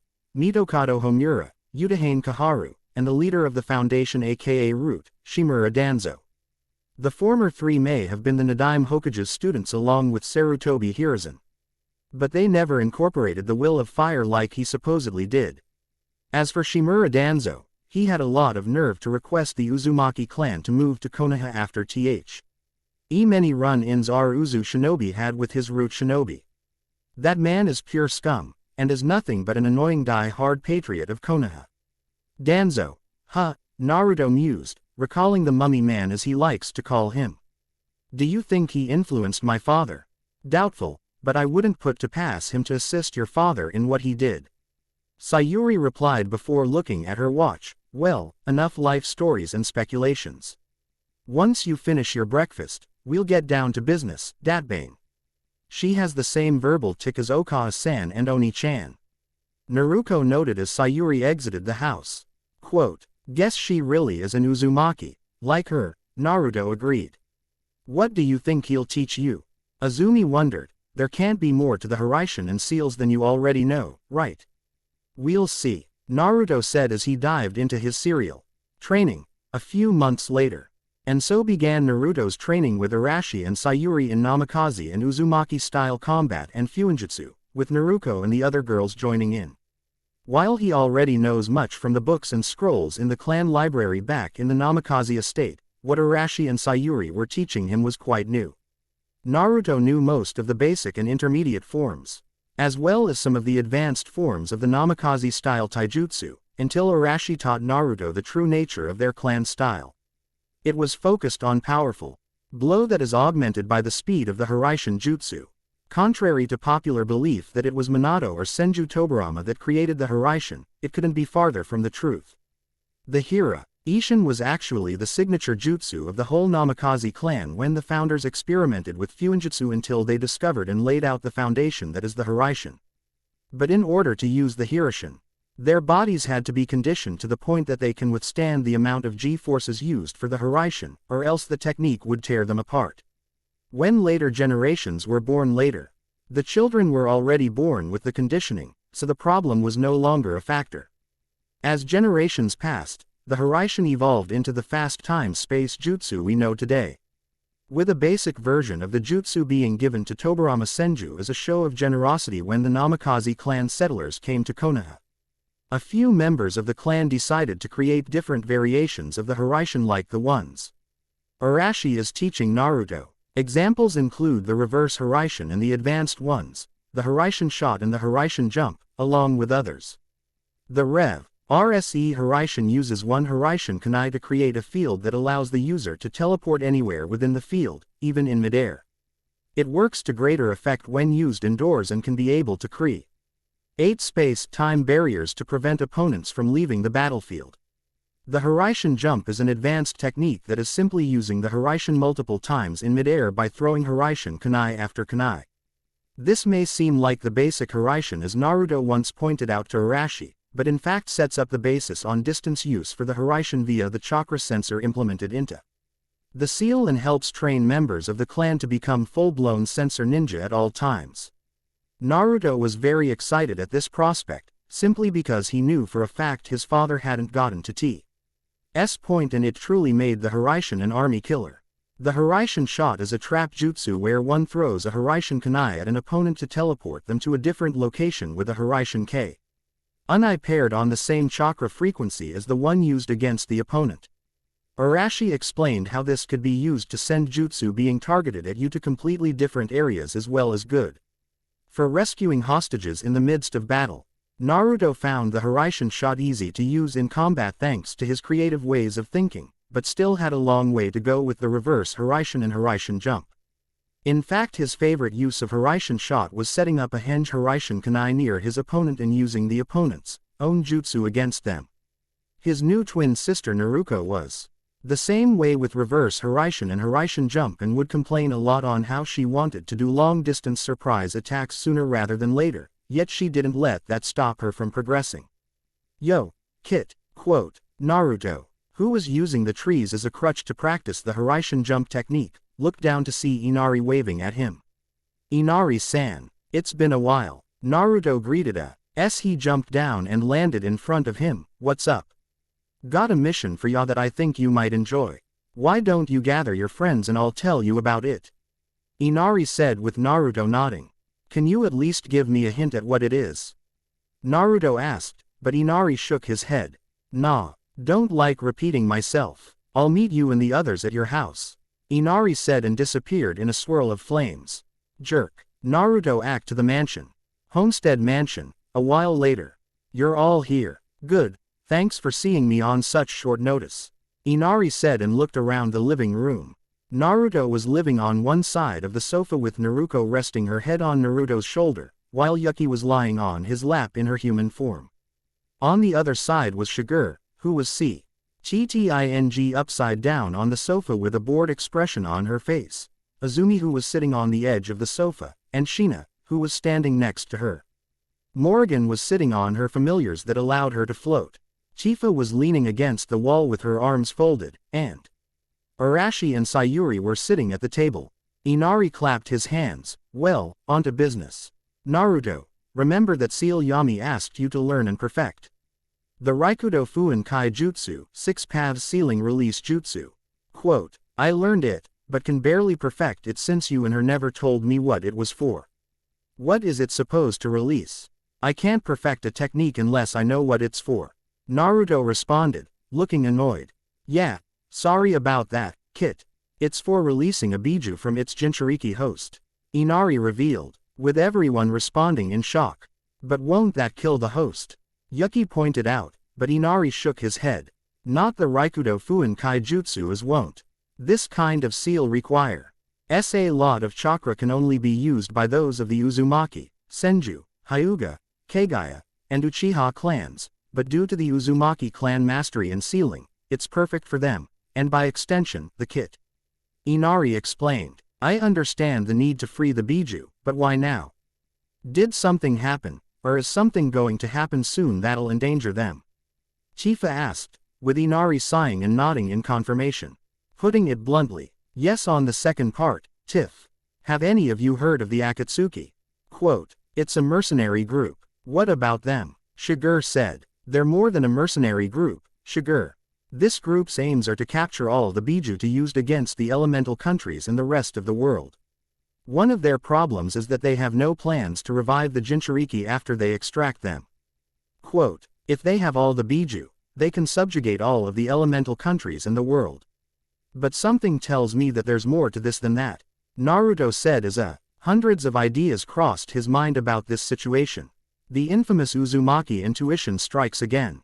You're right, Kit. My guess is that they're planning to merge the Biju together to revive the Kyuubi. Their original form with more power than any of them combined. Quote, sounds scary, Naruto said, shivering and holding Naruto's arm tightly, with Naruto stroking her hair to calm her down. Why a simple group of S-class missing nin pulling a stunt like this? I don't see them cooperating for a project like this. What's their endgame for reviving Kyuubi? Arashi wondered. Don't know, but there's no way we're waiting around to find out.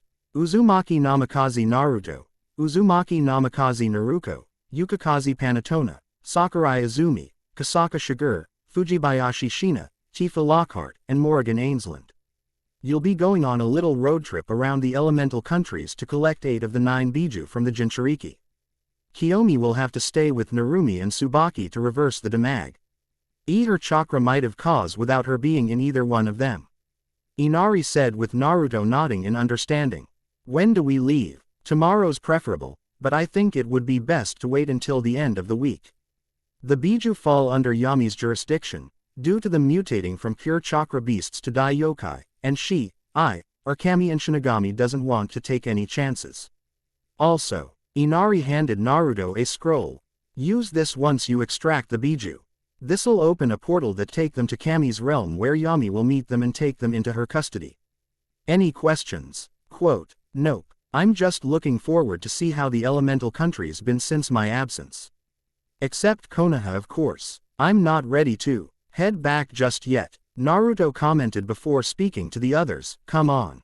We head out tomorrow. Naruto and his team filed out of the living room and headed upstairs, leaving Arashi and Sayuri.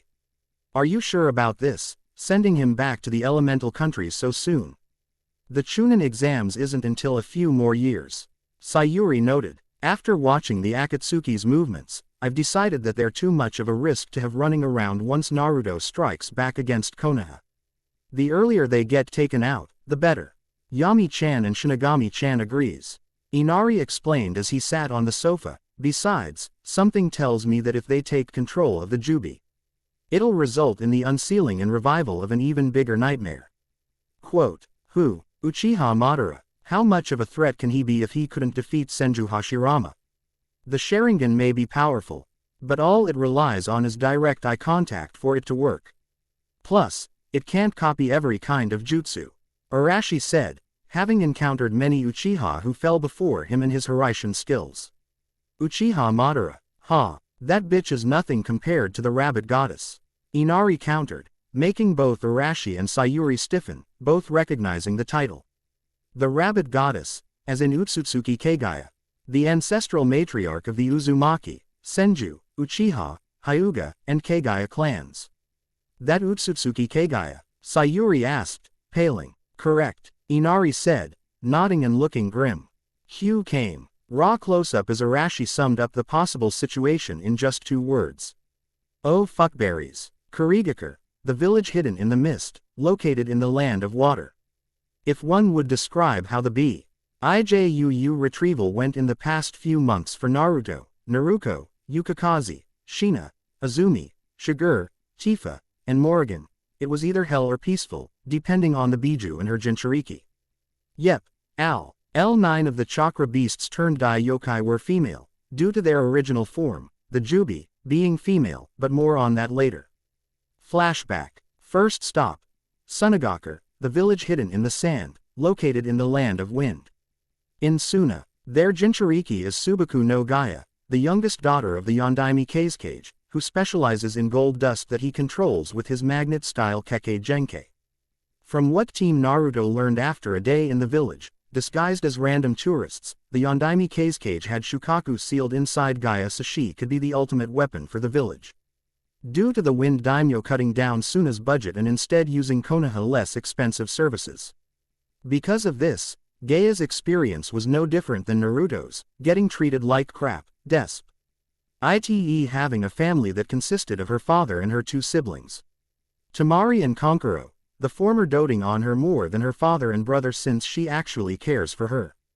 But the breaking point was when the Yondaime Keisuke had Gaia's caretaker, Yoshimaru, the brother of the three Sand siblings, mother who died after giving birth to Gaia, try and assassinate Gaia, but failed when Gaia's sand protected her and was killed by it while revealing the truth. This caused Gaia to fall into despair and transform into Shukaku, who tried to escape Suna with her container, but was stopped by the Keisuke. Now Gaia turned dark, caring for nothing but herself, refused to sleep, and killed to prove her existence. Dividing into two teams to strike at night, Naruto, Yukikaze, Shigure, and Tiff formed Team 1 that would lure Gaia a few miles out of the village, while Team 2, Naruto, Azumi, Shina, and Morgan would stay behind to provide several distractions long enough for the other team to secure Shukaku. Team 1 found Gaia sitting in her favorite spot in the village, looking up at the moonlight. She's 4 feet 9 inches, has long auburn red hair with reach down to her back with bangs in either side of her face. Pale blue-green eyes with tanuki-like eye rings, fair skin, the kanji for love on her forehead, wearing a black shirt with mesh underneath, a white cloth around her waist with a brown sash than her back. Black shorts that reach mid-thigh, and black ninja shoes. The mission started with Azumi hitting the Ninpo, Rage of the Mountain God, in an unpopulated area of the village, to court the attention of all the shinobi in the village. It worked, with Team 2 hiding to create some more hit-and-run distractions, while Naruto hanged into Yoshimaru to attract Gaia's attention. It worked like a charm, with Gaia seeing red and gave chase after him, with Yukikaze, Shigure, and Tifa following closely behind. An hour later, Naruto got Gaia far enough and avoided her killer Sandata CKS while undoing his henge at the same time. Gaia was shocked and finally listened to her mother, who was telling her that she was being had when Naruto, Yukikaze, Shigure, and Tifa surrounded her. Gaia went on the attack, but couldn't do much when Tifa zigzagging around her attacks and kicking her high into the air before following after her and punching her back down to earth, giving Naruto out time to activate the water style Stormy Blockade Jutsu to summon a torrent of water from the sky and chained it with the Great Waterfall Vortex Jutsu to spread the water across the field of sand, drenching Gaia and the sand around her to make her sand abilities useless. At her mother's urging, Gaia used the Forced Sleep Jutsu, but was unable to complete it due to Yukikaze hitting her with Shatter Shot energy blasts before Shigure bound her with wire from her throwing weapons. Multiple fire jutsu suddenly shot into the sky from Suna, letting Team 1 knows that their part is done and they're retreating to the rendezvous point. Naruto then hit a terrified and powerless Gaia with the Raikudo Fuin Kai Jutsu and safely extracted a yellow orb that was Shukaku from Gaia.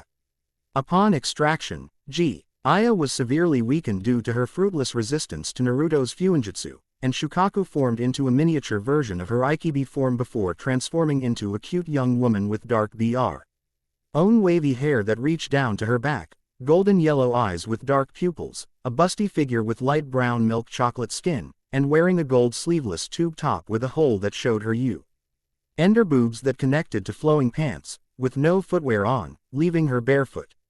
Naruto was about to summon his chakra chains just in case she had a psychotic break, but it wasn't necessary as Ukaku explained that the priest that first sealed her seal caused her to be dangerously psycho as usual and lost her mind. When Naruto freed her with the Raikudo Fuin Kai Jutsu, it broke the seal that the priest stamped on her. And now she was fine, but still psychotic. She then spoke to Gaia, apologizing for her role in Gaia's suffering in Suna for being a Jinchuriki, and things would have been errant if she never encountered that priest and she wasn't so crazy like she was in her hosts' heads. After Shukaku blessed Gaia with some of her power by adding another chakra network with her chakra within her, Naruto summoned Yami, who then took Shukaku back to her realm just time as Naruto and the others left a wearily Gaia who was found by her brother and sister seconds later. When Naruto, Yukikaze, Shigure, and Tifa met back up with Naruto, Azumi, Shina, and Morgan, they headed south towards Iwa, where Yonbi and Gobi are located. Second stop, Iwagakure, the village hidden in the stones, located in the land of Earth. Luckily for the group of 8, retrieving the Yonbi and Gobi was a walk in the park, through a fog of hot steam with puddles of lava that is. Infiltrating the village was a tad difficult. But getting the information about the Iowa Jinchuriki was a breeze since the citizens enjoy talking down about them when they're not talking about anything else. Roshi and Han, the Yonbi Jinchuriki and Gobi Jinchuriki respectively. They live on the outskirts of the village, away from the people of Iowa by the order of the Tsuchikage until they are needed. Like guard dogs. With the information at hand, Naruto, Yukikaze, Shiger, Azumi, Shina, Tifa, and Morgan made their way to Han and Roshi's lair to retrieve the Yonbi and Gobi. It was a good thing that they were several miles away from the village, which gave them plenty of time. Upon entering the Jinchuriki's domain in the forest, it didn't take long for the group to find the duo due to the latter coming to them. They weren't hard to spot, as one was really tall and heavily armored with a straw hat and kimono, and the other has red hair, mustache, and beard and wearing a casual shinobi outfit. Seeing them as reasonable people, Naruto told them that they're there to extract the Yonbi and Gobi, Son Goku and Kokuo, without killing them and send them to Yami as ordered by her. Not believing him of course, Han and Roshi attacked Naruto and the girls. The steam was scalding and the rivers of lava had them sticking to either the trees and or air until they could formulate a plan. They endured the heat for 15 minutes until Tifa pulled the most craziest stunt no human could ever achieve. She ran across the river of hot, boiling lava without chakra and dropkicked the hell out of Roshi, stunning him for a bit. But the surprise assault was enough for the others to start counter-attacking. Naruto used wind style, great breakthrough to clear the area of Han's steam while Tifa punched a hole in the ground, with the lava flowing into it to reveal the scorched earth beneath. Roshi was about to attack again when Morgan used her tentacle wings to lift the lava user into the air to take him out of play temporary. Han went on the offensive with his steam armor and charged at them, with Naruto, Azumi, and Tifa countering him with coordinated melee attacks. They had problems, but He managed to distract Han long enough for him to trigger Shiger's trap she set up, trapping him in steel wire before Shina's mystic arte, quasi-seal, engulfed and stunned him. Naruto, and Yukikaze then surrounded him, with Yukikaze hitting Han with a Kai blast from behind and Naruto and Naruto incapacitating him with a double Hiraishin Rasengan each, knocking him against a tree and breaking it upon impact. Then, Morgan slammed Roshi down with her Vector Drain Piledriver. Roshi tried to lash out with a lava-style jutsu, but Shiger's ninja tools interrupted his hand signs. He then evaded Tifa's final heaven punch, but ran right into Azumi's torn sky blast, with Naruto knocking him out with a Hazama-style high kick, sending him soaring through the air. When he came back down, Naruto blasted him with the Raikudo Fuinkai Jutsu, and extracted a red orb as Roshi fell down. Naruto then turned his attention towards Han who was getting up, and used Hiraishin to close the distance. Using the Raikudo Fuinkai Jutsu on him as well, and extracted a white orb from his body. Both now former Iowa Jinchuriki were now severely weakened just like Gaia was due to the extraction, and the orbs formed into two figures. Son Goku formed into a mini version of her Yonbi form before transforming into an adult woman with ankle-length light mallow hair with black markings on her bangs, yellow eyes with white irises, a curvaceous figure with tan skin, and wearing a small orange tank top with a dark blue undershirt beneath, a red belt, and orange baggy pants with no footwear. The most evil aspect of the undershirt was how it seemed to have an opening going through the center allowing her chest to appear bare if not for the tank top concealing her. Kokuo formed into mini version of her Gobi form before transforming into a mature-looking young woman with long waist-length white hair with shorter bangs in a Heim style with light brown at the end of her hair and bangs, dark blue-green eyes. A slender figure with pale white skin, and wearing the traditional attire of a Miko consisting of a purple Hakuma, a white haori with a sash-like belt, and wooden sandals. Son and Kokuo nearby blasted Naruto and the girls to Kingdom Come with their respective Bijudamas until Naruto quickly summoned Yami, who neutralized the attacks and then threw her divine Preseth to Biju down. After explaining the situation, the Biju and the now former Jinchuriki said their goodbyes after the Biju did what Shukaku did for Gaia by giving them an extra chakra network with their power. Yami-chan, why are the Biju giving them their power? Is it because of their bonds with their Jinchuriki? Precisely, my avatar. Beside, they'll make great allies for you in the future, as well as the Biju once they're settled in. Carry on. Quote, right tilde. Come on, girls. Third stop. Takigakure, the village hidden by a waterfall, in a country between the borders of the land of fire and the land of earth. Getting the Nanabi couldn't be any more easier. Well, kinda, as Team Naruto's mission turned from retrieval mission to complete rescue mission.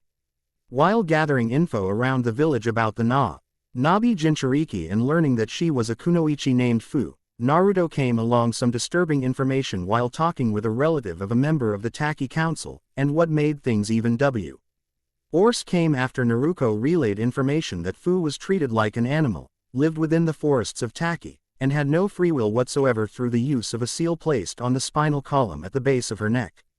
It was apparently a stolen Uzumaki clan Juinjutsu used on only the worst of criminals that directly tied into the nervous system of the recipient, making it so any direct order must be obeyed under potential threat of pain and even death.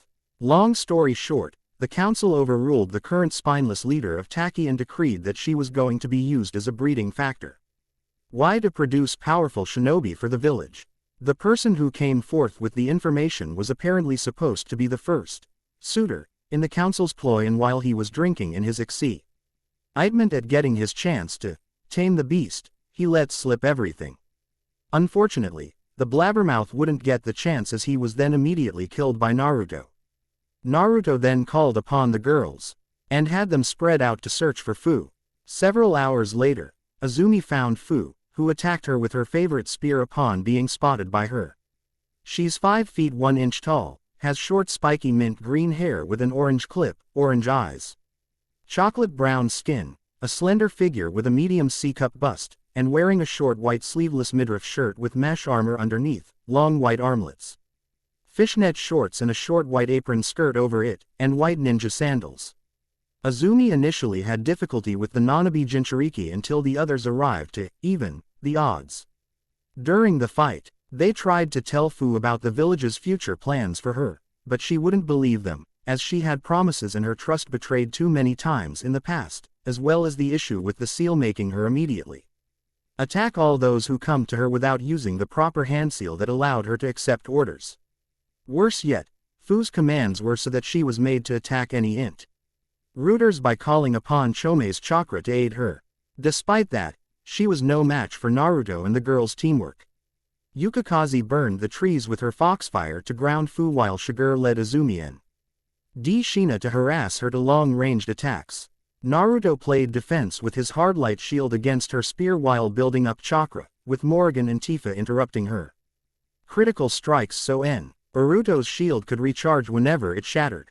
Before Yami could be summoned, the group is accosted by Taki shinobi, who were instantly killed by Chomei. The group ran for it before any other Taki shinobi could intercept them. As they ran, Chomei turned into her Biju form and allowed everyone to hop on her back and flew away.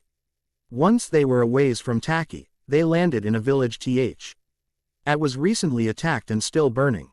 Chomei returned to her human form, and as she held a still unconscious Fu close to her, watched as Naruto, Naruko, Yukikaze, Azumi, Shina, Shigure, Morrigan, Tifa either run or fly around saving the villagers and putting the fires out.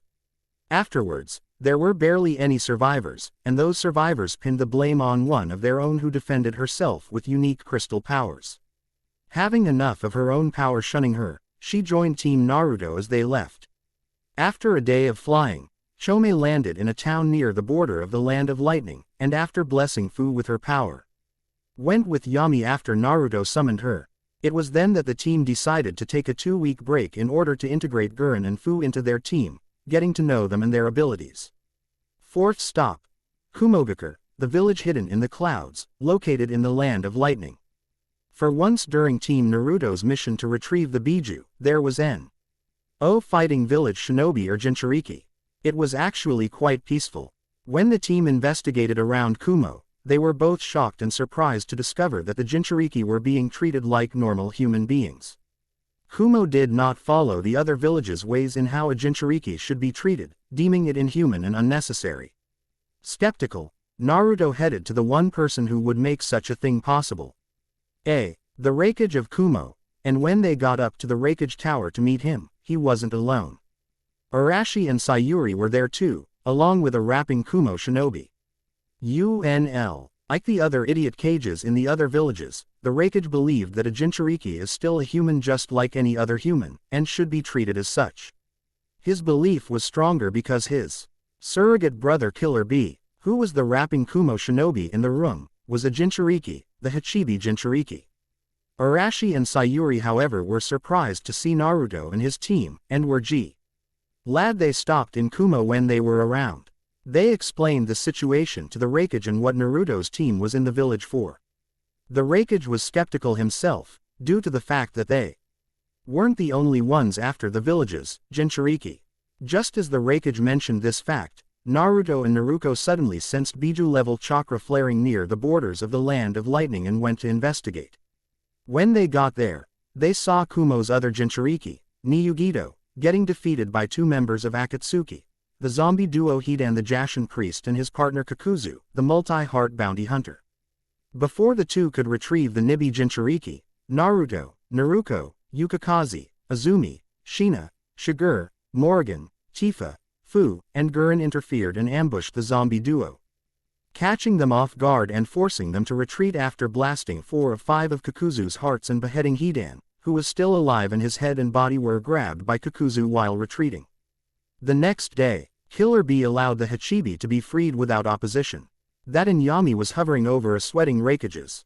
The Raikage was bummed to see the 2 Biju go, but was confided in his brothers and Shinobi's abilities to get them through into the future. After Gyuki and Matabi gave Killer Bee and Yugido a chakra network with their power, they left with Yami, with Matabi vowing to come back to hang out with Naruto, for she has become quite smitten with him just like Yugido, who requested to join Naruto's group to help them. The Raikage was about to decline when Yugido enforced her request with the dreaded puppy dog eyes jutsu that got him to concede, much to her delight. Afterwards, Arashi used one of his many Hiraishin abilities to teleport Naruto and the girls into Kurikagir in the Land of Water. End flashback. Kurigakure, the village hidden in the mist, located in the Land of Water. So, this is the Land of Water. It's quite misty, Naruto noted before sniffing in the air, mixed with the scent of blood. According to Arashi-san, there's a civil war being waged here coined as the Bloodline Rebellion. Apparently, the Mizukage sees those with Kekkei Nkai as abominations and wants to wipe them out. Yugido informed her new friends as they walked. Which is weird because the Mizukage, Yagura, were, so isn't that a bit hypocritical? Fu added as the other processed this information. In a sense, it is. There's no way someone like that would just up and decide to wipe out those with a bloodline. Naruto agreed. Sounds like this Mizukage has been whammied. Tifa noted, making the others look at her strangely, under the influence of something, or someone. Also sounds like a genjutsu to me, which is also odd considering that this Yagura has a Biju in him. Who can dispel genjutsu like the others? Azumi pointed out, no doubt it's a high-powered Sharingan on par with the legendary Uchiha Madara. Anyone in Konoha during your brief time there? Shigur asked quietly. None who I can think of. Since we're making waves with taking the Biju and freeing the Jinchuriki, whoever it is knows we're coming for the Sanbi in Yagura, and will be there waiting. Quote, how can you be sure, Naruto-san? Gurren asked. Because if I was in the suspect's shoes, it's what I would do. Naruto responded, but for now, we'll save the Sanbi for last. And go for the Rokubi. Naruto finished. That's the plan. Naruto confirmed, we just have to find this, Utakata-san first. Morgan-sensei, can you cover us from the air and let us know if you see anything? That'll be great. Sure thing, dearie, Morgan said, giving Naruto a kiss on his whisker-marked cheek and took to the air. I know we're after the Rokubi now, but we LD plan on how we're going to retrieve the Sanbi afterwards. Tifa stated with Naruto nodded. Simple, Tifa-sensei. We join the rebellion carrying our powers and skill, and end the civil war in one swift stroke. Naruto said with conviction and sniffed the air. Oh boy. What's wrong, Naruto-sama? Yukikaze asked, seeing Naruto's eyes wandering with Naruko looking around. We are not alone, Naruto muttered quietly. Morgan-sensei. Quote, oh my, it seems you are what I predicted you would be. Morgan said playfully, a regular lady attractor. Quote, Morgan-sensei. For once, Be serious instead of horny. Naruto groaned while Morgan giggled. Where is this, lady? Quote, more like a young woman. She's a quarter-mile away. Shall I intercept? Quote, please do. We're stopping here. EY all came to a halt and got into defensive positions. Does Morgan know who's tailing us? Azumi asked, with Naruto nodding before they heard a crash followed by a loud scream. Never mind. It's an Naruto-kun's chick magnet ability at work. Oh come on. Really? Naruto complained after facefaulting as Morgan arrived with their pursuer. She's a young kunoichi nearly Naruto's age with dirty blonde hair, green eyes, fair skin, and wearing a plum kunoichi outfit with a black wrap around her making her bust more pronounced. She's cute. I like her, Morgan said and licked her lips. Easily Morgan-sensei. Now, who are you? And why are you following us? Naruto asked the kunoichi. I'm Hotaru, formerly of the Tsuchigumo clan. Are you the rumored group that are not Akatsuki who are safely removing the Biju and sending them away? Shi Kunoichi asked. Horu asked. What if we were? Naruto countered with a raised eyebrow as the girl sighed in relief and dropped a bombshell. My Oni-chan. He's burdened with the Rokubi. I can take you to him.